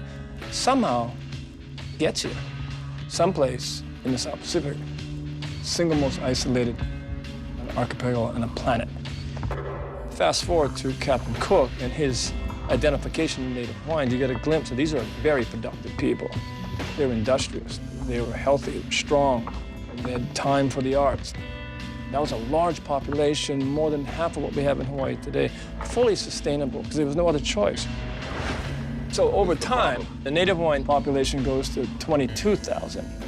It's the same story. Introduced disease, inability to deal with it, people die. 1926, the public school system would outlaw language and the practice of culture in public schools. So the road to extinction is being well paved. Between Captain Cook's arrival in 1778 and today, disease wiped out most of the population. Missionaries came, a booming sugar and pineapple plantation industry, an influx of immigrants from Japan, Okinawa, China, and the Philippines. There was the overthrow of Queen Liliuokalani and the U.S. takeover of the Hawaiian government. World War II, and finally, statehood.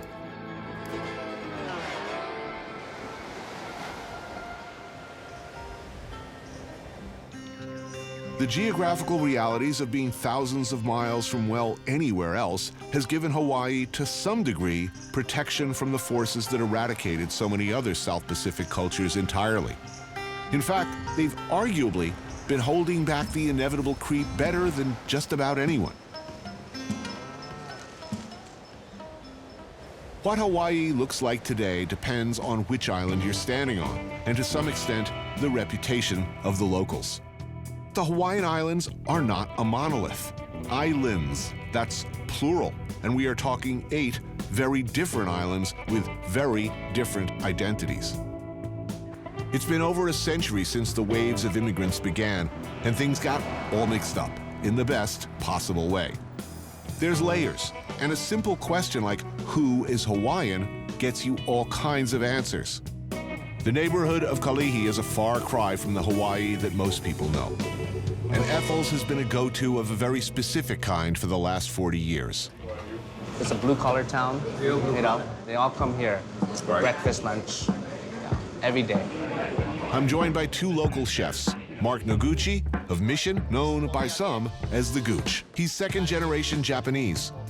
And Andrew Lay of The Pig and the Lady.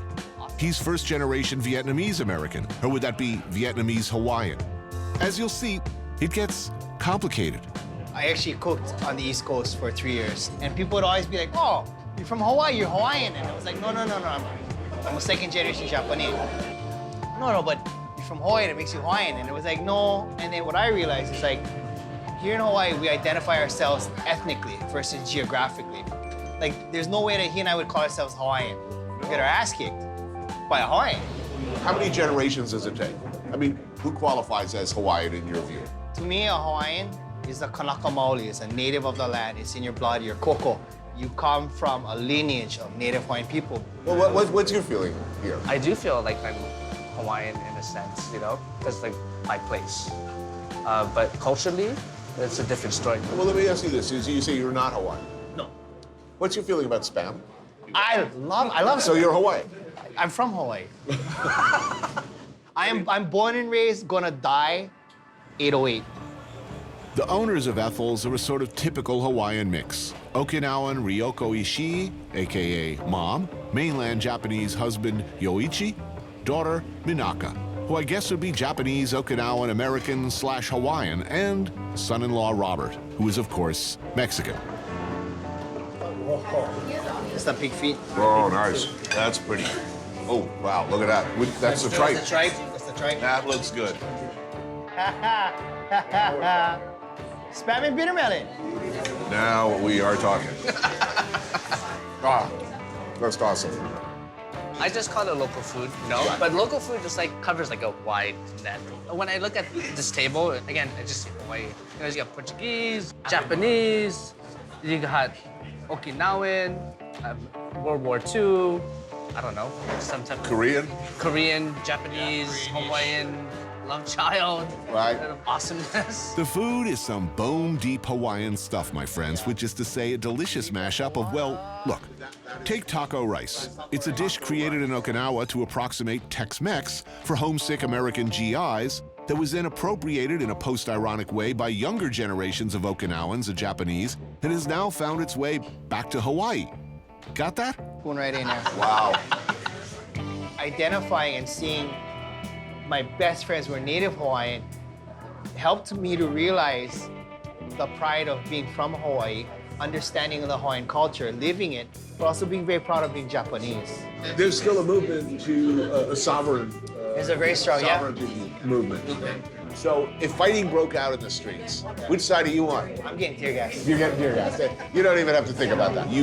But you know what's funny? What I always joke about is like, if like the nation of Hawaii took it back, right, and ousted Uncle Sam, my whole thing, and it was like, no, Hawaii is for Native Hawaiians only now. I'm like, hey, everybody needs a cook. Like, I'm a cook. I have worth. This is Nainoa Thompson. And in 1976, along with a number of similarly heroic Hawaiians, he did a very difficult, very important thing. Before 1972, it was generally assumed, even insisted upon, that Hawaii had been settled originally by some random savages who'd maybe drifted over accidentally from South America.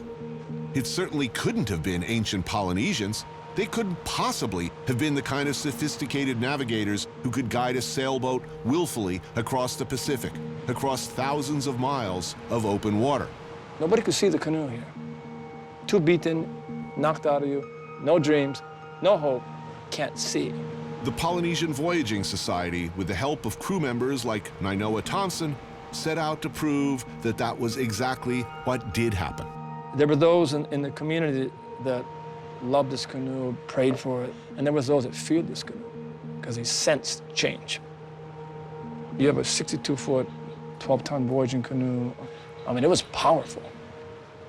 It changed everything. The Hokulea, a double-hulled sailing canoe, a replica of the kind of craft believed to have been used in those times, and using only primitive, contemporaneous navigational tools, sailed 5,500 miles to Tahiti and back. A trip that helped spark a Hawaiian renaissance, a rebirth of pride and interest in traditional Hawaiian culture and identity. The success was monumental. It changed worldview. That our ancestors were powerful, they were extraordinarily intelligent, they were courageous, and they were skilled. And so we come from them.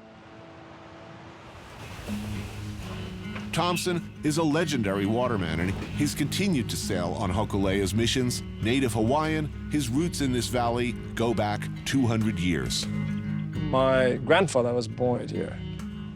So I grew up milking cows with my grandfather. He spent many years learning traditional Polynesian navigation techniques from a master, Mau Pailog, of the small Micronesian island of Sarawal. This is a man that was chosen by his grandfather. At 1 year old, he was put into taipo to be trained in learning the wind and the water. And at 5 years old, he was sailing with his grandfather. And then he would never say that as some sense of abuse, but only love. He says, yeah, when the wave make the canoe move, the canoe make me sick. My grandfather threw me in the ocean so I can go inside the wave. And when I go inside the wave, I become the wave. And when I become the wave, now I'm navigator at 5. So when I approached him, he just said to me, you're too old. You want someone to know everything, send your son to my island. But he said, I'll teach you enough to find the island you seek, but I can't teach you the magic. Why do you think it was important to do such a difficult thing? I mean, it's the same story that you're going to see in... Well, everywhere. Everywhere, yeah. In terms of indigenous people. My father's mother, nearly pure Hawaiian, chooses not to teach her children language or culture or genealogy. Where do you come from? Who's your family? What's your link? And that could have been 100 generations. What the voyage did was a reconnection back to feeling wholesome about who you are, because knowing where you come from and who are your ancestors. So Hokulea, when it got to Tahiti, it was their canoe. This wasn't our canoe, it was theirs. Right. And so that it started to ignite this flame, again, symbolic, a bumper sticker, a T-shirt starts to emerge. I'm proud to be Hawaiian. 1987, it becomes the first language. It's mandatory in the schools. Hawaiian culture has to be taught in public schools. Private schools will not have attendance if you don't teach Hawaiian. Right. Now, it's Hawaiian identity is into everything. It has to be recognized in everything. You're gonna go to Molokai. Yeah. That community is powerful. When I mention to people, locals in Oahu, in Maui, other Hawaiian residents that I was going to Molokai, the response was almost always surprise. Molokai did not have a reputation for being welcoming, that it was dangerous to go over there, that those Molokai dudes were mean, inward-looking, unfriendly, tough as iron, and quick to get pissed off. As it turned out, that was not my experience. So we like to brag about what we don't have. We don't have traffic lights. We don't have a building over 3 stories. We don't have traffic.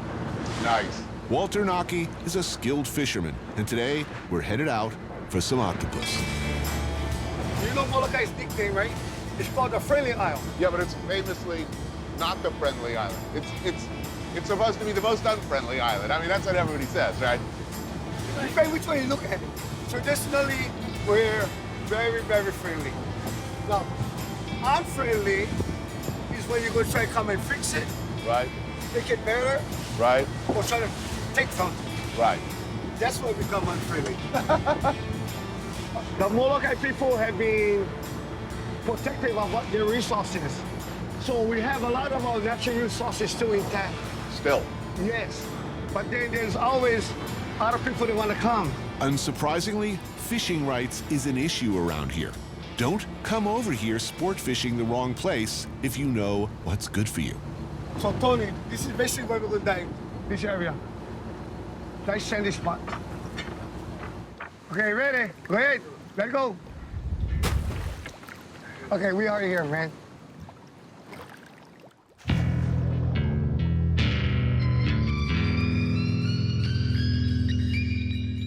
When we get into the octopus,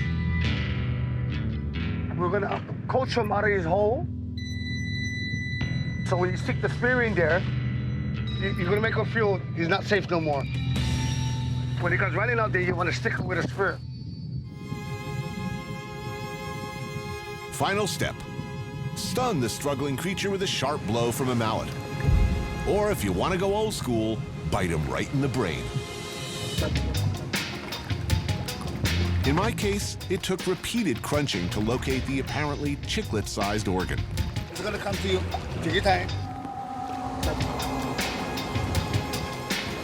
This one died, eventually, as likely by exhaustion as anything else, I suspect. Yo, hero today.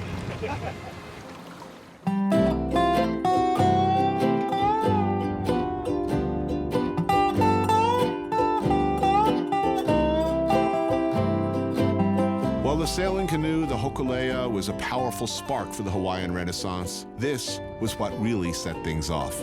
Beginning in 1941 and continuing into the 70s and beyond, the U.S. Navy had been using the beautiful neighboring island of Kaho'olawe as a bombing range. You could feel the shock waves as far away as Maui and Molokai. I'm proud of my Hawaiian blood, and nobody can tell me any different. People had never been happy about it, but emboldened by the times and by recent events, a group of young activists decided to take a stand. In 1976, there were a number of attempted occupations of the island in protest of the bombing. None more successful than Walter Riddies. He and a fellow activist named Richard Sawyer set up on the island and refused to leave. One day, we're gonna put one queen back over there. Managing to evade pursuers for just over a month before finally being arrested and jailed. And their first order is burn down this building and put up one halal, what belongs over here. They emerged, of course, heroes. And these protests went on to inspire many others to join the movement. I hope I'm still alive when that day happens, because I want to see our queen back in office. And embodied the independent spirit, the desire for Hawaiian empowerment and sovereignty that today resonates across generations.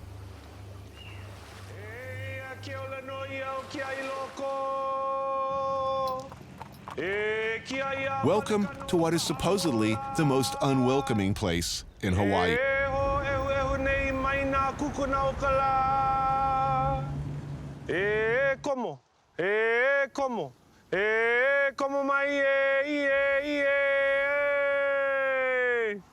Como my Anthony, come in, brother.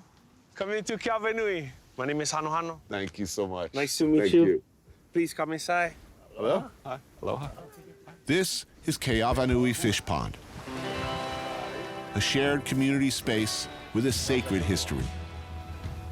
Hano Hano is the caretaker of the fish pond. He's a local community leader here on Molokai. Also here is the famous Walter Riddy. Everybody knows how valuable all of this stuff is because we can see what happened to the rest of the islands. So essentially an old school fish farm. 800 years old. 800 years old. Modernizing one old idea. And an ancient idea is as simple as feeding your community. And this, the island you're on, this place could feed over 1 million people back in the day. You hear the word again and again on Molokai. Aina, which means land and translates to that which feeds you. Springs, mountains, rivers. These lands, these fish ponds were managed by their ancestors as a sacred trust. Here where fresh water from the mountains and fast-moving ocean waters met. Early, sustainable, clean fish farms. Something in modern times we're still struggling to figure out. Because you heard what people think about us. But the true story is that we have a place of abundance and we try to protect it. We're trying to protect all of these things that we've been able to protect for the last 30 years, and it's getting harder and harder. Every single one of these Hawaiians over here get enough evidence that the state of Hawaii, the Department of Land and Natural Resources have done a terrible job. We're not even looking for blame. We're actually looking for an agreement that from today, right, we all gonna be pono. We're all gonna be righteous. We're all gonna be good. Our planet is in such bad shape that being environmental, being green is trending. And that's where the Hawaiians have always been. So, who gets to be Hawaiian? This is the question. Who is Hawaiian? Hawaiian is a nationality, bro. You could be Hawaiian. Really? They Come made on. they made us Don't say- ship me now. I gotta they be. made us I have to Hawaiian be is born our here. blood.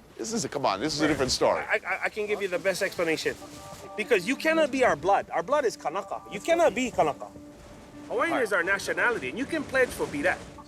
You see this what we're standing on? Our Aina.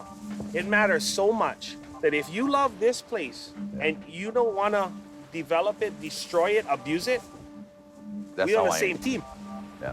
If you eyeing this place and its resources as a money-making vehicle for yourself, we enemies, right? And it doesn't matter what race, religion, what sex you.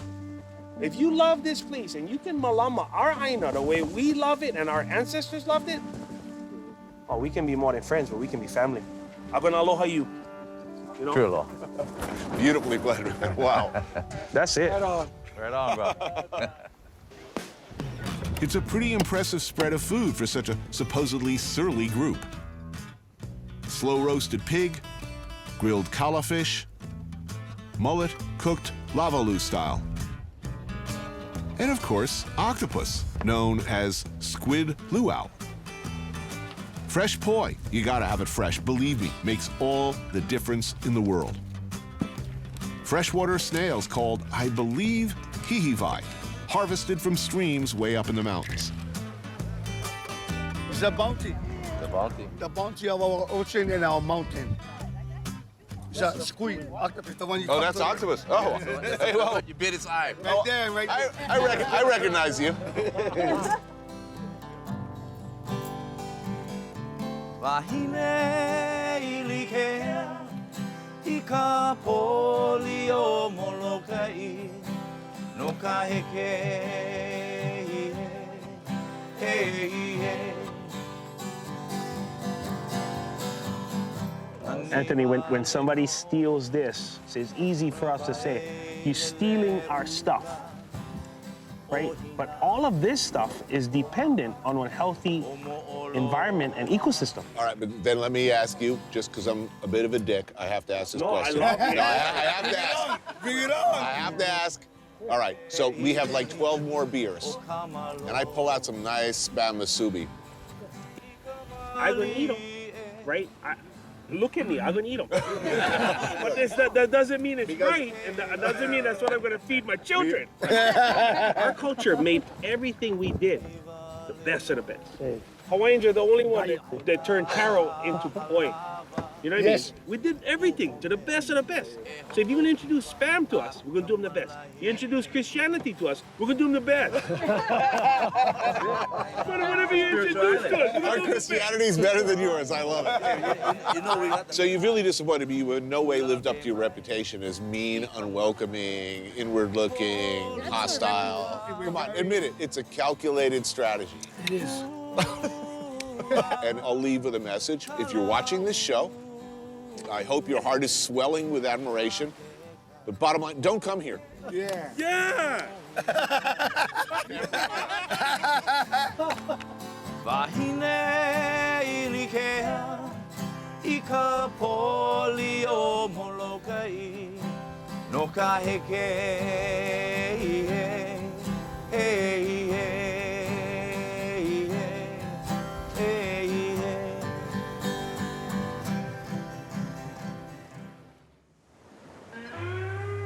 The ocean is all around for thousands of miles.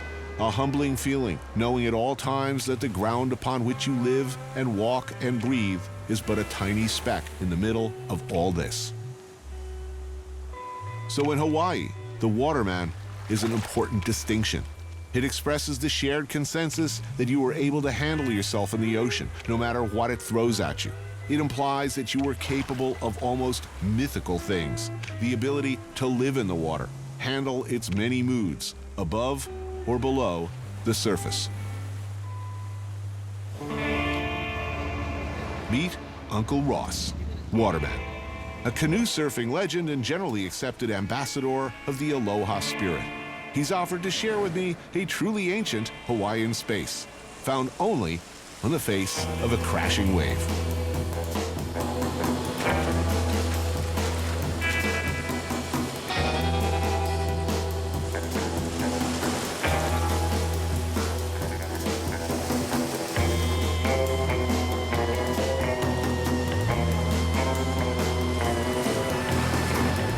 Surfing, a life connected to the ocean, and spending time with family and friends on the beach are some of the cornerstones of Hawaiian life. Oh, this is our chef. This is Jason. How are you, man? And Tony, that's Keola. Hey, how are you? All right. You good? Yes, sir. Kalani. How do you do? How are you? Kiave. What's going on? Hi. Megan. Hello. Those are my two daughters. And this is my wife, Alicia. Why, hello. Hi. Brendan, come say hi. Hey, Brendan. How are you? And Milton. This is Milton. Milton, good to meet you. So how does everybody know each other here? You live on an island. Everybody knows everybody. Okay, that's true. Why did I even ask? It's just the way you roll. I think I met Uncle Ross through the water. I mean, just surfing at Laniopoko, and then we became like family. Daughter. Yeah, he's like my dad, my ohana. Each and every weekend, Uncle Ross can be found here with his ohana, a Hawaiian word that describes an extended circle of family and close friends. Man, nice that we got lucky today. It's a beautiful day. Beautiful day. Yeah. Even when it's storming, it's nice on the beach. Yeah. Yeah. And we'll stay here until that thing goes down, hits the horizon. When that sun hits the horizon, that's time to go home. Maui is an island as beautiful as it gets. And sure, it's got its share of portion-controlled cruise line entertainments, doled out in digestible bites and complimentary Mai Tais. But you'll also find a sort of beloved indigenous institution like Tasty Crust, as local a place as you're likely to find.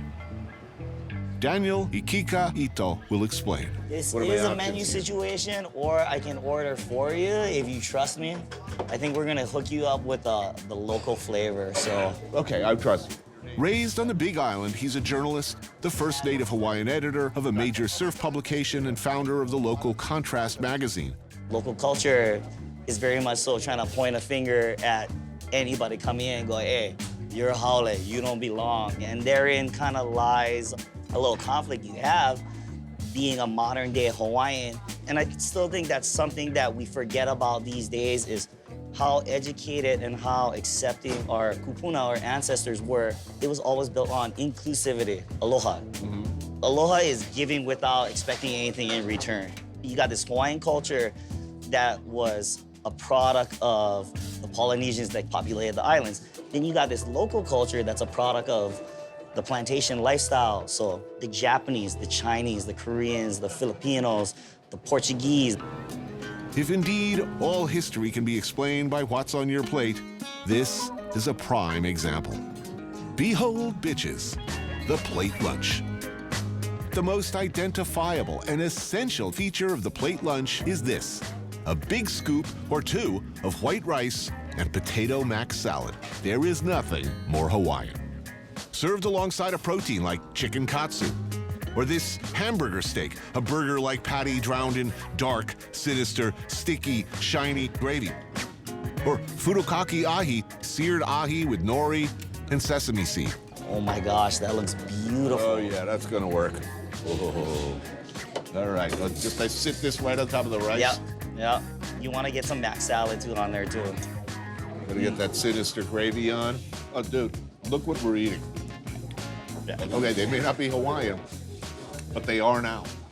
They're fundamentally local. I mean, this food, this most delicious, let's be honest, delicious. This is not healthy eating. And we're kind of paying the price for it right now in the health of the state, which is terrible. As I take a bite of hamburger and Yeah, brown but it's, gravy. like I said, it's just so good. If you really want to do Hawaii right, you gotta give back. And that's a power that Hawaii and the Aina still has, is if you show aloha and you give without asking, the Aina is gonna recognize it and it's gonna shower its blessings upon you. So, you think traditional Hawaiian culture and lifestyle has a chance against the modern world? I think so. The beautiful part about my ancestors is they realized there was a limited number of resources where they lived, so they observed nature to the best possible they could to figure out what were the cycles and how do we preserve this resource. Hawaiian culture can teach the whole world something that it needs to know is we all live on an island and we are all part of the same community. Let's all show aloha to the Aina and let's show aloha to everybody else as well.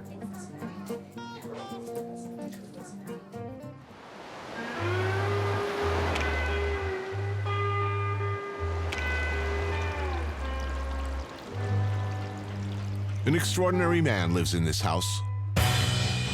Shep Gordon, longtime resident on Maui, legendary talent manager. Maybe you know some of the people whose careers he's looked after.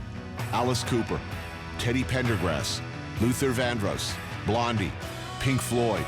He was years ahead of the chef explosion, shepherding Emerald through his early career. He's produced films, worked alongside great French chefs like Roger Verger, become close to His Holiness the Dalai Lama, basically done everything with everybody in every place. I first got here 40 years ago. I put one foot on the island. I knew I was living here the rest of my life. You ever look out there and it's wallpaper? Never, ever. I say it out loud every day. My first words in the morning are, thank you, thank you, thank you, thank you, thank you, every day. Shep is famously one of the most generous and enthusiastic of hosts, a more stand-up, loyal guy you could barely imagine, and it's no wonder they called the documentary based on his life Supermensch. That's how he's known around the world. Here, he's known as that guy who throws great parties. Prep starts early. With Shep's friend Julio, a Maui-born and bred rancher, with help from local chef Sheldon Simeon. Middle of the night, and a traditional imu is dug, filled with lava rocks. The fire allowed to burn down to coals before the pig, wrapped in a combination of banana leaves and tea leaves, is dropped in. Okay, you guys ready for the unveiling? Here we go. All right. 12 hours later, you dig them up and, well, it's party time. So what you've been saying is you've been drinking steadily since 5 o'clock this morning. It didn't come out of my mouth. Okay. Behold the magnificence.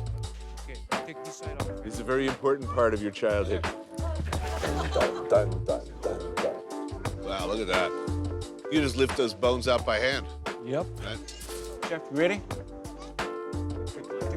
Oh, you just dump them into a bucket? Awesome. Wow. Wow, that's pretty much the way I want to end up. Just be able to pour me right into a pot. There's lots to do, and everyone pitches in to help. It's an extended all-day affair of prepping, chopping, dicing, slicing, mixing. And of course, there's some sampling along the way, like this wild pig sausage that someone was nice enough to stop by with. Sheldon works up a potato mac salad. Not gonna do it? One more time. Okay, hit you one more time. Julio carves up some unicorn fish, which he caught himself earlier in the day. Chef Mark Tarbell stuffs a couple of fresh red snappers before throwing them in the oven. There's poi pounded fresh out back. And somewhere, pig's foot soup is happily bubbling away. Here, try this chili pepper water. Chili pepper water. Wait a minute, why do I want to do this?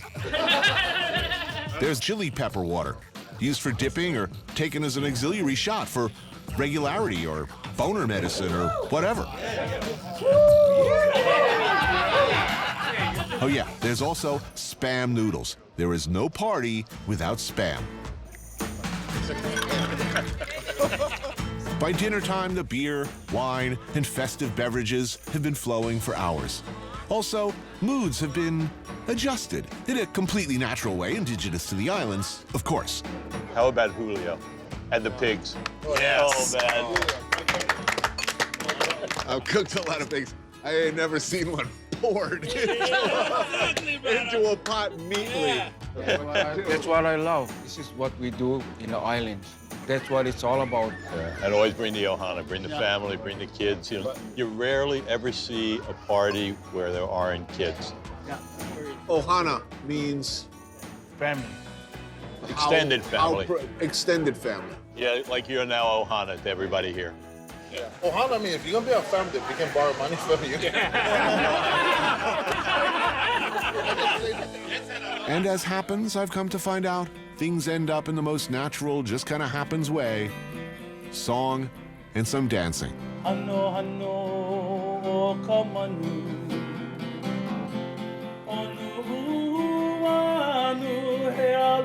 This is Willie K, and that's his daughter, Lisette. And it's pretty damn captivating.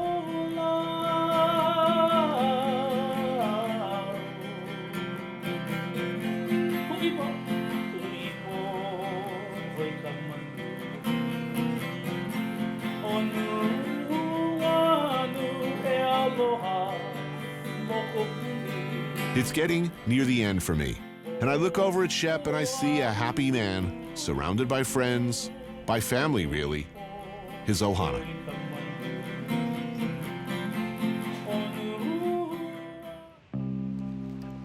To be Hawaiian, to me, it needs to be some kind of sense of connection to place and some sense of responsibility for it. It should be about being honest to place and being honest to what you love and be honest to what you value. Is a road that's constantly trying to be more and more informed. I don't even know sometimes how to be fully honest because I don't know enough. What I love about the oceans, that's my pathway. That I go on the oceans to seek that sense of truth.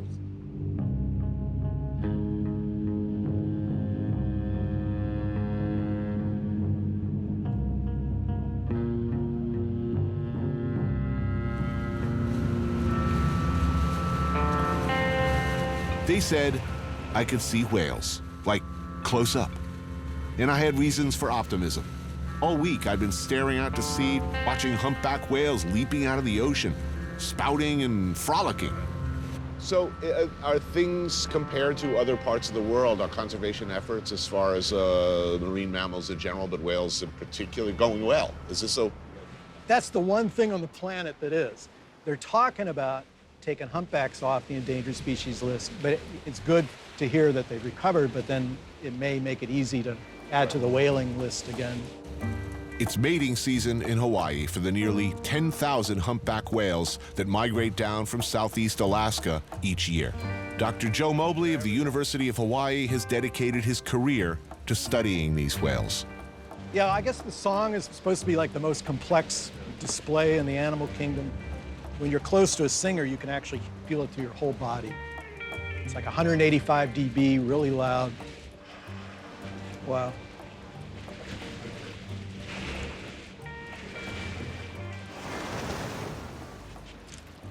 They don't mind us at all, do they?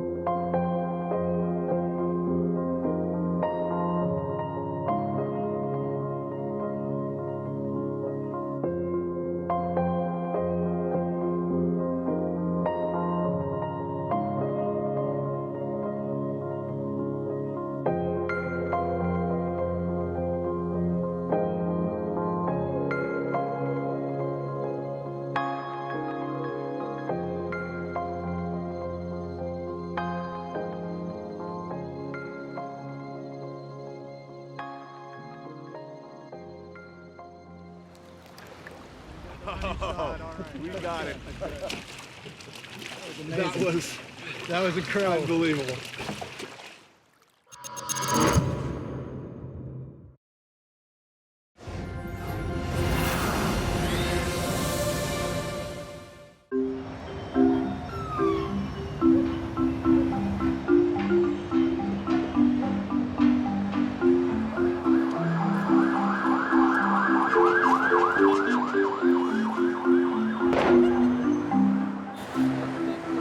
There's no place else even remotely like it. Everything great and all the world's ills, all in one glorious, messed up, magical, maddening, magnificent city.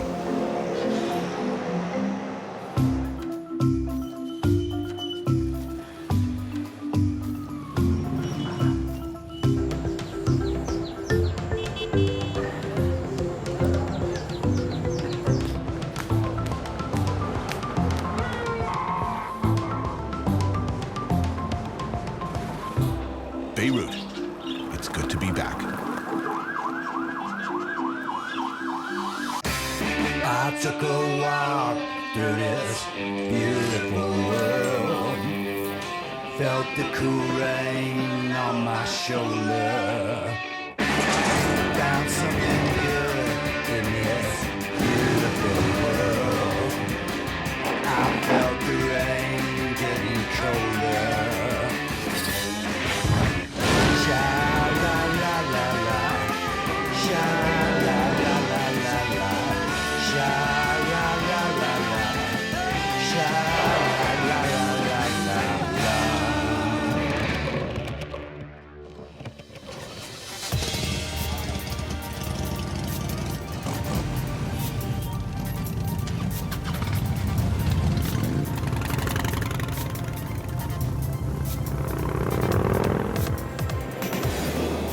The Mediterranean Sea itself trembles. The ground shakes beneath the wheels of our heavy metal thunder. Back in Beirut, after all these years. The first time I was here did not end well, but it made no difference to me. I love it here. In spite of everything, I love it here.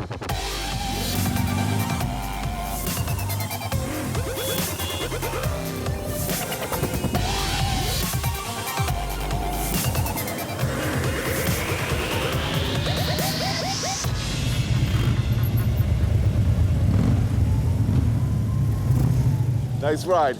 Woo! It's a good way to see Beirut. This is very similar to that place we went to years ago, Baba. This is Rizik. This is your, traditional chicken sandwich, shawarma. Deep fried, roasted. The broasted chicken was this guy's idea. My British Lebanese friend, born to be wild Ramsey Short, who I met back in those bad old days of 2006. Apparently, he's in with the Lebanese chapter of the Harley-Davidson Group, or HOG for short. So when you roll into some religiously conservative village on these monster bikes and leather jackets, what's the reaction? Two types. Once we were greeted with rice from the balconies, like they thought we were like a wedding or something really nice. And the other extreme was stones, like at the wheels, like just get out of here. Really? Yeah. I wouldn't throw stones at people on Harleys. Oh, look at this. Let's dig in. And that'll work. Yeah, this is a famous neighborhood of the city. This area, it was central during the Civil War, this place. The sheer volume of fire that was poured into some of these buildings is absolutely unbelievable. So much fire and so many battles happened in the same place over and over again. Clearly. I notice this every time someone visiting the city, they just point at them. Oh, look at that. But, we don't see them anymore. We just pass by them.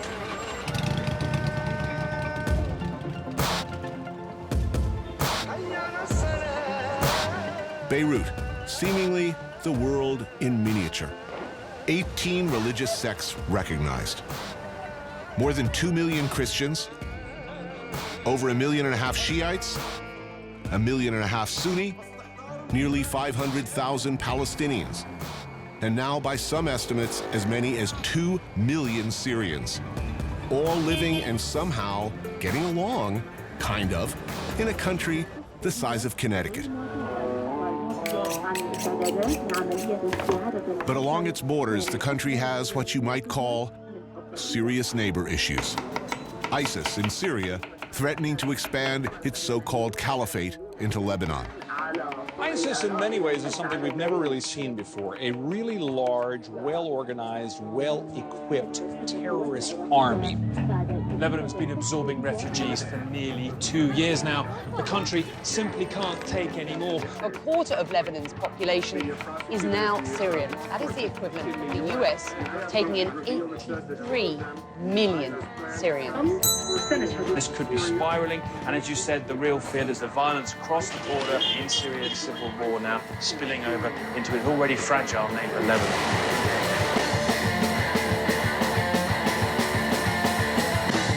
Struggles to put a lid on the simmering sectarian tensions.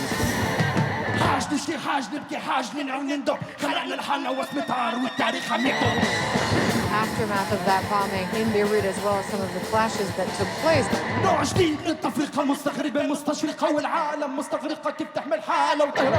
Exchanges of gunfire between Sunni and Shia. 2 Palestinian brothers were shot.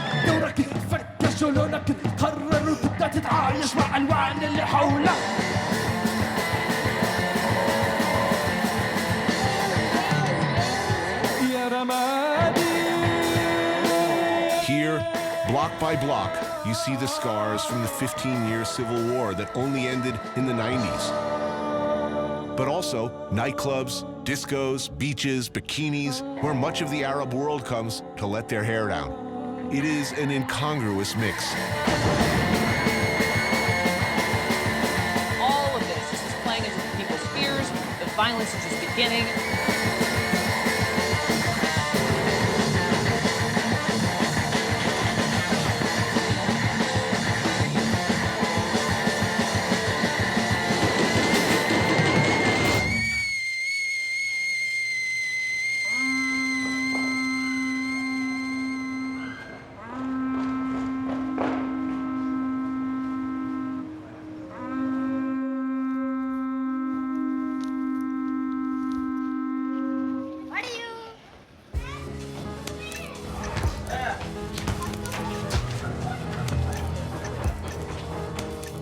The Burj Al Barajneh neighborhood has long been the home to principally Palestinian refugees. But more recently, it's become a refuge for Syrians fleeing the barrel bombs of President Assad on one hand and the predations of ISIS on the other. The camps saw heavy fighting, shelling, and outright massacres during the religious conflict known as the Lebanese Civil War. Everywhere you see posters representing a full menu of political factions and affiliations, from Assad loyalists to the PLO to every flavor of extremist. It's either a jihad of victory or martyrism. Do you know of any other place in the region where all of these groups are coexisting within a confined space? It is stunning to be walking down a street with high heels, short skirts, and vast amounts of red wine flowing, and then drive straight into an extraordinarily conservative, predominantly Shia district, you know, the Hezbollah district, which is effectively run by what the US calls a terrorist organization. I mean, it is kind of mind-blowing. I am not a geopolitical expert, and as much time as I've spent in this part of the world, I've spent nowhere near the amount of time this guy has. Nick Payton-Walsh, CNN senior international correspondent. Most of the groups here are now more terrified of those sort of crazy Islamist radicals across the border in Syria than they ever have been of each other. What would you call this neighborhood? What is it? I mean, it's now one of the kind of very mixed refugee areas that Beirut has. Close to 2 million people from Syria alone. Yeah. That's a hell of a lot to be absorbed by a tiny little nation of, what, 4.5 million? It's just loads of people, far too many people with nowhere to go. You see it in how the cell phones don't sometimes work the way they should, how people have to ship water into their own homes. That's part of bad infrastructure, but it's also just the sheer demand on resources.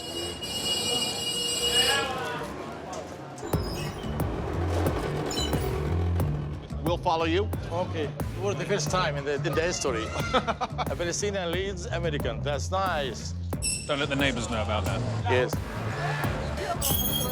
In Syria, Mr. Najam was an English teacher. Needless to say, he had at one time a better life back there. I came from Syria after the civil war started there. Yeah. We know Lebanon has many problems, sectarian problems, and we don't want to add more problems for those people. But what can we do? We live here in this camp. Imagine the situation here. It is unbearable.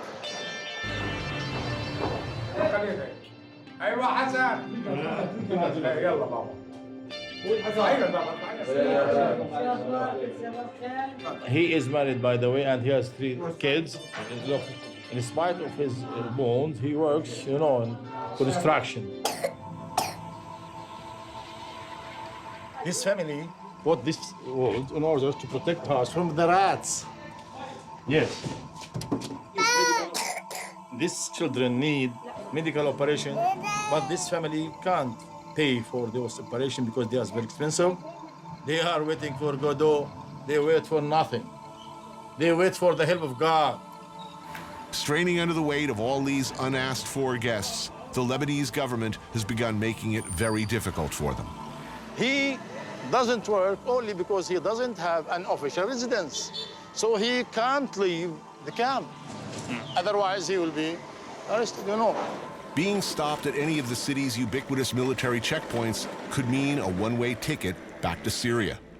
Trapped, unable to work, they exist invisibly on the margins of society. No photos here. This is a military area. You don't want to get involved in any problem.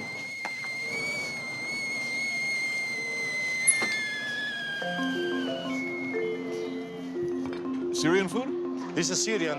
It is called the 7 countries. It consists of many kinds of vegetables, 7 kinds of food. Palestinians in Syria, most of them are well-educated. Doctors, engineers, lawyers, teachers. But here now, it's the opposite, right? Here in Lebanon, even if you were a doctor or a lawyer or a teacher, you can work only in the camp. We don't know how to go, where to go. To go back to Syria? No can do. To cross the sea? Can't. Suppose that the Lebanese authority collect us and throw us away to Syria. What is going to happen? We have no area in the world. We have no place in this universe. We belong to nowhere. Nowhere.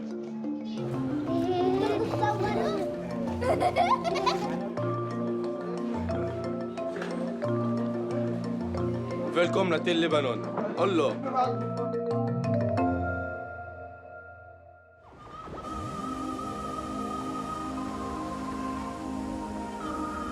Once known as the Paris of the Middle East, Beirut still clings to its glamorous 1960s image. A chic tourist destination where you can famously ski and go to the beach all in the same day. Walking the Corniche, it's easy to forget, for a moment anyway, what's going on not far from here.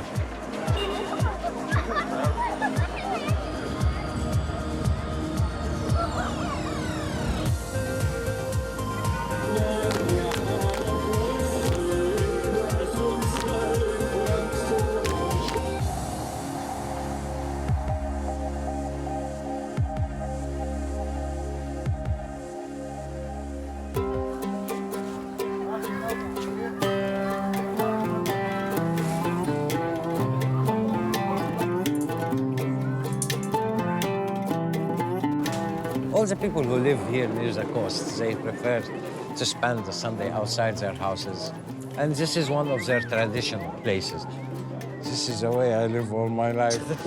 Mo is a local security specialist on assignment to keep, well, me and my crew safe from harm. He lives with his daughter, Bushra, and his family in Ras Beirut, a mixed neighborhood of Christians, Muslims, and Druze. Little oil in the middle, as I recall, yes? Yes. Oh, so good.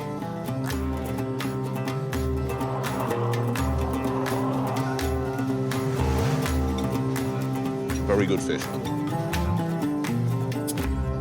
I miss this country. I really did. You have been here before? This is my third time. Whoa. My first time was 2006. Ooh.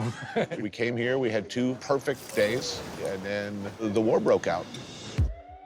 During my first trip here in 2006, Hezbollah guerrillas killed 3 Israeli soldiers and captured 2 others in a cross-border raid. In the 34-day war that followed, much of Beirut was heavily pounded by bombs and naval artillery. But I fell in love with this city. Under the worst possible situation, you have this really extraordinary mix of religions and people. How is that? Why? What's so special about it? Why? Of course, somebody on Friday go to pray, somebody on Sunday go to pray.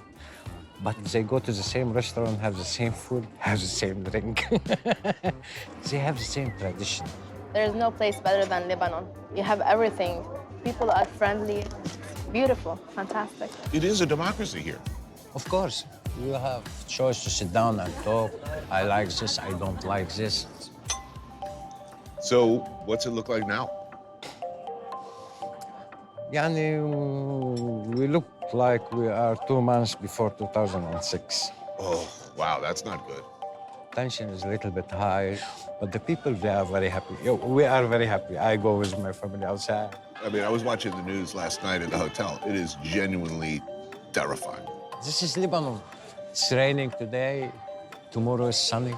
It's happening all the time. We get used to it. You get used to it. Are you concerned or optimistic? No, I'm optimistic, yeah. Do your friends feel the same way? Not really, not all.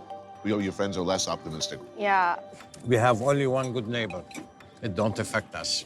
Yeah. It helps us all the time. It's the sea. We bring the fish and we have fish. And he never get upset from us. Inshallah. Inshallah.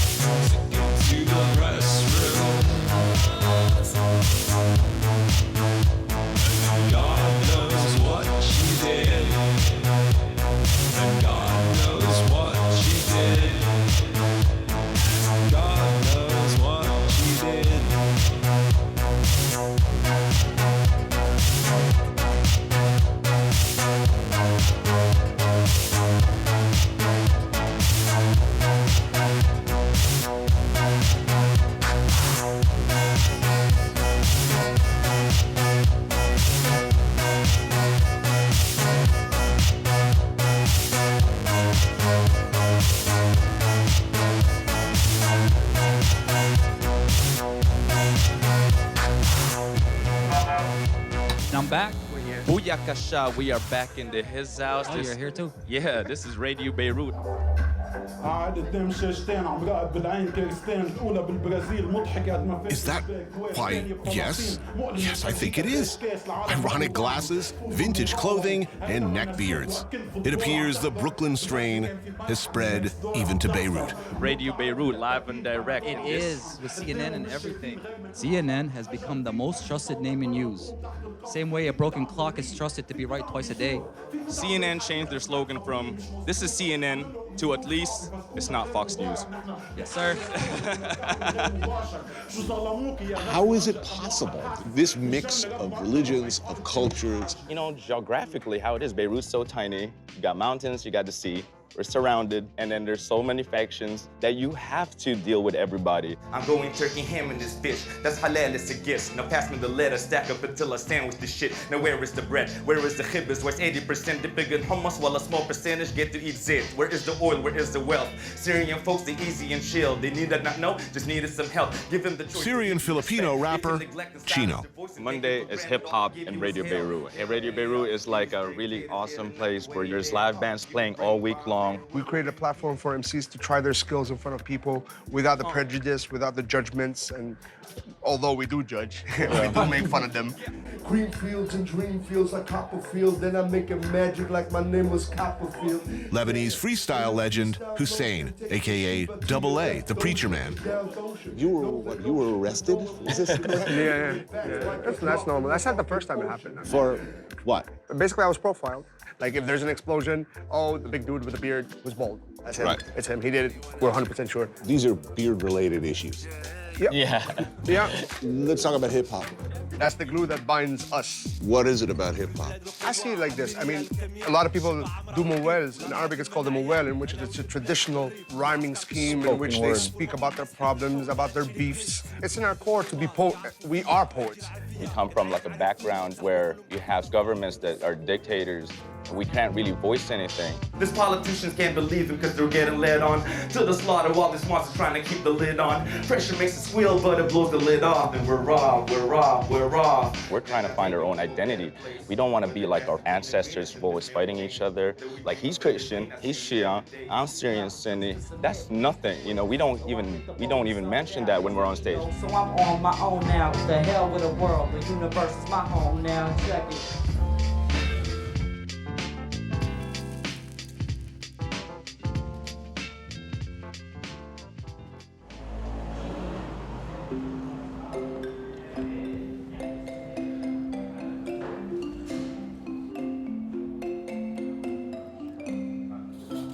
Afternoon in Beirut, and the Hafez family, like many others across the city, prepares dinner.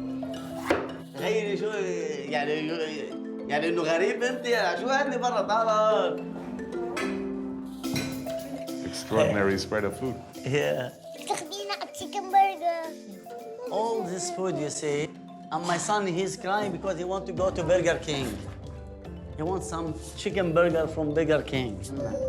Well, thank you so much for having me in your home. This is spicy potato. We call it batata harra.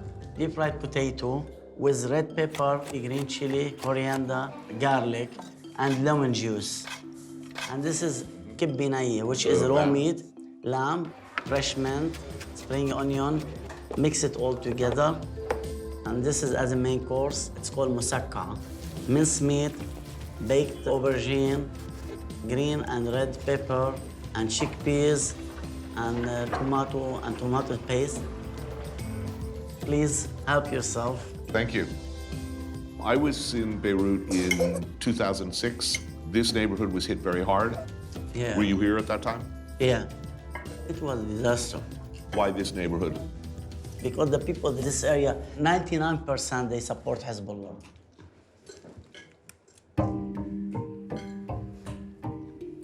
As Israel buries its dead from a surprise Hezbollah missile strike and the radical Shia group celebrates a victory, the rhetoric on both sides is at a fever pitch right now.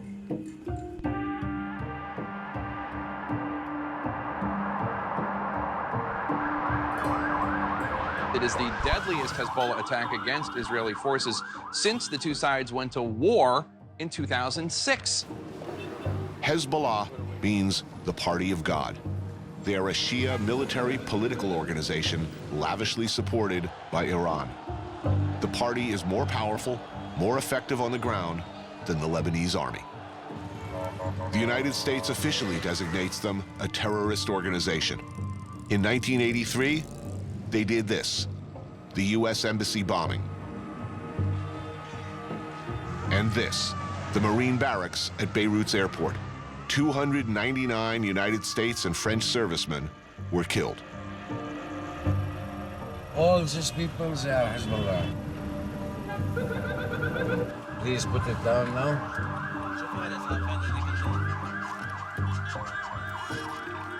They are dangerous, they are well-funded, and whatever else they may be, they are not stupid.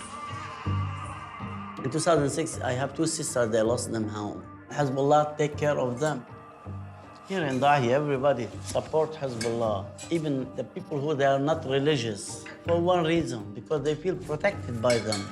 My host's support for Hezbollah, typical of the Dahieh neighborhood in South Beirut, is staunch. Before Hezbollah, Lebanese people, they were always scared of Israel. Now when you say Israel, you say, oh, we don't care. In the early days, Hezbollah used tactics that just about anyone would call terrorism. When is it permissible, morally, to use a car bomb or using civilian targets? For me? For you? I'm against killing. Against killing anybody, even Israel. This person who I'm gonna kill in car bomb or whatever, doesn't he has family? What's the most important thing happening in the world today that needs to be resolved for things to be better? ISIS. ISIS is number one. Number one. They killed hundreds and thousands of Shia. They are devils. They are against everything, like everything on the earth they are against. Recently, Hezbollah has become heavily involved in the war in Syria, in defense of the Assad regime. Complicating matters, and uncomfortably enough, they are probably the best organized, best equipped, most serious obstacle to ISIS and Al-Qaeda in the area. Most of the villages in the east of Lebanon, they are Christian and they are Sunni. Right. If Hezbollah wasn't there, it was no more Christian in that area. This is the only reason the gun, this is the only reason for, just to protect my children and my wife. 20 years, 30 years. Yeah. Will things be better? Hope so. Hope not 20 years and 30 years. Hope now, next year, things goes better. I hate war.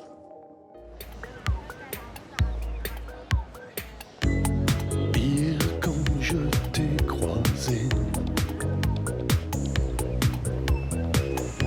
que ça n'irait pas entre toi et moi, c'était juste une question de temps.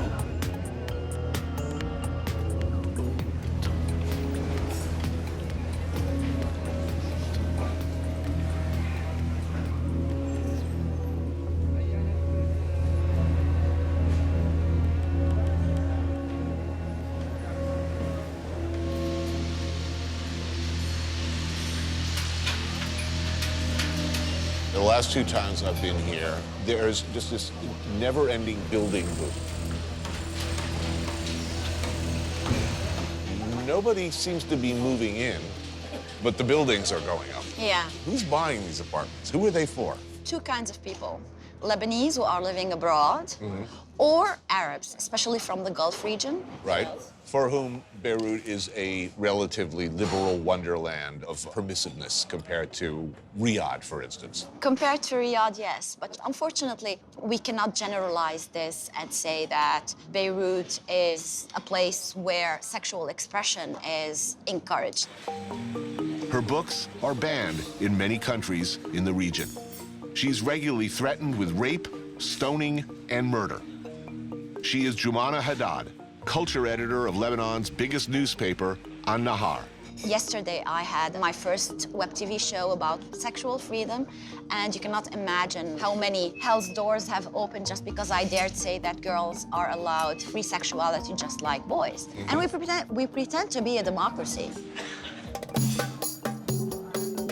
This is kafta. Kafta. Yeah, with yogurt sauce and cranberries. It's That are yummy. fried. Kibbe. Stuffed grape leaves. Yes. Tabbouleh, Tabbouleh? the famous tabbouleh. The fact that Lebanon, that Beirut in particular, works at all. All these religious groups and different interests. I mean, this is a fully functioning, more or less, by world standards. Fully functioning. Yeah, this is a... We don't have a president. It's been almost, it's gonna be a year now that we're without That's sort of awesome.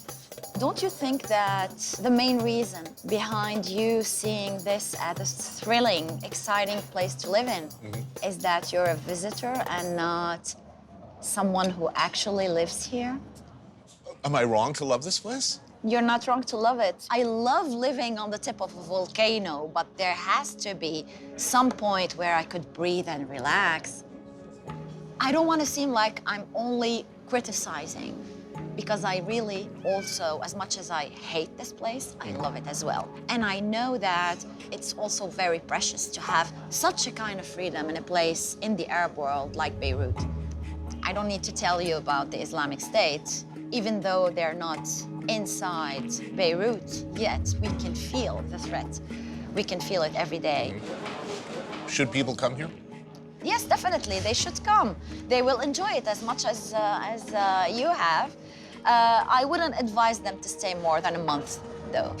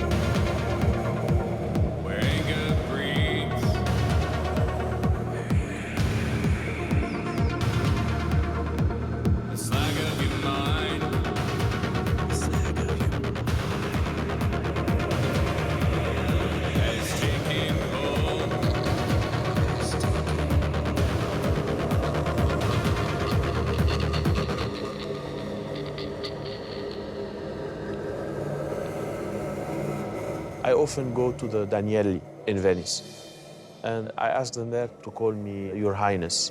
I love that. That's my trip. So I go there and I'm dressed like an emperor. I'm not today, but sometimes I dress like an emperor. There have been 2 attempts on your life, yes? Yes. That you're aware of. 2 attempts. In Arabic, we say telte septe. It means the third one succeeds. So I don't know when the third one will be. A young militant, an activist, a labor organizer. You have been arrested in your life. Yes, many times. When I was 14 years old, for example, I became a communist in a region that was under control of the extreme right-wing militia. I ended up in a torture room that I recreated here just behind you. Later, after joining and then leaving the Lebanese army, Michel Eleftheriadis formed the MUR, an armed revolutionary group. And yet here you are, your life now is music and culture. I think that I was made to be a musician, but when war happened in Lebanon, I took a gun. I understood that I cannot face someone who's attacking my house with a guitar. In 2003, by now a music producer, entrepreneur, politician, artist, author, and filmmaker, he founded the Beirut Music Hall, in a bullet-pocked theater empty since the Civil War. This is his kingdom. Some people come because it's trendy. They come with their sexy ladies. Some come because they like to discover new things. You have per night up to 15 acts, each act coming from a different culture. Who needs culture? I think that culture can save the world. ISIS, those criminals who are not very far from Lebanon, someone who read interesting books, someone who listened to beautiful music cannot become an animal again. If you were the emperor of the world, hypothetically. Hopefully. What will Beirut be like in 10 years? Best case scenario, it goes back to before the creation of Israel. When all communities were living very well, the Jews will be back. We are in the Jewish neighborhood here. I think that we have to all to be united to fight this monster, ISIS.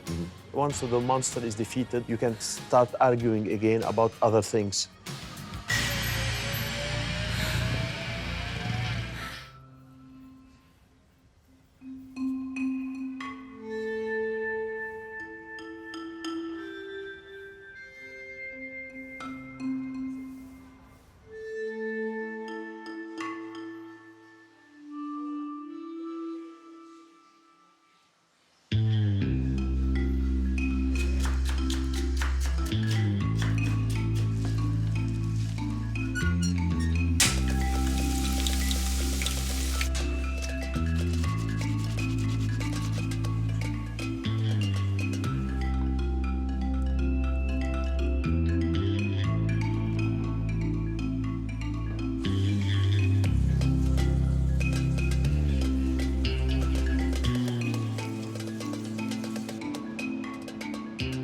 Hello. How do you know? I'm Tony. I'm Rawan.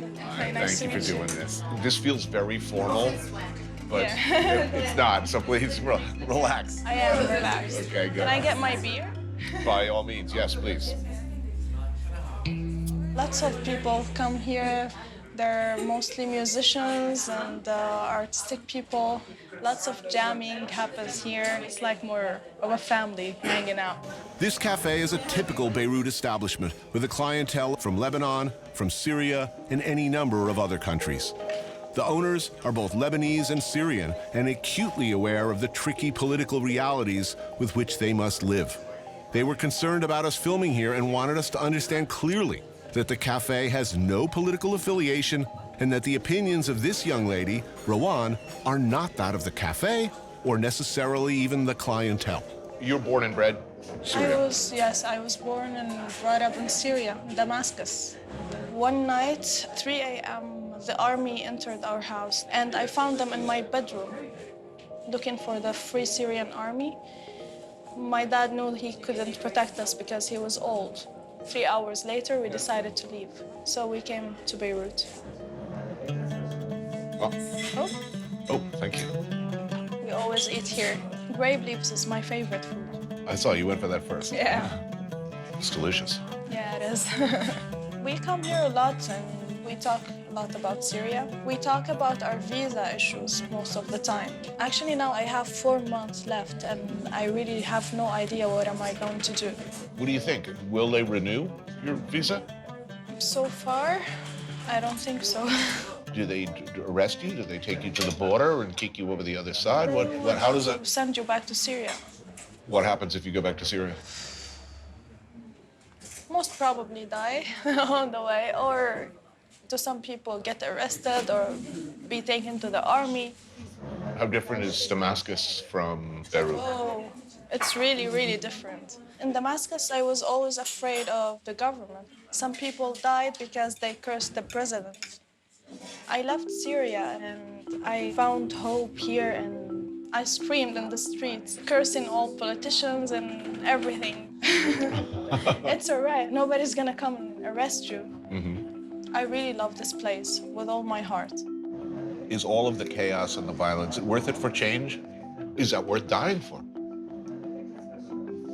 I mean, there was order when you grew up. There was order. Yes. No freedom, but order. Would you go back to that? I don't think that there is anything worthy in the world of a human blood. There is nothing more important than a human being. You'd never be able to yell out loud. You'd never be able to do the things you're doing now. You'd go back. I was alive. You were alive. Lots of people were alive as well.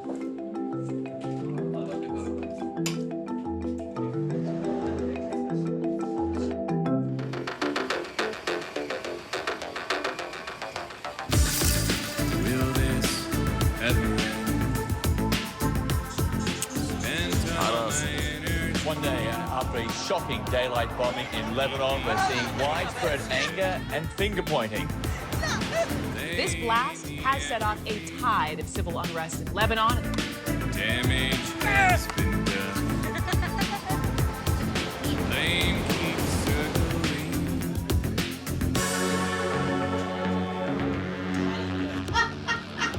to see you. How you been? I've been all right. I've been well.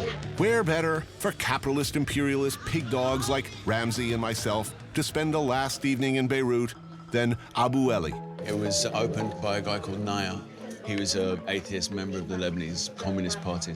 A communist-themed bar located in a housing block. What is this? Do you know what? I'm not sure. It's been put in front of us. Well, we should probably drink it. Yeah, Figure let's out. do it. Why not?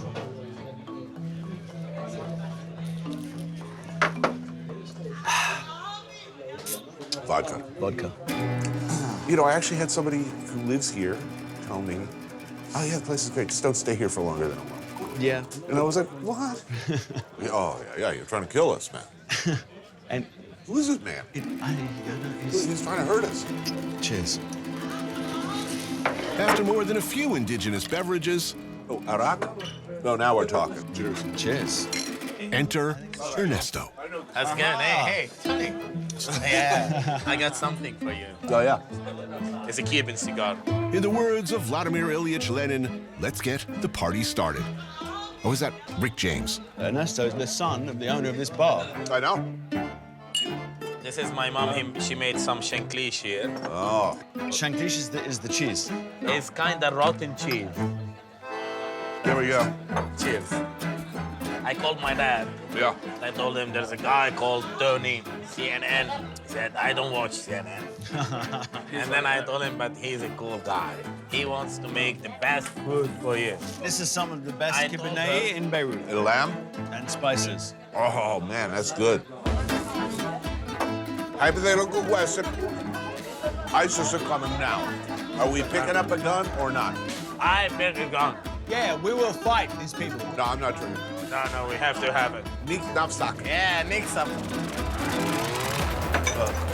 I seem to remember Mom at one point whipping out some kind of automatic weapon. All right, here you go, big boy. I will take this up in arms and I will fight. Let me tell you how we I will. And then the mirror ball descended from the ceiling, Bootsy Collins came on over the sound system, and the rest is a fog. Let's first have a cheers. Oh, come on, give me a big hug.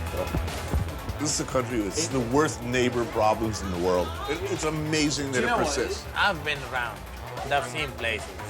This place, it works fine. I think so too.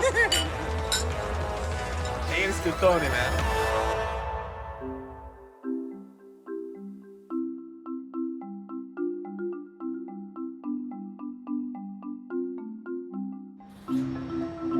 Beirut. Everybody should come here. Everyone should see how complicated, how deeply troubled, and yet at the same time, beautiful and awesome the world can be. Everyone should experience, even as the clouds gather, what's at stake, what could be lost, what's still here, and never let that hope go. Beirut. There is no place like it.